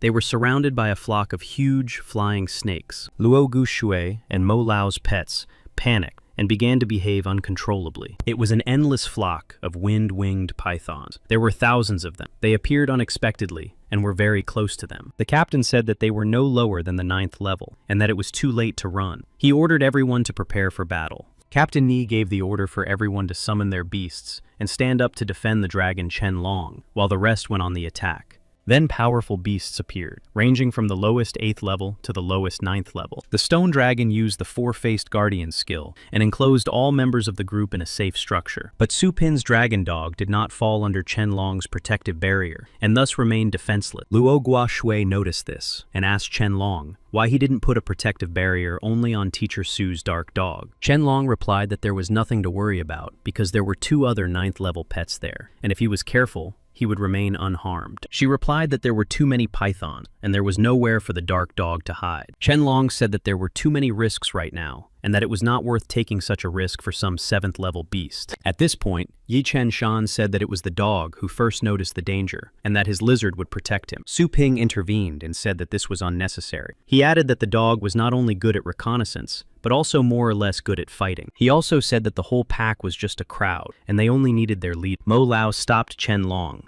and told him that this was a great opportunity to get rid of Su Ping's dog and show him how weak he was. Mo Lao then used his Earth Cradle skill to make the barrier invisible. He explained that this would allow them to safely observe what was happening on the battlefield. The battle was in full swing, and the pets worked in pairs to defeat the pythons one by one. Luo Gushui was frightened and said that she couldn't see the dark dog and wondered if there was nothing left of him. Yi Chen-shan interrupted her and pointed somewhere in the distance, saying that there was a line of light flashing there. Looking closely, they realized that it was the dark dog, happily defeating the pythons alone, using a protective barrier. Luo Guoshui asked if this light could be the result of several overlapping barriers. Everyone was amazed, and asked Su Ping if this was what he called more or less combat. Then the leader of the python pack appeared. It was the king of the wind-winged pythons of the highest 8th level. He swung at the dark dragon dog and struck it with his powerful tail. Everyone was frightened because they thought it was definitely the end for the dog, as the blow was so strong that it shook the ground. But the dark dog not only survived, but also did not receive a single injury, as the king of pythons was unable to break through the dog's barrier. Mo Lao and Chen Long realized that this dog was much stronger than they had thought, and even Chen Long said that his earth dragon was no match for it. Without hesitation, and without waiting for orders from Su Ping, the dark dragon dog jumped on the king of pythons and struck him with its claws. The king of pythons remained unharmed, but his hood was wounded by the claws. Chen Long thought that the dark dog was not so strong in attack, and that he had directed all his strength to his defense. Suddenly, the king of pythons began to behave strangely, and fell to the ground from the height of his flight, in convulsions. With foam coming from his mouth and his body immobilized,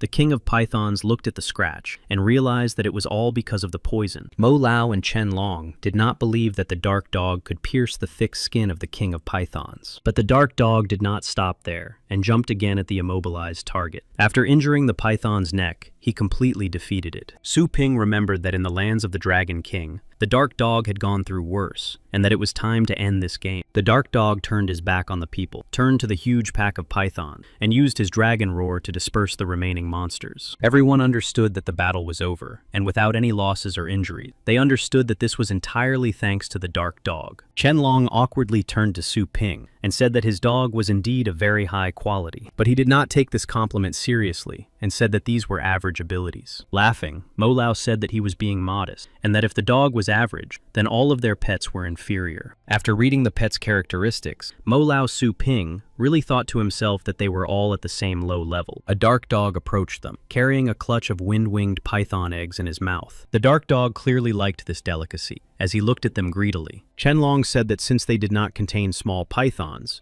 they would be an excellent tonic for Su Ping's dog. Mo Lao said that since the dark dog was the first to notice these eggs, they should belong to him. But Su Ping said that he was not interested in these eggs, and that they could take them for themselves. He himself wanted to keep the scales of the defeated pythons. After exchanging glances, Mo Lao and Chen Long came to the conclusion that Su Ping was very strong, and that it was better to be friends with him than to make him an enemy. They bowed to Su Ping as a sign of respect, and added that if he needed help in the future, he could turn to them. After setting up camp, they began to discuss their next course of action. They were interested in a cave in the northeast. Seeing this place on the map, Su Ping realized that he had already been there, and that there were treasures there, and in several other places on the map. So why this particular place? Su Ping approached the captain, and asked who had drawn the map, wondering if it was him. He replied that his friend had sold him the map at a very good price. He asked Su Ping if he had any questions about the map. Su Ping said that it was strange that there was only one treasure in such a large area. The captain replied that it was because of the high competition. This made Su Ping very suspicious, as the captain had been given the map at a bargain price, with only one treasure on it. The next day, they set off in search of the treasure, and arrived at their destination. Su Ping suddenly stopped everyone at the entrance to the cave, and said that there was a 9th level beast inside. The commander asked how he knew this. He remembered this because he had already been in this cave once, but said that it was the dark dog that had sensed the monster. The captain agreed that the dark dog had already once sensed the danger of the python, so they would believe him here too. Luo Gusu said that this would be a problem, because there was a whole 9th level beast here, and that they would have to fight in the cave. Mo Lao added that the difficulty of this task had now increased several times over, and that even with Su Ping, it would most likely be difficult to accomplish. The captain calmly said that everything might work out if they lured the beast outside. Chen Long and Yi Chen-shan said that as soon as the beast left the cave, they would ambush it and attack. Using the earth dragon and the firebird, they prepared flaming boulders to attack the beast with. Mo Lao used his stealth skill again to make some of the pets invisible. Yi Chen Shan reported to the captain that the ambush was ready, and that now all that remained was to wait for the beast itself. The captain replied that he would lure it out himself. Ye Chen Shan said that it was too dangerous, and that they couldn't risk the captain of the group. He replied that he had a 9th level beast, and that soon everyone would pass the tower and begin searching for treasure, which would not be the best outcome for them. Su Ping intervened and said that he would also go with the captain, and that now there was nothing to worry about. The captain turned to him and smiled slightly, saying that now he was definitely calm about his life. Inside the cave, the captain told him that the air was becoming poisonous, and that since he had already chosen his treasure, there was no need to risk his life anymore. Su Ping replied that he was now wearing water armor, and that poisons below the 8th level could not harm him. But he asked the captain sharply and seriously why he had left himself only the 3rd right to choose a reward, but now volunteered to go into the dangerous cave himself. Forming a starry aura around himself, he said that while no one else was there, he had to tell everything. Laughing, the captain said that there was indeed nothing to hide from him, and that there was a spiritual tree of the star cloud here. He said that the fruit of this tree would help the master of fighting beasts break through to the next level without effort, and that he must get it. Su Ping asked him again, saying that he had risked his life, and all this was not for the treasure, but for the fruit. The captain's expression changed, and he said that there were things he should not ask about, and that he was determined to get the fruit. And if he also wanted this tree, he would have to fight him for it. After thinking it over, Su Ping decided that the captain had no hidden intention, and that he might agree to help him achieve his goal. He told the captain that he was not interested in the fruit, but that a very dangerous beast lived there, and that it specialized in psychological attacks. The captain asked him who he was, and where he got such detailed information about this beast. Su Ping smiled, and said that there were things he should not ask about, and that he would help him get the fruit. A little further on, Su Ping suddenly broke through a wall with his fist. Behind the wall was a hiding place. It was a spiritual lamp, and using spiritual power, it could stop most psychological attack. The captain asked how he knew this. Su Ping said that this was also a secret treasure. He knew about it because he had been here before, and that this treasure could not be taken away. Taking it, Su Ping said that now they could go after the tree, and also thought that he was incredibly hungry. Suddenly, an earthquake began, and rocks began to fall from above. They realized that it was someone's attack. Su Ping said that most likely it was not an attack on them, and that their team outside was in danger. The team members outside were fighting a fierce battle with a giant dragon, and after several powerful attacks, they defeated it. Going outside, Su Ping stopped the captain, and they saw a terrible scene nearby. Luo Guoshui shouted joyfully that they had defeated a 9th level monster. Su Ping said that they were too late, and the captain, his face frozen by what he saw, asked what they had done. But behind them was a terrible scene, as their own beasts defeated each other, and some were already irretrievably lost. Chen Long asked what he was talking about, and whether they had not defeated the beast, but they were already under the dome, and under the influence of the 9th level beast. However, the huge dragon did not stop its attack, and continued to influence their consciousness. The others stood joyfully and greeted the captain, but behind them, one of the pets raised its scythe to attack them. Su Ping told the captain not to leave the protective dome, and to summon his demonic stingray for battle.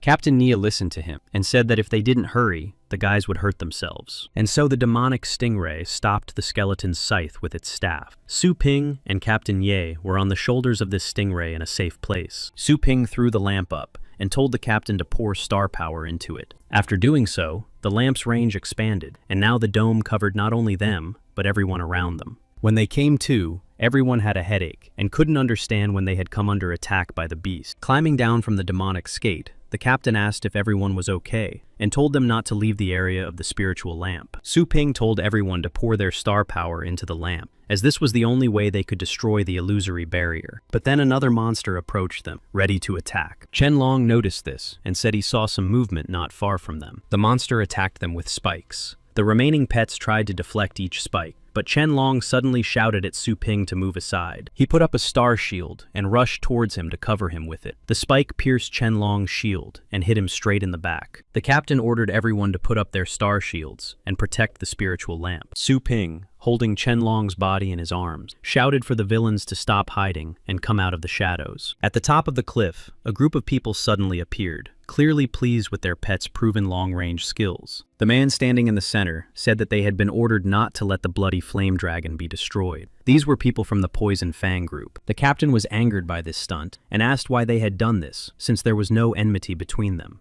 Laughing, the deputy of Poison Fang told the captain to think about how he had gotten the treasure map so easily. The captain realized with horror that they had given him the map on purpose, so that they could lure the dragon out and use him as bait. The deputy said that it was too late for him to realize such important information. An angry Su Ping summoned the little skeleton and took something resembling a crown out of his storage. The deputy said that if he dared to attack him, the fiery dragon would instantly attack his crew members. But he didn't even listen to him and threw something at the dragon, shouting that the ring trap would be enough to catch the dragon. And instantly, many golden chains came out of this object and pounced on the dragon, restraining its movements. The deputy of Poison Fang asked what kind of thing it was that even a 9th level fire dragon was so easily caught. After the dragon was completely immobilized, it began to be pulled into a separate space of this object. After that, it disappeared completely. This greatly surprised Poison Fang, but Su Ping's group was very happy about it, as many of them were seriously injured. Finding himself behind the enemies, Su Ping, floating in the air with his skeleton, asked them if they had time to be surprised about anything. People began to ask how an ordinary group had a 9th rank person in their team, and why intelligence had not reported this to them. They were frightened because they had attacked a very strong enemy. Deputy Captain Fong told them to stop panicking, and that even though he was a titled rank, he had only summoned a small skeleton. He ordered all long-range scorpions to attack Su Ping in the air. But before he could finish his last sentence, the small skeleton used its sword to strike him and their beasts. That was the last thing he could say. Meanwhile, down below, Luo Guoshui was helping Captain Ye with his injury. He asked her what had happened to the rest of their group. In a depressed voice, Ye Chen Shan replied that Mo Lao and Chen Long had not survived. The captain himself was on his last breath and only managed to call out to Su Ping as he unexpectedly landed right next to him. He turned to him and reminded him again of the request he had made in the cave while they were trying to return to the group as quickly as possible. He asked Su Ping to obtain the fruit of the tree in case something unexpected happened to him. Su Ping then asked him why he needed the fruit to strengthen his cultivation if something had already happened to him. But the captain asked him to obtain it not for himself but for his daughter, to replenish her potential and thus revive him. And perhaps this fruit would help her immunity defeat an incurable disease. He said that this was the only thing he could do for her, as he had spent half his life in the desert lands for this purpose. And then the captain breathed his last breath, after which Su Ping got up and headed back to the cave, promising the captain that he would fulfill his request. At that time, the remaining gang of Poisonous Fangs was rampaging in the depths of the cave, collecting all the treasures found there. When they found the tree, they first wanted to cut it down and take all the fruit from it. The captain said that it would be better to just pick all the fruit and destroy the tree so that others couldn't get it. Obeying the order, the guy who was closest to the tree swung his axe to start cutting down all the fruit on it. But suddenly, an arrow from the star power hit him in the neck, and he fell to the ground. The rest of his group panicked and began searching for survivors from Captain Nia's team, thinking that it was them. The captain of the Poison Fang replied that this was impossible, as they had been fighting against the dragon beast and its deputy. But to himself, the captain noted from the wound that it was most likely the work of a 9th level master. He appealed to the attacker to negotiate peacefully, but his words were ignored, and one by one, the members of his group began to fall dead. The rest grouped together and began to provoke him to show himself and fight fairly. The attacker was Su Ping. He used his spirit control skill to strike the others. Noticing this, the captain called on his 2 pets to attack Su Ping. But before they could even fully leave his space, the pets were struck down by a small skeleton. Falling to his knees, the captain could not believe that 2 beasts of the lowest 9th level had been defeated so easily. He began to beg Su Ping, calling him master, to take all the treasures but spare his life. Looking into Su Ping's eyes, the captain understood and said that he had not come for the treasures, but to avenge his comrades. Finally, he simply asked for his name, so that he would know at whose hands he would fall. But without even answering this question, Su Ping used his spirit control and struck the captain directly in the head. Only then did he say that his fate had already been decided, and that he would leave this world with fear and doubt. Having finished with all the remaining enemies, Su Ping gathered all the bodies of the Poison Fang into one pile, and ordered his dragon to burn them so that nothing remained. After that, he placed the tree with the fruit in his storage room, where it could remain alive and unharmed. He couldn't understand why another group had attacked them so unexpectedly, and that thanks to the sacrifice of his comrades, he had survived and needed to become even stronger. Later, at the Pioneer's base in the Dimension, Su Ping asked what their future plans were. Luo Guoshui replied that first they needed to bury the rest. Yi Chen Shan thanked Su Ping for saving them, and said that with such heavy losses, they would not be able to continue the mission. Su Ping said that he would then go on, as he still had unfinished business in that dimension, and that they should take the fruit and give it to the captain's daughter. Yi Chen Shan said that it was a very legendary tree, and asked why he was giving it to them, and how he knew about the captain's daughter. Su Ping said that he couldn't explain, but that it was the captain's last request. He asked if they could do it, and the guys agreed. He also took out all the treasures he had taken from the cave and told them to distribute them to the families of the deceased. Luo Guoshui burst into tears and asked if he was really giving up all the treasures. Su Ping confirmed this and thought that it would be the right decision because he had already kept what he needed for himself. An announcement was made over the loudspeaker that everyone returning from the dimension must bring their treasures for inspection. Yi Chen Shan felt ill, as he had also been injured in the last battle. Seeing this, Su Ping said that he would undergo the inspection with them. And so began the inspection of all the treasures brought by Su Ping's team and the survivors. 3 people whom Su Ping asked about watched the whole process lazily. Ye Chen Shan replied that they were important officials sent by the government to check all the treasures for safety, and that they were no lower than the 8th level. Hearing that the spiritual tree of the star cloud was being inspected, one of the inspectors was delighted with such a find. He turned to Yi Chen Shan and asked how much he would be willing to sell the fruits of this tree for. Ye Chen Shan apologized and said that they were not for sale, and that he could discuss the price of other treasures, but not this one. Approaching him, 2 of the inspectors rudely pushed Yi Chen Shan aside and decided for themselves that they would buy the fruits at the set prices. Reaching for the fruit,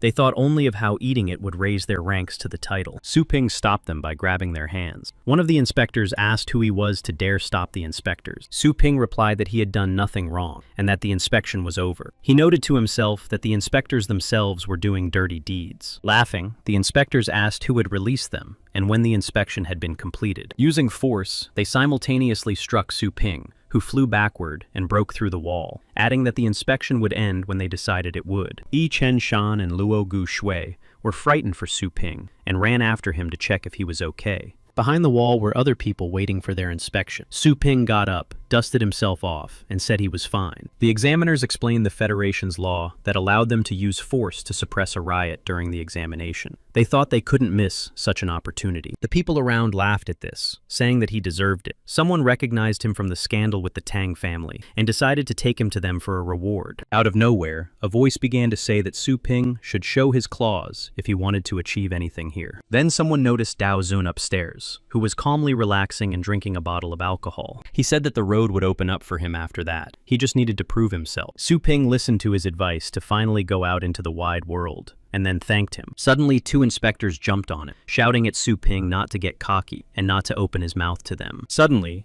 palms formed from star power appeared in front of them. Realizing what it was, one of the inspectors almost managed to say clearly that it was a cluster of star power. The palms hit them in the face so hard that they immediately imprinted themselves on the floor of the building, leaving large craters behind. After the blow, they realized that they were facing a master of the title rank. People couldn't believe that such a young guy had reached such heights, while the young master of the Qin family had only reached the 8th level. Then Su Ping used his spirit control to carefully pick up a tree in another room and bring it to himself. He put it in his storage space and did it in public so that everyone could see whose tree it was now. The inspector was greatly surprised, as Su Ping had used a rare spatial artifact. Whispering among themselves, the inspectors realized that they had not just attacked a simpleton, but a warrior with priceless treasures. They immediately apologized, saying that they had not immediately recognized such a respected person. They said that they had deserved this blow. Su Ping said that he could not simply forgive them, and that the previous blow was for his friend, but now he would strike for himself. In fear, they offered him a large sum of money. Then, a 3rd inspector intervened, saying that this was not enough, and that each of them would pay many times more for their apologies, or else they would be ruined. It was the head of security. He angrily said that he had asked them not to make a scene. Su Ping did not want to take money from them so easily, but he understood that he needed it for the store, and eventually agreed. Yi Chen Shan and Luo Gu Shui apologized to Su Ping for their helplessness. Su Ping said that it was okay, and that they should have done so right away. Su Ping said that he had decided to plant the tree and add it to their feed, and then give it to them for cultivation to the 9th level. They were happy to hear this, because such an opportunity does not come along every day. After all this, Su Ping went to the Dragon Scale continent to find the remaining treasures. Jumping off the dark dog, he told it to hide nearby, and if anything happened while he was gone, it should call him mentally. After these words, Su Ping jumped into the lake they had come to, leaving the dark dog on land. Swimming deep underwater, Su Ping reached a temple on a small hill. He remembered that another secret treasure was located here. This treasure could fill the seas and move mountains. Swimming closer, he found himself right at the temple gate. Opening the doors,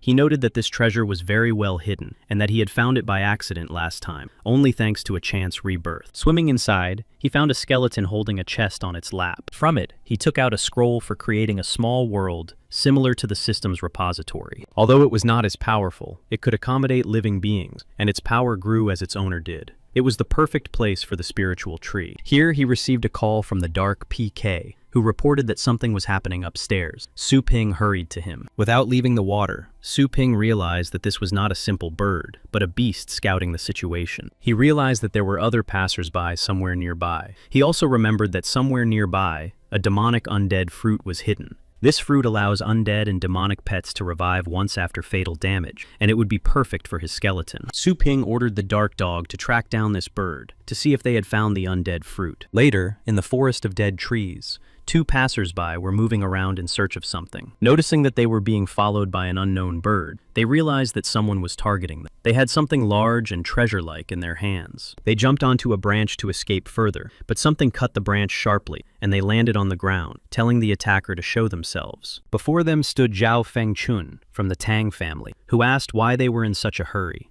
and whether the reason might be something valuable in their hands. Realizing who they had encountered, one of the passersby asked what the Tang family wanted from them. Approaching them, Tang Ruyun said that since they understood who was in front of them, they should quickly hand over the thing in their hands to them. Feng Mo said that they already knew that they had the fruit of the undead, and that if it weren't for the delay in the Tower of Trials, they would not have been able to get the fruit. But the passersby not only refused to give up the fruit, but also immediately tried to run away, saying that they had found it first. Their path was blocked by a huge immaterial hand made of concentrated stellar power. Feng Mo said that they underestimated him if they thought they could escape so easily. With this palm, he pinned them to the ground so hard that it cracked and broke. The passersby were barely alive, and one of them asked if they weren't afraid for their reputation because of such cruel methods and theft. Zhu Fengchun replied that if they got rid of them, no one would ever know. He cut off the hand of the passerby, who was holding the chest with the fruit, and took the chest with his star power, saying that they would take it by force if there was no other way. As he released the chest into his hands with his star power, strange hands made of concentrated star power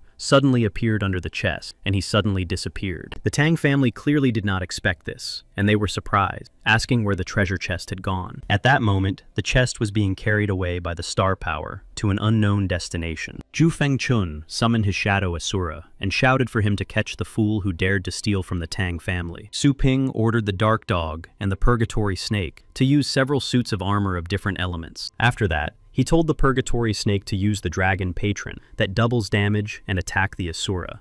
Zhu Fengchun realized that his pet had been defeated after one attack, and this took him by surprise. He wanted to try again, but Feng Mo stopped him and said that since this man was able to defeat his pet so easily, he must be quite strong. Zhu Fengchun asked how they could catch him, to which Feng Mo replied that they could drive him out using star power. He compressed the star power to the size of a huge palm and directed it towards the enemy to reveal himself. But Su Ping did not even think of running away. He ordered the little skeleton to stop Feng Mo's attack. Using his sword skills, he cut the concentrated star power in half, clearing the way in front of him. Standing in front of them, Su Ping said that he did not think that the undead fruit would be found so quickly. The Tang family immediately recognized him, and Feng Mo said that Su Ping, having achieved the title rank, would become a big problem for them in the future. Zhu Fengchun, angry that his pet had been destroyed, called on two more to deal with him. Before he could finish giving the order, Zhao Fengchun saw a small skeleton right in front of his face. He didn't even understand how it got there so quickly. He used the highest art of the sword. Feng Mo was able to save Tang Ruyun by falling to the ground. The blow was so powerful that it completely destroyed the nearby trees and everything else around them. Frightened, Tang Ruyun sat motionless on the ground, unable to believe her eyes that the little skeleton had wielded such destructive power. Feng Mo shouted at him for daring to attack the young lady of the Tang family and sent a multitude of star swords in his direction. Su Ping, excited by this opportunity, said that in the Dragon Tower, he had not had the chance to try out his fist, but now the situation was just right. A golden crow appeared in the sky emanating from Su Ping. Feng Mo said that this mysterious art, unknown to him, seemed divine. Su Ping used the fist of the demon god and broke all of Feng Mo's swords, sending another shockwave in his direction. Realizing that the blow was coming straight at him, he put up 9 protective barriers, thinking that this would help him dodge the attack. But he failed, and the fist broke through all his shields, hitting him directly in the left side of his body. Feng Mo stood on his feet with his last ounce of strength, as he was seriously wounded. He said that Su Ping's power was completely unusual. He ordered his Dragon King to carefully take Lady Tang and take her to a safe place. Noticing this, Su Ping ordered the Dark Dog and the Luminous Snake of Purgatory not to let anyone leave. But Feng Mo was determined to detain Su Ping and said that he was still able to fight. He used the secret art of the Tang family, and something huge, similar to a spirit, formed from his body. Being in the jaws of the beast, Tang Ruyen realized that Feng Mo had used the art of enchantment and that he had sacrificed himself to take control of Su Ping's body. She couldn't believe how Feng Mo had decided to take this final step. Meanwhile,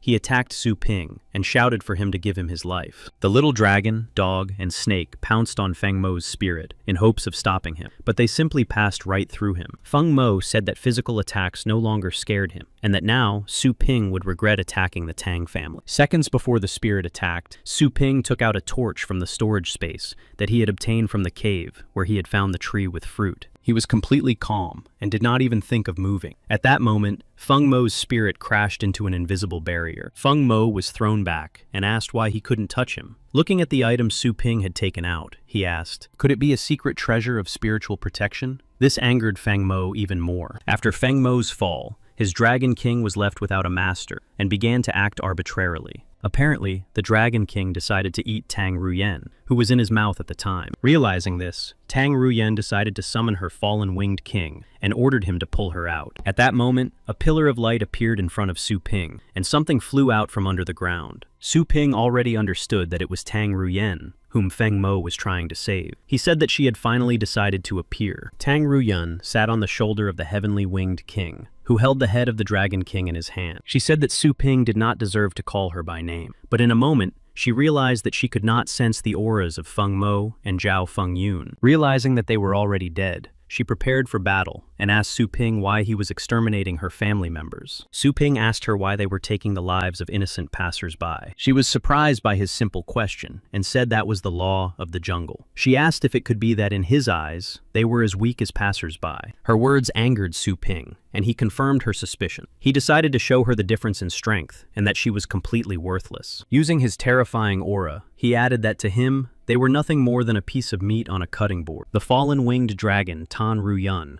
reacted to this aura. She felt that her pet was on alert. She realized that this was a difficult opponent and that it might be better to retreat. She offered to let her go, and then the Tan family would be able to fulfill his demands. He replied that if she wanted to show the sincerity of her words, she should prove it. As he spoke, he ran his thumb across his neck. She decided that she needed to destroy her pet, but Su Ping replied that he simply demanded that she release the winged king. Tan Ruyen thought that he was very clever, because after that, the master of the heavenly beast would be weakened for several days. Realizing that she had no other choice, she jumped off the heavenly king and agreed to his condition. Approaching Su Ping, she said that she would break the contract with her beast, and at the same time, she opened a space behind her and summoned another pet. She summoned the howling wolf and ordered the winged king and the wolf to attack Su Ping. Before they could touch Su Ping, the little skeleton managed to cut off their paws and arms to protect its master. Su Ping said that if she did not agree to do this voluntarily, he would have to physically separate them by force. He took a scroll out of the space. Meanwhile, the little skeleton dealt with the barking dog and the winged king. Unfolding the scroll, Su Ping ordered Tang Ruyen to be placed inside it, and she was sucked into it in the same second. After that, she was thrown out into an unknown space in the middle of a field, where there was nothing but mountains. Turning around, she realized that this was a hidden treasure space. Su Ping could watch everything without being physically present in the scroll, but only in the form of an aura. Tang Ruyen asked him why he didn't get rid of her right away, but instead put her in the treasure. Su Ping replied that if she so desired to go to the other world, he would help her right now, but only after he had drained all her power. Noticing the dragon-shaped mark on Su Ping's forehead, she realized that it was the mark of an heir. It only appears on those who pass the tower trial. She began to laugh loudly at this thought. Su Ping rubbed his forehead and asked her what made her laugh so hard. Stopping her laughter, Tang Ruyen said that the legendary master of the region would soon bring about his end. Su Ping asked her to explain in more detail. She said that there was no point in doing so, since she was going to die anyway. Su Ping replied that he would send her photos of her last moments online. This clearly frightened her, and she said that he wouldn't dare do that because it was too despicable. Su Ping calmly suggested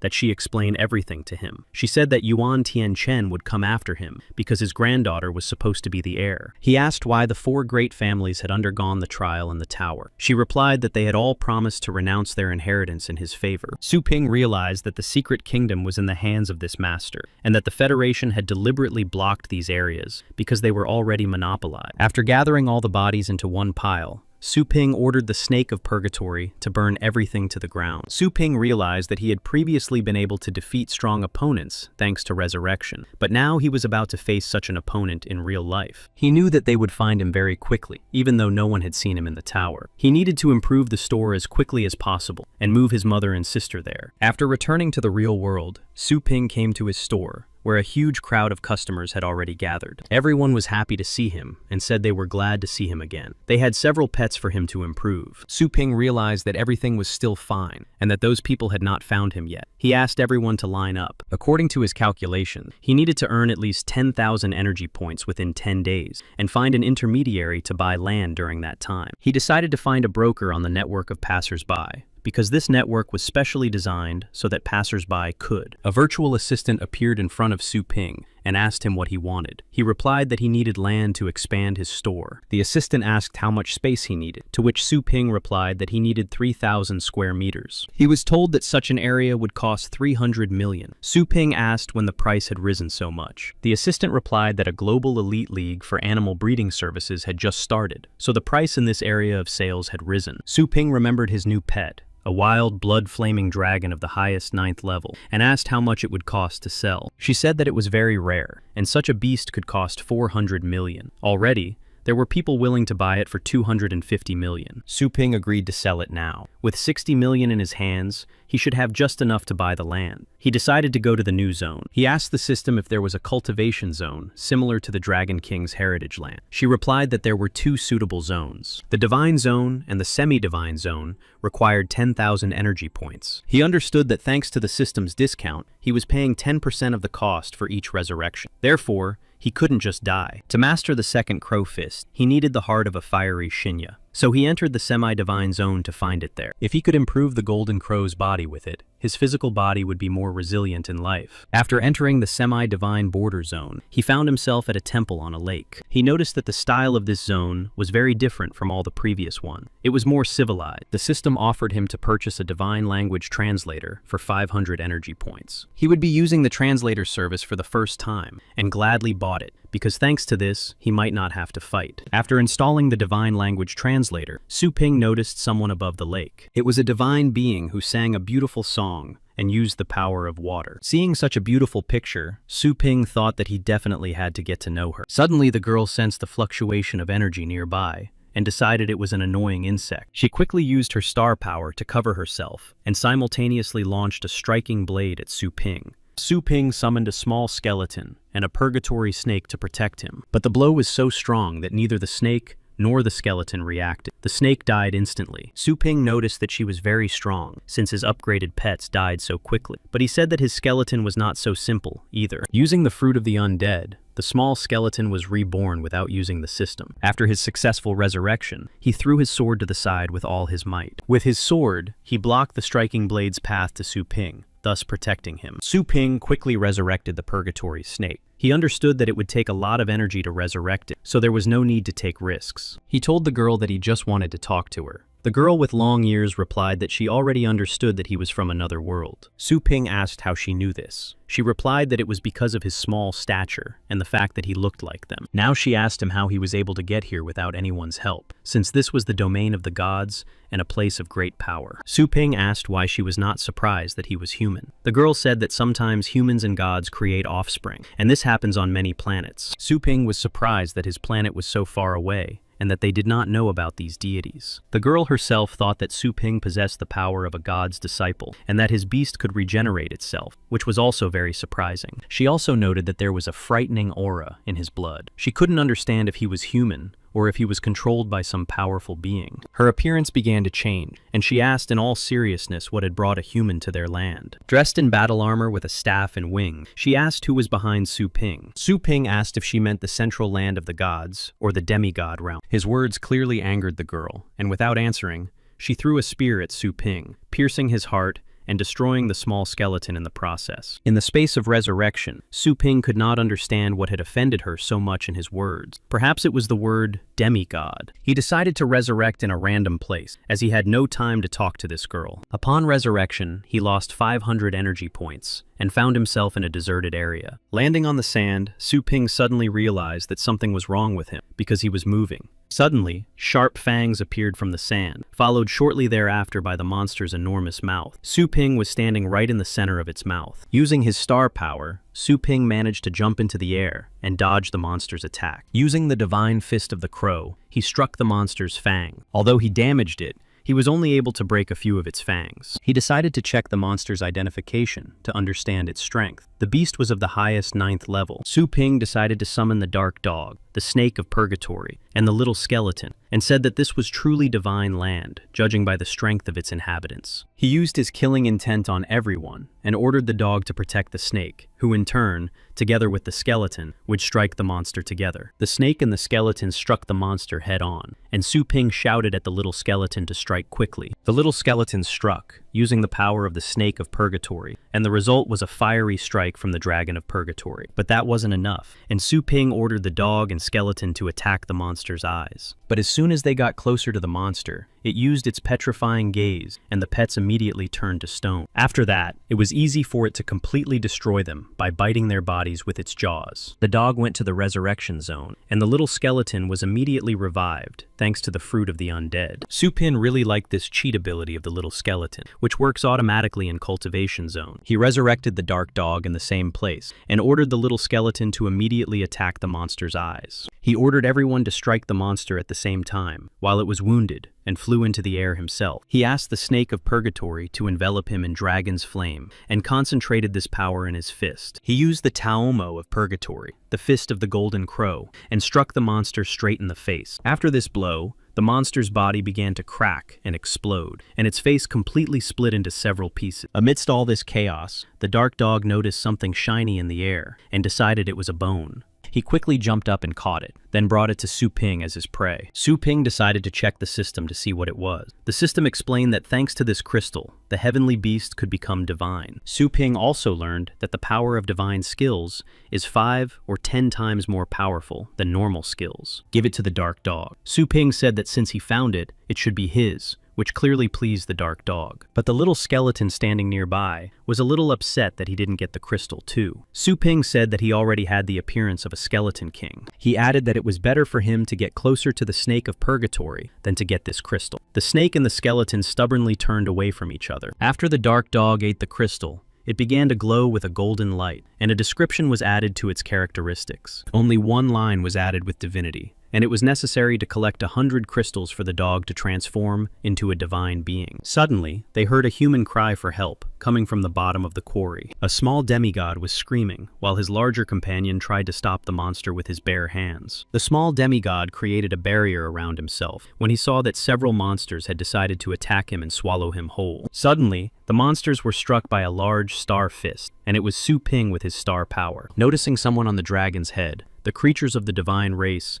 immediately realized that it was a human warrior. He flew up to the victims and shouted for them to grab hold of his dragon's paws, while several monsters were already targeting them. Managing to dodge their attack in time, they flew high into the sky and quickly left the place. The young demigod thanked Su Ping for his help. Su Ping said that he was just flying by and decided to help. He asked them how they ended up here. The stronger demigod replied that these monsters called Zerg constantly invade their lands, and they are the ones responsible for clearing the nests of these monsters. Su Ping pointed to the craters on the ground and asked if those were the Zerg nests. The stronger demigod nodded affirmatively and asked what a human was doing there. Su Ping said he just happened to be there. He thought that it wasn't just his planet that had rifts, and that these demigods were the unluckiest of all. He asked the demigods why they didn't use their wings to fly. The strong demigod replied that it would be an honor for them to die in battle against the Zerg. But the weaker demigod awkwardly said that only true gods had wings, and they couldn't even fly whenever they wanted like ordinary people. Su Ping remembered that girl and realized that she was a true, rare, pure-blooded god. Now he understood the huge difference in power, and then he thought it would be nice to have her as his heavenly beast. Su Ping asked the demigods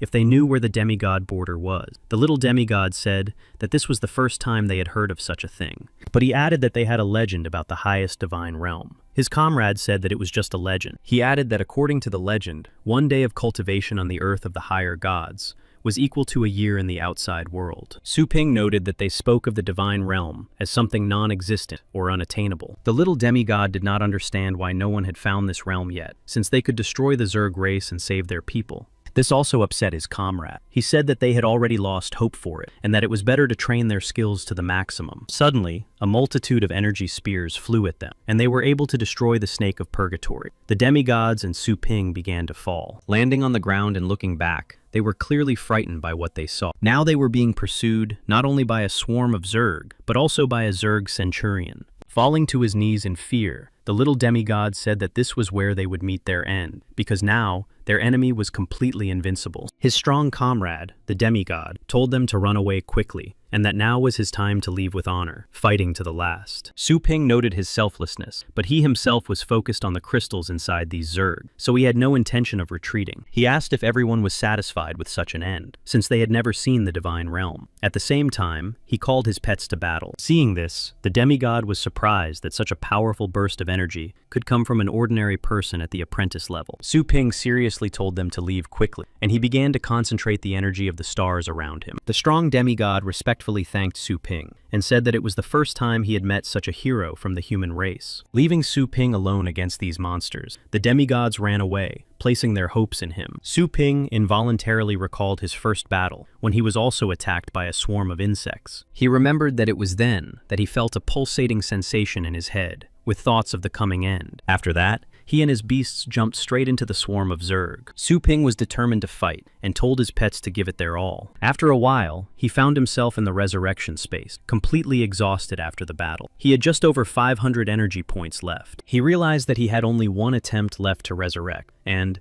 gasping for breath, said that even 9 resurrections were not enough to defeat the Centurion. Although they were able to defeat the others, they only managed to wound the Centurion and deprive him of his paws. At the same time, he was able to obtain a sufficient number of divine crystals, but he understood that if he returned, he still would not be able to defeat him. He decided to devote the remaining time to exploring other areas of this space and to be resurrected in a random place. At that moment, in the room of the goddess, she was cuddling a big cat, which he obviously enjoyed very much. Lying on the bed, she was scratching his belly and saying that he was so cute that she wanted to eat him. Suddenly, Su Ping reincarnated right in front of her, shocking both of them, and only the big beast cat began to growl at Su Ping. She was very angry at his appearance and asked what he wanted from her since he was pursuing her. Su Ping could not understand how he ended up in front of her again, and he had no time to call the skeleton for help. Su Ping said that he was not her enemy. She demanded an explanation as to why he was still alive when she had pierced him with a sacred spear. She said she wanted to send him to a dungeon for martyrs. Su Ping understood that he no longer had the opportunity to resurrect, and quickly told her that he knew how to get to the higher divine realm. The girl was clearly interested, because she and many others wanted to return there to gain power and destroy all the Zerg. She did not understand how an ordinary person could know anything about it, when their entire race could not find the way there. She told him to prove it. Su Ping said that the fact that he could enter and leave the central divine lands already proved his mighty power. The girl looked at Su Ping silently, and he realized that she was hesitating, and that now was the time to give her a little more information. He said that if she wasn't interested, then he had no business here, and turned toward the exit. She spoke up and asked what he wanted in return for the information: power, gold, or land. Su Ping calmly replied that he wanted power, because without power, land, or money, he would not be able to survive. Taking a book out of her space, the girl handed it to Su Ping and said that it was a secret cultivation technique, the art of the divine source. After studying it, he would be able to permanently increase the speed at which he learned all skills and spells. Su Ping was very pleased with this book. He tried to open it to look at the contents, but was suddenly struck by an electric shock. The girl said that as soon as she entered the higher divine realm, she would help him remove the barrier from the book. Su Ping agreed and said that he needed to draw a talisman on her forehead so that she would not get lost in the spatial chaos. She agreed and came closer to him. Su Ping asked if she had a ladder or if she could squat down.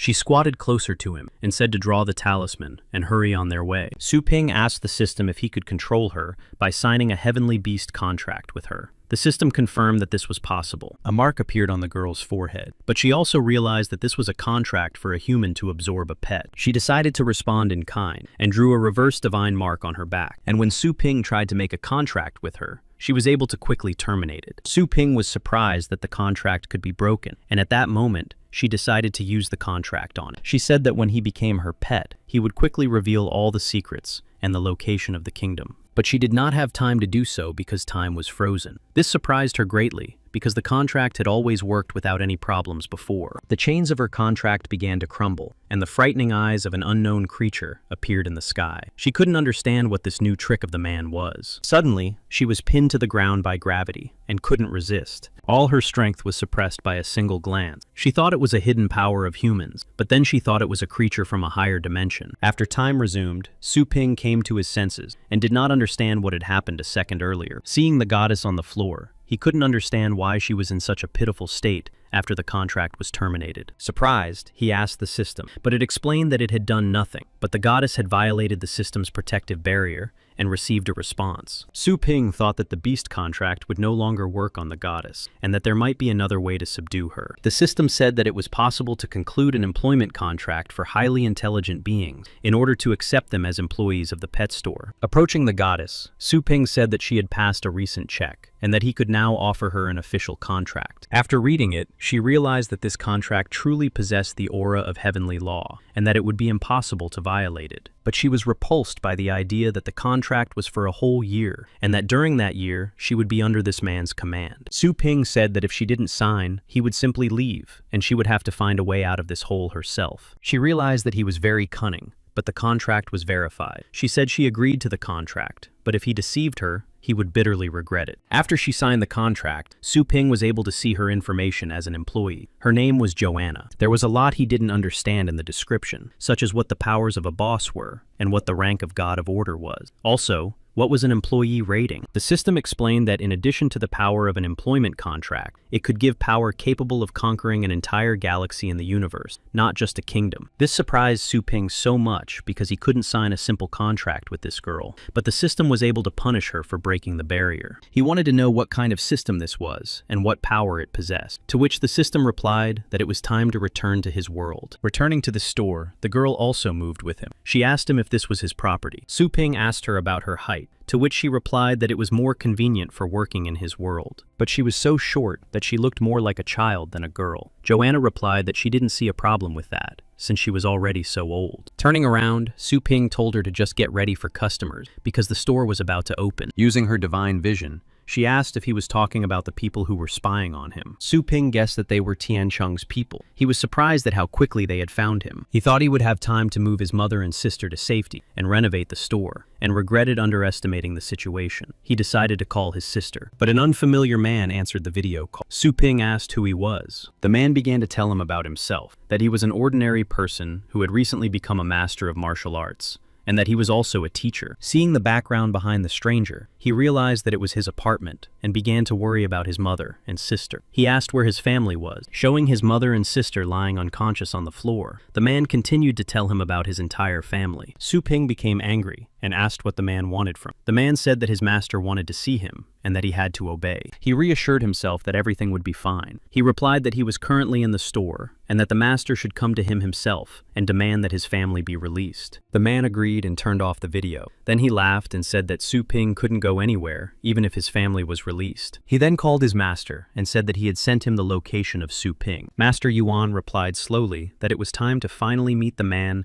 who dared to steal the legacy of the Dragon's Ledge. After a while, a group of people flew over the city using star power. The people below realized that these were the legendary title masters. Then they landed right in front of Su Ping's store. People couldn't understand what such legends were doing in the lower districts of the city. The red-haired servant of the Mu family asked if they had come to the right place, because this place looked more like a garbage dump. The other men from the Qin Tang and Lu families replied that it didn't matter, because anyone who crossed Mr. Yuan's path would die. There was also a familiar face among them. It was Dao Zong, and he said he wanted to get this over with as quickly as possible. At the head of all these strong men stood Yuan Tianchen himself, the legendary master of martial arts of the vast Sea Kingdom. People trembled trembled with fear because they were facing very powerful legends. They immediately understood who was standing before them, because there were very few such people in the world. The man from the Mu family told the young people at the store to leave because it had nothing to do with them. He decided to use his star power to destroy Su Ping's store and told him to come out and greet them. But surprisingly, nothing happened. He just stood there in bewilderment, unable to even open the store's gate. The other legends also couldn't understand why the door wouldn't open, so they decided that a high-level protective formation had been placed on it. Then the door began to open by itself, and a young man stood before them. It was Su Ping. He told them not to involve his family in this, and asked what they wanted from him. Dao Zun immediately recognized Su Ping. He felt sorry for him, even though he was very strong and talented, because today he would fall at the hands of Mr. Yuan. The man of the Tang family said that he was in no position to set conditions, and,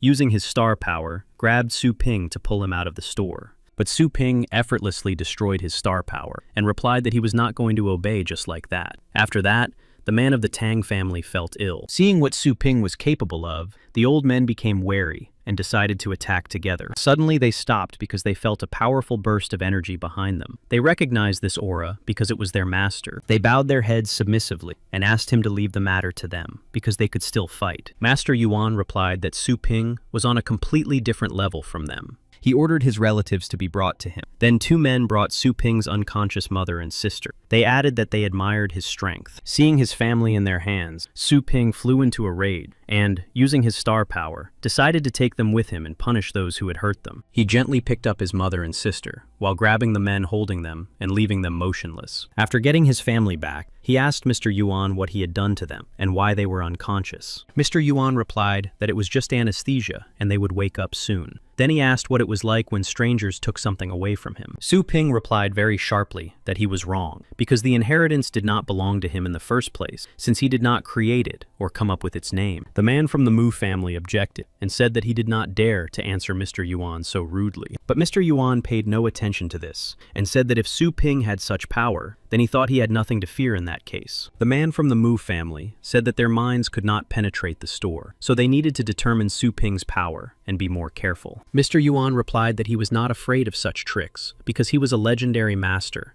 and headed straight for him. Approaching Su Ping closely, he asked ironically how two legends could be in his shop at the same time. Mr. Yuan told him that if he obeyed him, as well as the four great families, he would not interfere with him and would also train him. The men from other families were surprised by his proposal, but thought that he had achieved such power at his age, and that was not so bad. However, only Dao Zong noted that Mr. Yuan was using the carrot and stick approach, but judging by his aura, he clearly showed his superiority. Mr. Yuan said that the resources of the secret kingdom should go to the strongest, so that they could nurture the true talents of the world. Su Ping realized that he himself determined who would get the treasures. He said that he had always hated people who tracked down and took rewards for themselves. Mr. Yuan said that he had the power to track down everyone and punish them for disobedience, because he was on a completely different level of evolution. Using his powerful force, he asked Su Ping once again whether he would join him or die right there. Su Ping asked if he could repeat it again, and Mr. Yuan realized that he was not going to give up. He aimed his aura blade at him, but then Joanna intervened and destroyed the aura blade with a single touch, without any effort. The men from influential families were surprised, saying that this girl also seemed to be of legendary rank. Mr. Yuan himself said that because of her youth and hidden star power, he did not take her seriously. He asked if she was Su Ping's mentor. Su Ping did not answer him, but told Joanna that he had not given her orders to protect him. She replied that it was an employee's duty to protect the store itself. She also said that if she understood correctly, she would be awarded points and then promoted for doing so, and if she did not do so, she would be punished. Continuing to ignore Mr. Yuan, she said that he was probably doing this on purpose so that her points would be lowered, to which he replied that she was very clever. Unable to take it anymore, Mr. Yuan lunged at Su Ping, asking how they dared to ignore him. But before he could harm him, he was instantly knocked out of the store by a powerful blow and crashed into the building opposite. No one had time to react, and even Dao Zong did not immediately understand what had happened. Joanna had hit him. She asked if they could get rid of him because he was very noisy. Su Ping forbade her to do so because there were too many prying eyes around. He also said to take everyone captive except Dao Zong. She said that nothing terrible would happen if they lost a couple of legs and arms. Su Ping said that this was only possible if they controlled their strength. The men from influential families were frightened because the power of the shop worker was so great, and they had not even seen the power of the owner yet. Mr. Yuan came to his senses and decided to summon his most loyal pet for battle. He summoned the Shadow Knight of Beasts, whose rank was King of Beasts. It was a four-armed beast without a head. He used the combination skill that allowed him to merge with his pet into one whole. Since Su Ping had never seen such a skill before, he was very interested in it, and he thought it looked cool. Mr. Yuan looked as if he were wearing battle armor. He said that now he would teach Su Ping a lesson for his rudeness and disrespect. Even members of other families saw this skill for the first time. They quickly decided to get away from there so that they would not be swallowed up. Dao Zong asked Mr. Yuan to calm down, because this battle could destroy the entire city and harm many people. But he just laughed and said that there would be no battle. He would just show who was boss here. He instantly teleported behind Joanna, then pointed his spear at her and said he would end it all with one strike. Then he shouted that it was all over and struck her with all his might with his spear. But Joanna didn't even turn around and stopped the spear with her bare hand. Then she broke it into small pieces and asked if that was all Yuan had. He was simply stunned by such a move. She summoned her spear and struck Mr. Yuan right in the chest, piercing his beast. At the same time, she told the divine spear to enjoy the sacrifice, and Mr. Yuan screamed in pain. Su Ping intervened and said that this was enough to neutralize him, but not destroy him completely. Joanna explained that she had scorched his spirit, and that it would take at least 5 years for him to fully recover. The men from the great families saw all this, and could not believe that the great and powerful lord had been damaged by just one attack. Su Ping playfully beckoned them to her, and said that since they were still here, they should immediately go to him. Sometime later, Su Lingyu began to regain consciousness and finally opened her eyes. They were at home. Su Ping was sitting across from her at the table and said that she had finally woken up. He asked if she was all right. She said that her head was splitting, but everything else was fine, and asked how her mother was. Su Ping said that she was still asleep, but that she was fine. At that moment, a red-haired man from the Mu family interrupted the conversation. He politely greeted Su Lingyu. This frightened her greatly, and when she saw that there were several other strangers in their house besides him, she hastily asked who they were. They all greeted Su Lingyu and introduced themselves one by one. Hearing their names made her even more nervous. Turning to her brother, she asked what all these people were doing in their house after everything that had happened. Su Ping replied that he had caught them, but quickly corrected himself and said that he had hired these tutors for her education. She asked why she needed them, since she was already in the top 10 in her studies. He said that they could train her for the elite tournament. Turning to the men, she asked what new things they could teach her. Xiao Liu said that he was the title king of poison and could teach her some types of 9th level poisoning and detoxification. Xiao Qin, the titled Master of Restoration, would teach her 9th level healing skills and physical strengthening techniques. Xiao Tang, the Master of the Snake Heart, would teach her 9th level hidden weapon techniques and mechanisms. And finally, Xiao Mu, the titled Emperor of Beasts, will teach her the skills of controlling certain 9th level beasts. He also gives her a small silver frost dragon, which ranks 8th in the dragon hierarchy. She liked it very much. She asked Su Ping if all this was true, and if they were reliable people to learn from. Su Ping smiled and said that it was all true, and that they could be trusted. A few hours ago, something happened in the store. After they approached Su Ping, they said that they did not notice the great mountain in front of them and began to apologize. They all bowed their heads and asked to be forgiven for their gross mistake. Su Ping quietly asked Joanna if she knew how to curse or cast spells. She replied that a noble goddess like her did not use such tricks. After that, Su Ping added 2 points to her rating for that answer. She asked if he was worried about their loyalty and obedience. He confirmed that he was. Joanna said she was doing it for her points, and then she said she would deign to show a miracle to these foolish people. When she showed them the image of God, they fell to their knees and said they had seen the light because God had appeared before them. They did not touch Dao Zun. He was surprised that masters were so easily controlled now. He thought that she was not from this planet, and that Su Ping was not just a human being. Su Ping asked what she had done to them. She replied that she could guide them with her blessing onto the path she herself had chosen for them. And if the Blessed One disobeyed the faith, he would burn in divine fire for 10 days until he was destroyed. Su Ping seized the moment and told them that now they all believed that his family was holy and untouchable. He turned to Dao Zun and respectfully asked him to teach him sword skills since he was here. The latter was taken aback and said that there was no need to address him so respectfully. He also asked if there was any point in learning from someone like him, since Su Ping was much stronger. But Su Ping bowed to him and said that he saw great value in it and asked him once again to teach him. He agreed, but asked him to answer a couple of questions. The first was where he could find a place to practice his destructive sword technique. The second was that, judging by his physique, he used a fist-fighting style in battle,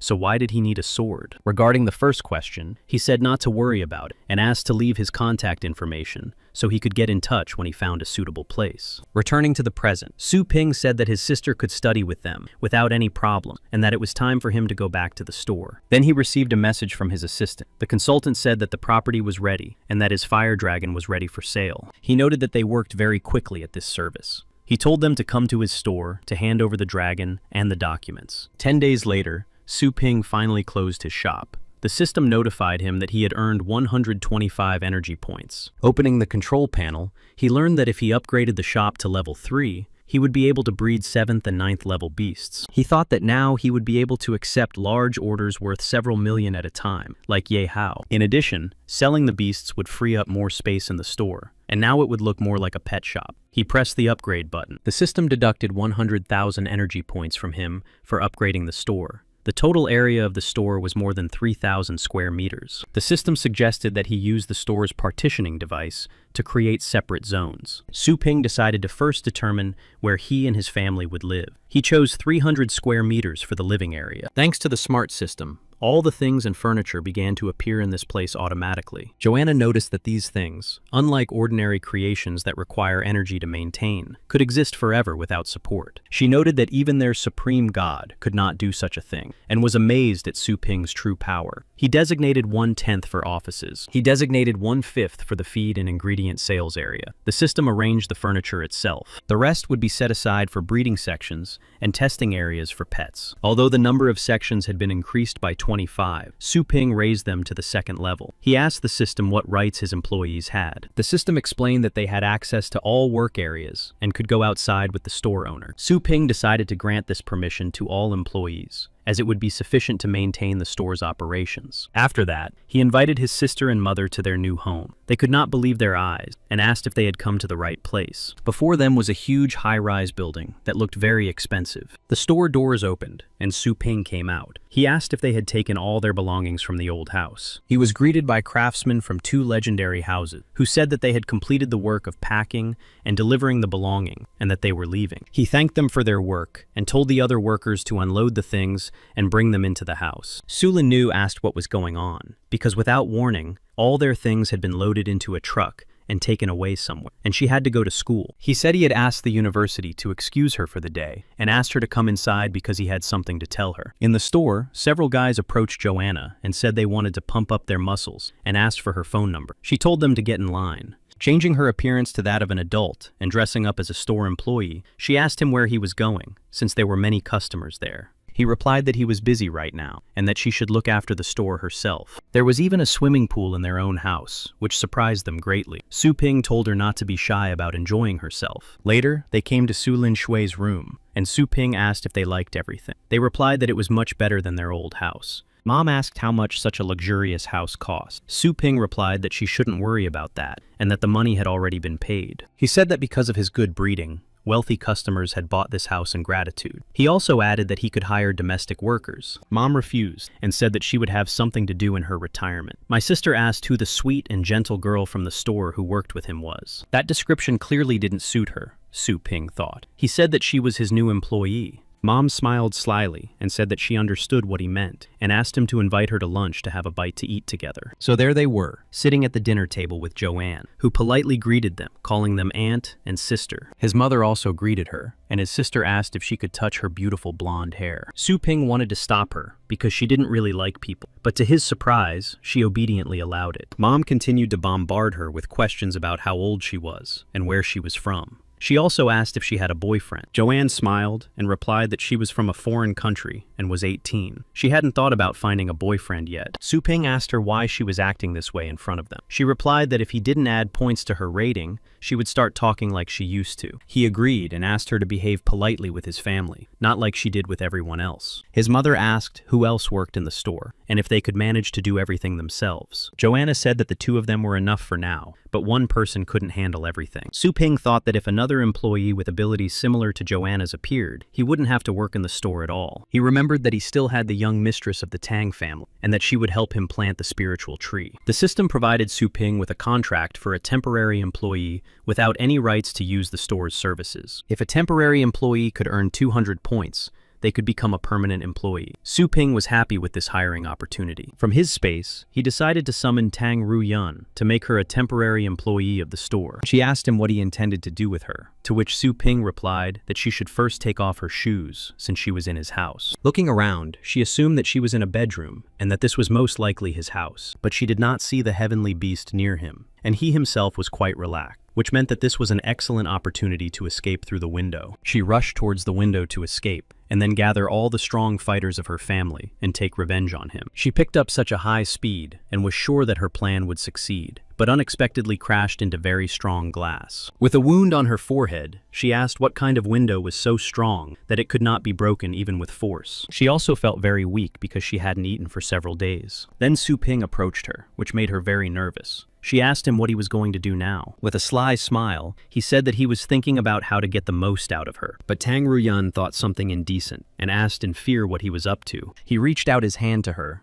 and she decided to block him to protect herself, adding that she would not allow him to do whatever he wanted with her. But he just sat down next to her and handed her a fresh bun to eat. She said that this food only humiliated her, and that in her family, it was customary to fight to the end. So she decided to end it all with a hunger strike. But when she saw how delicious the buns looked, she took one and began to eat it with tears in her eyes, saying that he would pay for such humiliation. Su Ping showed her a temporary employment contract and said with a sly look on his face that now she had to pay him back. The next day, a crowd of customers saw the new store employee and couldn't take their eyes off her because she was also very beautiful. Joanna greeted all the customers and asked them to line up in 2 lines. Tang Ruyun asked why she had to put up with all this. Joanna said that they had to serve these ants. Tang Ruyun saw the store door and decided that she could escape now, but Su Ping realized what she was about to do and said that she couldn't leave for a year. She said that he had forced her to sign the contract. She shouted that this piece of paper would not stop her from escaping and rushed towards the exit. She crashed into the barrier at the entrance that kept temporary workers inside and was instantly thrown back. Su Ping called Joanna simply Anna and said he would give her 2 points if she taught Tang Ruyun everything. She calmly agreed. Some unfamiliar people appeared at the door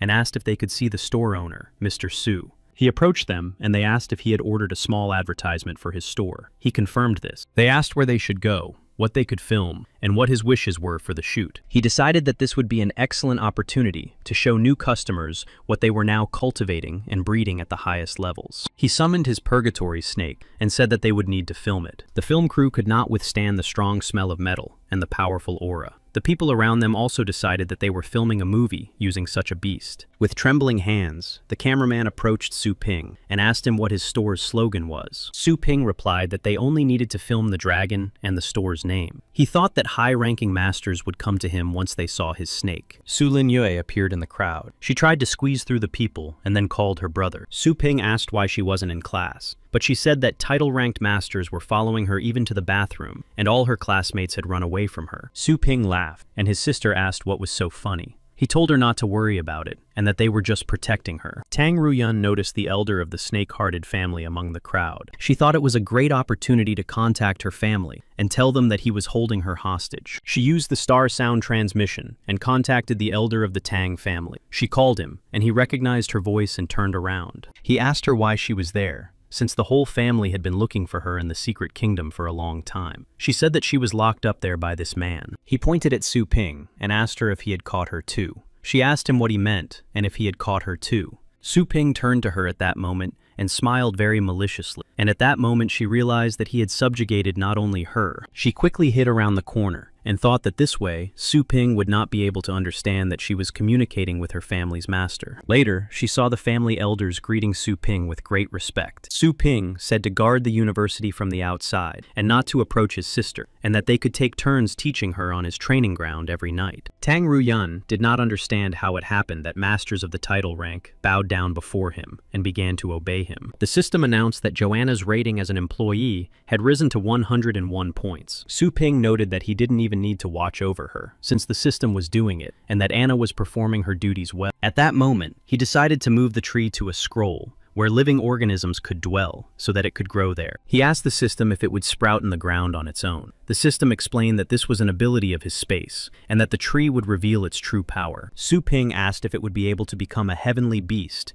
when it fully revealed itself. The system answered in the affirmative. He was delighted with this answer, because if it could bear fruit more often, it would be possible to establish large-scale production. However, the system added that in order for the tree to fully reveal itself, Su Ping needed to become a cultivator. He was currently a master of combat beasts, and now he needed to become a cultivator, but he had too little information about this. He concluded that the most important thing now was to increase his power and prestige, as cases like Mr. Yuan's could happen again in the future. He decided that for the sake of his family, he would gain so much power that no one in the city would dare to mess with him. Therefore, he went further into the cultivation zone. At that moment, Joanna, who was in the store, sensed that Su Ping had used that terrifying power again. Returning home, he fell onto the bed, exhausted after numerous battles. After 100 rebirths, he finally defeated that centurion. But he was pleased with the result, because now the battles had become much more interesting than before. After everything, he decided to take a shower. At the threshold of his room, he met Joanna, who was carrying food for him on a tray. Putting everything on the table, she said that his mother had made soup for him. He looked at her suspiciously and wondered when she had become so caring. But even if she had poisoned the food, it wouldn't work. She asked him if he had used the power of space to reach the divine border. He realized that she had understood all this from a great distance, and even knew where he had gone. He asked her what she wanted. She asked him to take her with him next time, to help him improve faster. He realized that she was plotting something beyond just helping him. She said that she wasn't asking for rating points in return, only for the opportunity to do something. He decided that she was testing the limits of what was allowed in the store, and that there was nothing she could do here, but it would clearly be beneficial to him. He approached her and asked how she could leave one inexperienced employee in charge of the entire store, to which she replied that she had already taken care of everything. Due to extreme fatigue, she fell asleep at the end of the workday, and on top of that, the goddess cast a sleeping spell on her, and she would not wake up even if the apocalypse came. Su Ping put on clean clothes and said that she had thought of everything. Taking her by the hand, he said that he agreed to let her go with him and opened a passageway. She clearly did not expect them to leave right away, and so Su Ping led Joanna to the world tree on the semi-divine border. She was surprised that they had gotten there so easily. She realized that Su Ping had really strong spatial skills, and for a moment thought that her dream of finding the divine realm would come true. Su Ping told her to get over her shock and show him the place she had mentioned about cultivation. Her expression changed abruptly, and she told him that he didn't even realize how powerful he was. She said that she had told the chief god to meet them. Su Ping asked how the realms of the higher gods were divided. Joanna replied that they also grew and developed in much the same way as their high-ranking masters. Su Ping concluded that pure-blooded gods were equal to the 10th level in power. Joanna said that they only had 6 levels of realms, but it had been a long time since they lost the highest divine realm, and therefore none of them could reach the realm of the supreme god. Now Su Ping understood why she had agreed to his employment contract and risked everything. Immediately, a huge man with wings appeared before them. He addressed her as Your Highness and said that he had come for her. He asked who was with her, and she said that it was her dear guest. He calmly agreed and asked to take him by the hands to carry him to the temple of the goddess. This world was unlike anything Su Ping had ever seen before. It consisted of many floating islands, with temples and cities on them.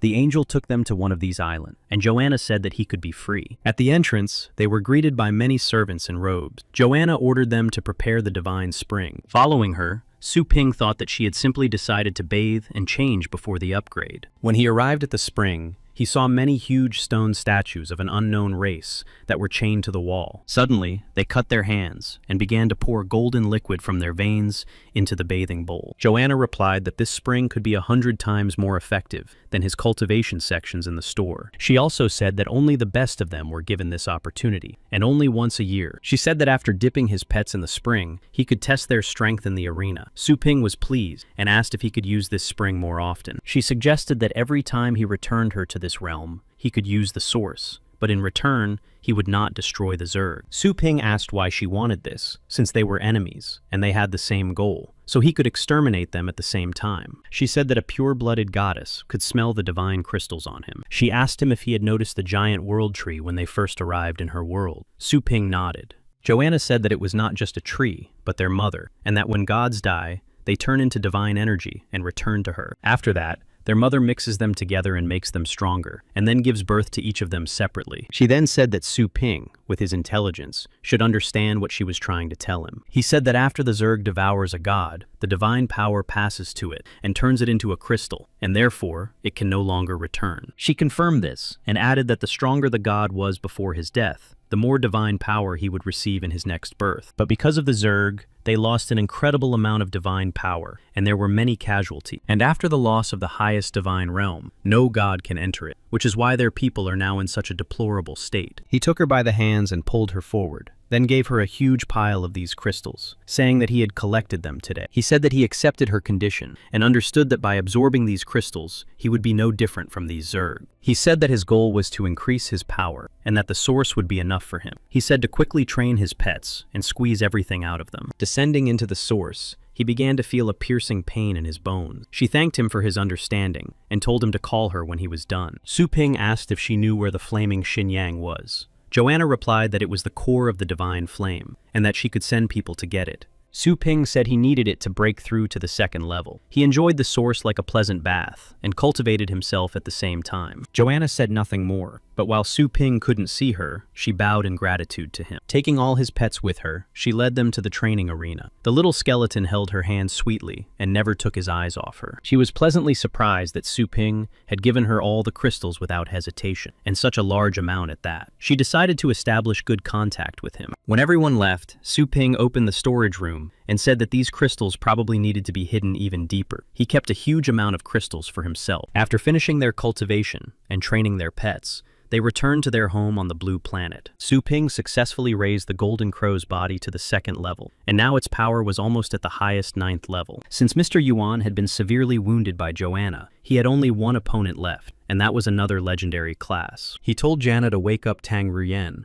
and that they needed to do their best today, as the advertisement had most likely yielded results. But no one came all day, and Su Ping sat alone at the entrance to the store. Su Linye, returning from school, was also surprised at how empty it was at work today. She asked if her brother had the day off, but he said he was working today, and asked why she had returned so early. She said that everyone had been let out of class early today, and that she had evening classes with the Poison Master. Su Ping was looking at something on his feed. In Su Ping's feed, she saw the news that some pet store, Feifei, had launched its advertisement, and also invited a master from the top 10 elite tournament. Their offer angered Su Linyue, and she said that they already had 10 locations throughout the city, so why did they need to use such advertising? Su Ping's reaction made her laugh, and she asked why he was laughing because the situation was serious. He said that her reaction was very cute, just like a little boss. She was embarrassed and said that she just thought it was unfair. Su Ping said that they had specially invited the top 10 masters from the last tournament to attract more customers, and they had succeeded. Su Linyue suggested preparing her top 10 masters to advertise the store. Su Ping said that they needed to create a big buzz,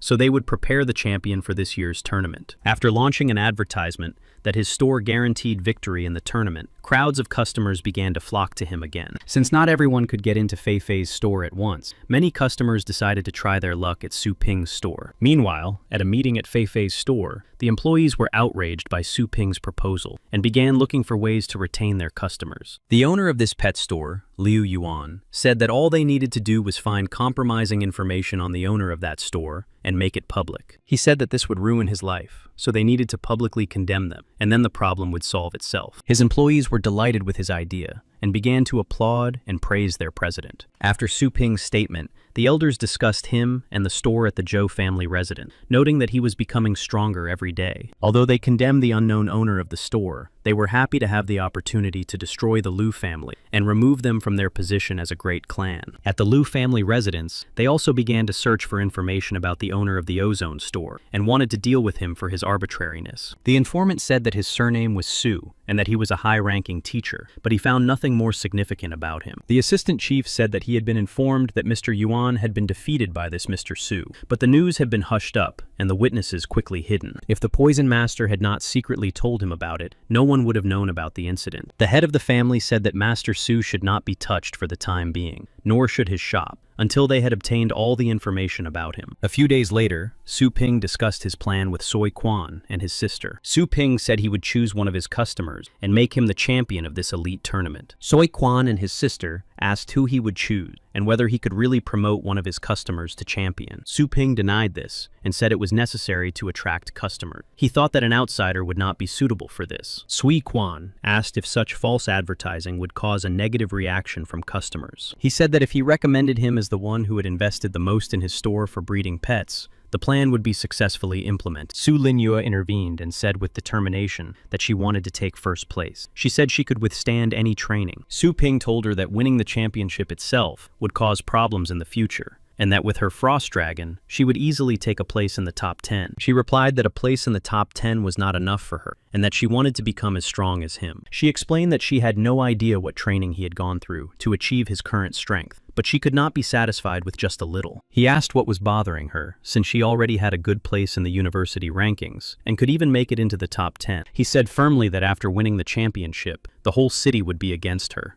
and his competitors would not leave her alone after the tournament. He said that in this tournament, the participants were signing up for life or death. She replied that she had thought about all this, even when she became a master of fighting beasts. And on that day when they were unconscious, something happened to him. She said that she felt the strong aura of a master of fighting beasts, and that he silently protected them without saying anything. She firmly said that she was no longer a child, and that she also wanted to protect the people dear to her. Su Ping smiled gently and said he would think about her proposal. Suddenly, someone outside shouted for his money back. The system announced that the store had been maliciously slandered, and that he had been given a new task to restore its reputation and destroy the criminal within 24 hours. Su Ping was surprised by such a violent reaction from the system, because she had asked to destroy the culprit, and such a task had been issued for the first time. The guy outside shouted that this store had ruined his pet, not only weakening it, but also shortening its lifespan. After lengthy negotiations, the people around came to the conclusion that the store could have used hormones to speed up the flow of customers. The perpetrator was clearly pleased with the result of his work, as people began to accuse the owner of fraud en masse. Joanna then used her powerful aura to tell everyone to be quiet. People were overwhelmed by her force. The perpetrator said that customer opinions were being suppressed in this store, and that he would now call the police. Su Ping came down and told Anna to stop. He asked what had happened to this customer's pet. The guy called his pet and said that it had been done in his store. An exhausted blue fox covered in some kind of miasma lay on the floor. Su Ping checked the data and said that the customer's name was Sun Chu, and that he had given his pet away the day before yesterday and picked it up yesterday. Su Ping said that they had his signature, which he had given when he picked up the pet, stating that it was safe and sound. The guy said that was nonsense, and that his fox started feeling sick as soon as they got home from the pet store. Su Ping said he needed to check the celestial beast, and the guy let him. After looking at its stats, he realized that its combat power had indeed dropped sharply, but the symptoms were more like poisoning. He asked Joanna if she knew how to treat animals, and she said she could treat it a little. The guy blocked the way to his fox, and said that the hospital said it was all because of drug use and indiscriminate breeding. But before he could finish, Joanna pushed him aside and said he was too noisy. The guy said that their store also beat up customers who were dissatisfied with the results, and that they would not get away with it. Joanna used her divine power and began to treat the blue fox, enveloping it in a warm golden glow. After that, the fox got to its feet and was completely healthy. People couldn't believe that the pet had been cured in just a second. After checking the characteristics, Su Ping noticed that the fox had not only been healed, but its abilities had also been increased to a higher level. The fox ran up to its owner and began to lick him affectionately, which he clearly did not expect. The guy said that since the fox had been healed, he would leave them alone and apologized if he had offended them. They were about to leave when Su Ping stopped them and said that he also offered follow-up services and asked him to come with him. Of course, there was no follow-up service, and Su Ping threw the guy into a dark room, after which Joanna closed the door. Su Ping said that his reaction after his pet was cured gave him away, and asked who sent him. He said he didn't understand what he was talking about, and that if he wasn't released immediately, he would call the police. Su Ping used his power and lifted the guy and his pets into the air. The guy was scared because he realized that he was facing a master of the title rank. He said that, as a title rank, he had the right to destroy the criminal on the spot, and that he could use that right. Frightened, the guy said he would tell everything, and that the Lu family had sent him. Su Ping immediately realized that this family owned the Fei Fei store, and asked for details. The guy said that his beast had been badly injured in battle, and that he needed money to heal it. The Lu family said they would pay for everything if he pulled it off. Su Ping asked for the name of the person who hired him. The guy said he was wearing a mask, and he couldn't see his face. Su Ping asked Joanna if she could read mind. She said that gods don't use such a despicable method, and for that he gave her 2 more points. Su Ping said that his answer was too perfect, and that something didn't add up. Joanna decided to use her soul-scanning ability on the guy, and approached him. The guy panicked and ordered the fox to protect him. The fox shot a beam of light at her, but Joanna easily blocked it and used her ability. This ability showed moments from a person's life, during a certain period, that could be chosen by the master who used the skill. Looking into his history, they saw that the guy owed a large amount of money to the Zhou family.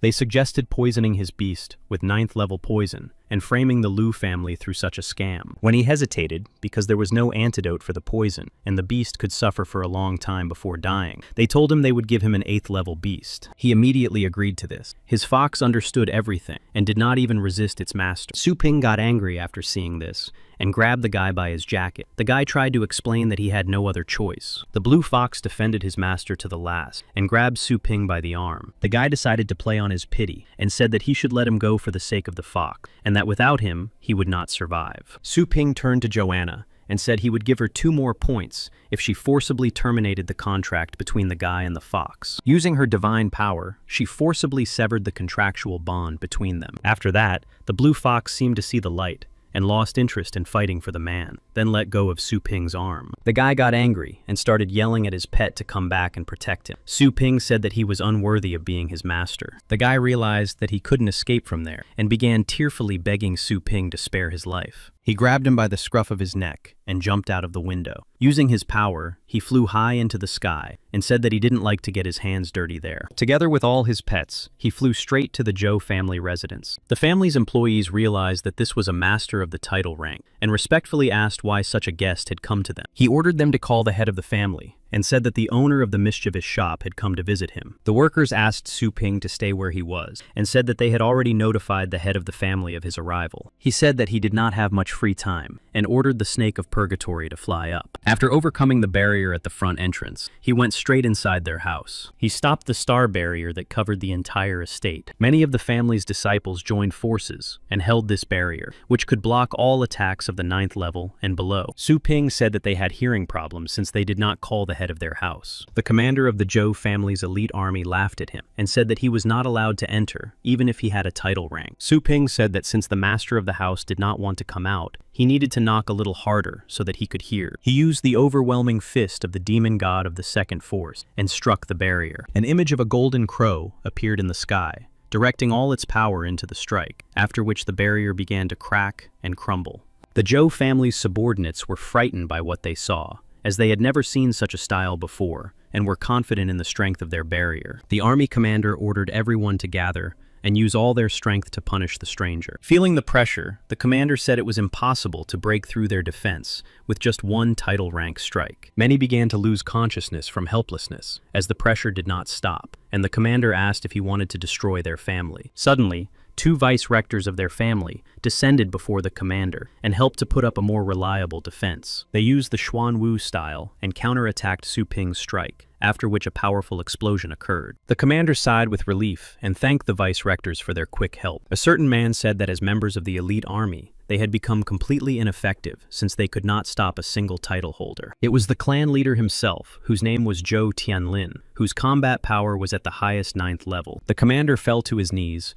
and said that he was to blame for his weakness. He asked for the opportunity to catch the intruder himself. Sitting down on the ground with his pets, Su Ping asked the old man if he was the boss here. He said that his people were planning to harm his store and demanded that they be handed over to him for punishment. Vice-Chancellor Zhou Tianguang objected and said that he had no right to invade their territory and accused them of such dirty deeds. The other vice-rector, Zhou Ji, said that he could not take anyone from their family and set his pet, Nightmare Chaos, on him. He was also surrounded by reinforcements from the elite army. Now Su Ping was trapped. Su Ping said that this crowd of rotten fish and shrimp was useless to him. Zhou Tianguang summoned his pet and said that he was a frog at the bottom of a well who had no right to speak. He called on the entire army to use their formation skill, and the soldiers simultaneously began to concentrate all their power in one point. After that, a huge face of a green dragon with a sword in its teeth formed in the air, and it was the divine punishment of Qinglong. Su Ping said that this surprised him, and he asked the clan leader if he wanted to continue covering up for criminals. The clan leader said that he was surprisingly calm before his death, but now it was too late to ask for forgiveness. He said that Su Ping's power was at most the highest 9th level, while the divine punishment of Qinlong was at the limit of the 9th level, almost a legendary rank. When the green dragon began its attack, Su Ping ordered the dark dog and the snake of purgatory to defeat it. And so, two powerful forces clashed face to face. The dark dog's barrier was clearly not inferior to the dragon's power. The shockwave was so strong that the guy in Su Ping's arms began to scream and beg to be saved. The vice-rectors were surprised that their most powerful attack was blocked by some kind of heavenly beast shield. Su Ping said that he was not here to talk to them, but to have the criminals handed over to him. The small skeleton standing next to him rushed into the attack with lightning speed. The thrust was so strong that a crater formed where he had been standing. Su Ping ordered him to finish it off, and the little skeleton swung his sword at the green dragon. Zhou Tianlin said that he recognized the little skeleton's move, and that it was a very rare attack against a dragon-type creature called the Dragon Execution. He said that he had underestimated his opponent and decided to clothe the dragon in molten armor. And so, the green dragon was clothed in golden armor, stronger than steel. But Su Ping said that it was too late to defend his dragon. Using the highest art of the sword, the little skeleton struck and completely destroyed the green dragon. This blow struck Mr. Zhou himself, as well as everyone who had participated in the creation of this dragon, as they were spiritually connected. Vice-Chancellor Zhou Ji regretted his failed plan, because Su Ping was supposed to attack the 7 Lu. He did not understand how he had come upon them. Su Ping asked Mr. Zhou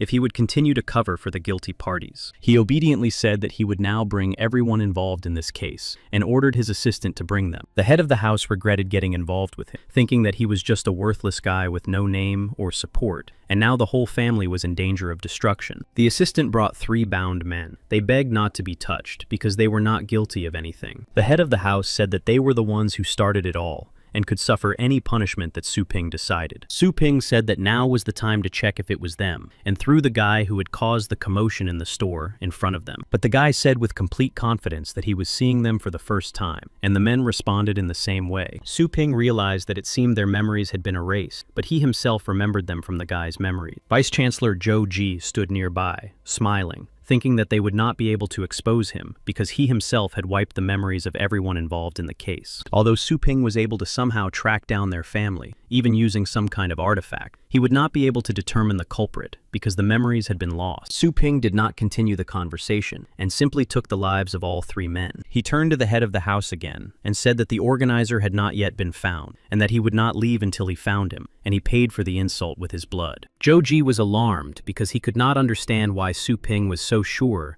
that they were not the organizers. The head of the house quickly said that there was another group of people involved and ordered the rest to be brought in. A small group of people were brought before Su Ping. They knelt before him and begged for mercy. Zhou Tianlin said that now all the participants were there, and no one else was involved in the plan. Su Ping understood that those who did not organize this plan did not deserve such an end, but he had no choice because the main culprit was never handed over to him. But in addition to the task, he also had to uphold the authority of his store so that such things would not happen again in the future. He got rid of all these people. Zhou Ji thought that this was the end, because after so much destruction, Su Ping would calm down and leave them alone. The system announced that although the participants had been eliminated, the main organizer had not yet been found, and the task had not been completed. Su Ping called the little skeleton, and it understood him, and, without a word, jumped up and split the main building and the ground around it in half with a sword strike. Zhou Tianguang shouted that all the culprits had been punished, so why was he continuing to destroy their land? Su Ping turned to him and said that they still had not revealed the main instigator, and that he would take his time to find out who it was by process of elimination. He said that they should start with the head of the house, and approached him to attack. This frightened him. The head thought that if they lost one of the vice-rectors, they would lose a strong hand, but at the same time, they would remain alive. He ordered Zhou Ji to come out. The latter clearly did not expect such a turn of events,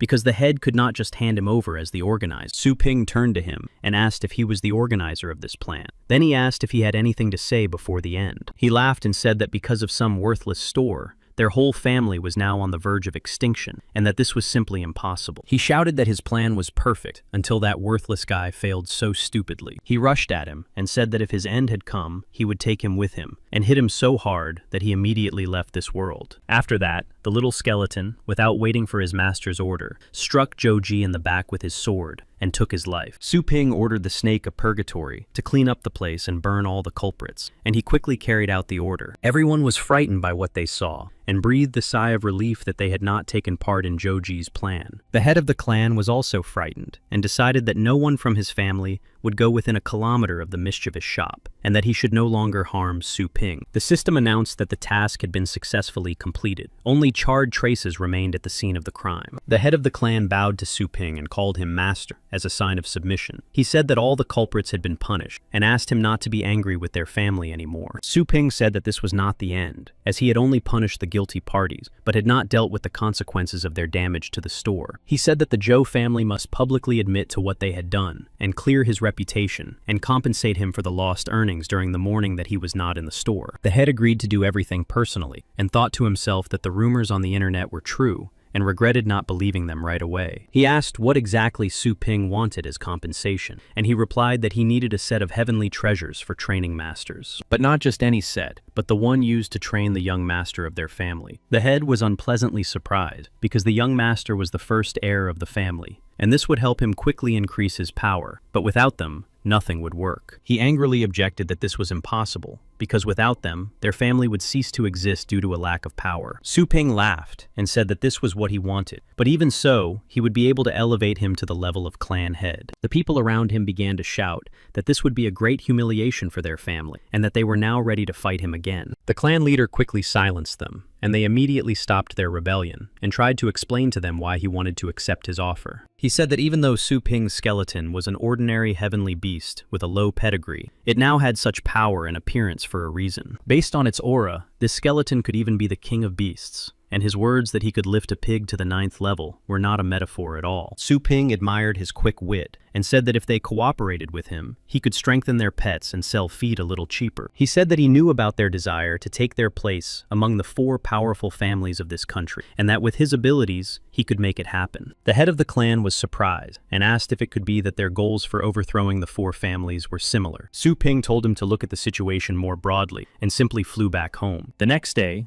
people whispered that the Zhou family had arranged all this, and that the shop owner was not to blame. After that, even more customers came to Su Ping's shop and said they were sure of his innocence. The system announced that the store's reputation had been restored and that he would receive a book of legendary heavenly beast skills as a reward. Su Ping read that this ability allowed his pet to merge with its owner for a short time and use the beast's skills. He was very surprised because only legendary masters can master this ability. But now, even a heavenly beast can master it. He understood that this was truly a terrifying power and wondered which of their pets to give this power to. If he gave it to the snake of purgatory, it would become a dragon warrior, because then it would be able to breathe fire and fly without using star power. But since he was used to using spirit control on the dragon, choosing this ability for it would be too mundane. And if he gave it to the dark dog, it would be cool to see souls 100 miles away, but there was a big problem with that. He didn't want to be called a dog warrior and look like a dog himself. After thinking it over, he made the final decision that only he and no one else should possess this book. He summoned his little skeleton, and it appeared from Su Ping's space. It was clearly ready for a new battle and was looking for its prey around, but Su Ping said that he had not summoned it for that this time. He handed it the book and said that it was a gift it deserved. The skeleton, not expecting this, dropped its sword. The skeleton's gaze asked if it was really for him, and Su Ping confirmed his thoughts and told him to eat it quickly. He began to devour the skill book, and after reviewing the characteristics, Su Ping saw that his combat power had increased by half, which pleased him. He patted him on the head, which confused the skeleton. Su Ping thought that after absorbing the bloodstone, he had changed in appearance and strength, but now he had grown even more. Before that, the little skeleton had no way to increase his strength in battle, and constantly won only thanks to rebirths. He was really glad that his strength had increased so much now, because it used to be very difficult to do. Relaxing a little, he wrote to a friend that he wanted to bring new 5th-level masters to train in the desert areas. When they arrived at the store, Soi Quan and his sister were surprised that Su Ping was talking to a man who destroyed beasts using only his own strength, without pets. This was the first person after the legendary rank, almost the title rank of Dao Zong. Su Ping greeted him and asked him to follow him. Dao Zong said that his shop had changed a little over the past few days and asked if he was ready to learn the art of the sword. Su Ping agreed and asked which training ground he wanted to choose. Daozong said that he just needed mountains and seas. And before them, the ground turned into a wide plain with small rocks and the sea. He asked how a hologram could be so real. Su Ping said that there was a little trick to it, and added that even if the arena was destroyed, it would immediately be restored. Daozong said that in the past, many had wanted to master his skills, but they always lacked something, but perhaps he would succeed. He asked Su Ping to draw his sword, and Su Ping decided to summon a small skeleton. Daozong was surprised that he would not be teaching Su Ping. He said that while he was away, Daozong could continue to train him. He added that in gratitude, he would give him something valuable that would definitely be useful to him. Daozong immediately realized that it was the fruit of the spiritual tree, and said that thanks to it, a person could increase their power by 1 level. Daozong understood that this fruit could reduce his cultivation time by 1 or even 2 years, and that it was too valuable and rare a gift. Daozong suddenly told Su Ping that it was not a question of money, because if the skeleton did not have sufficient skills, he would not be able to master his sword skills. Su Ping told the little skeleton to demonstrate its abilities, and it jumped into the air, used the art of the sword, and cut the sea in half. Covering Daozun from sudden rainfall, Su Ping asked if this was enough to teach the skeleton. He was greatly surprised by its power. Even now, he could cut through seas and oceans, and with the study of his technique, his strength would increase 1.5 times, and how strong he would become in the end. He was excited by this idea, having found such a wonderful student, and said he was ready to teach him everything he knew. And if he didn't learn it today, they would continue until he did, even without sleep or food. After that, Su Ping returned to the store and told his sister and Soi Quan that they were going to the desert areas for training. They traveled in the best car that no one could get just like that. And of course, Soi Quan was surprised that Su Ping was able to purchase it. Su Ping said that an acquaintance of his had suggested a suitable area for training, and even provided passes and a car to get there. He said that he would also give them combat armor at the base. His sister asked Su Ping anxiously where he had been yesterday. He told her about the past battle with the Zhou family, and said that the situation had been resolved in the end. He said that he had killed their leaders and those involved in the case. Soi Quan asked how it was possible to deal with them so easily, given their position. His sister hesitantly asked if it was because she had decided to become the tournament champion. He smiled and said that it was not her fault, and that he himself had decided not to involve her in the situation because he was worried about her. Soi Quan asked if he wanted to become the champion, and he replied that he had no reason to do so, which is why he chose them. Su Ping said that this opportunity would not benefit him at all, but it was a good chance for them to increase their strength. After the training began somewhere in the barren land, Su Lingyu watched the battle between the passers-by and the monsters. After waiting a moment, she ordered her pet to attack the target, and it released a dark flame at it. This did not harm the monster, but it angered it. It released stone spikes at Su Linyue's pet,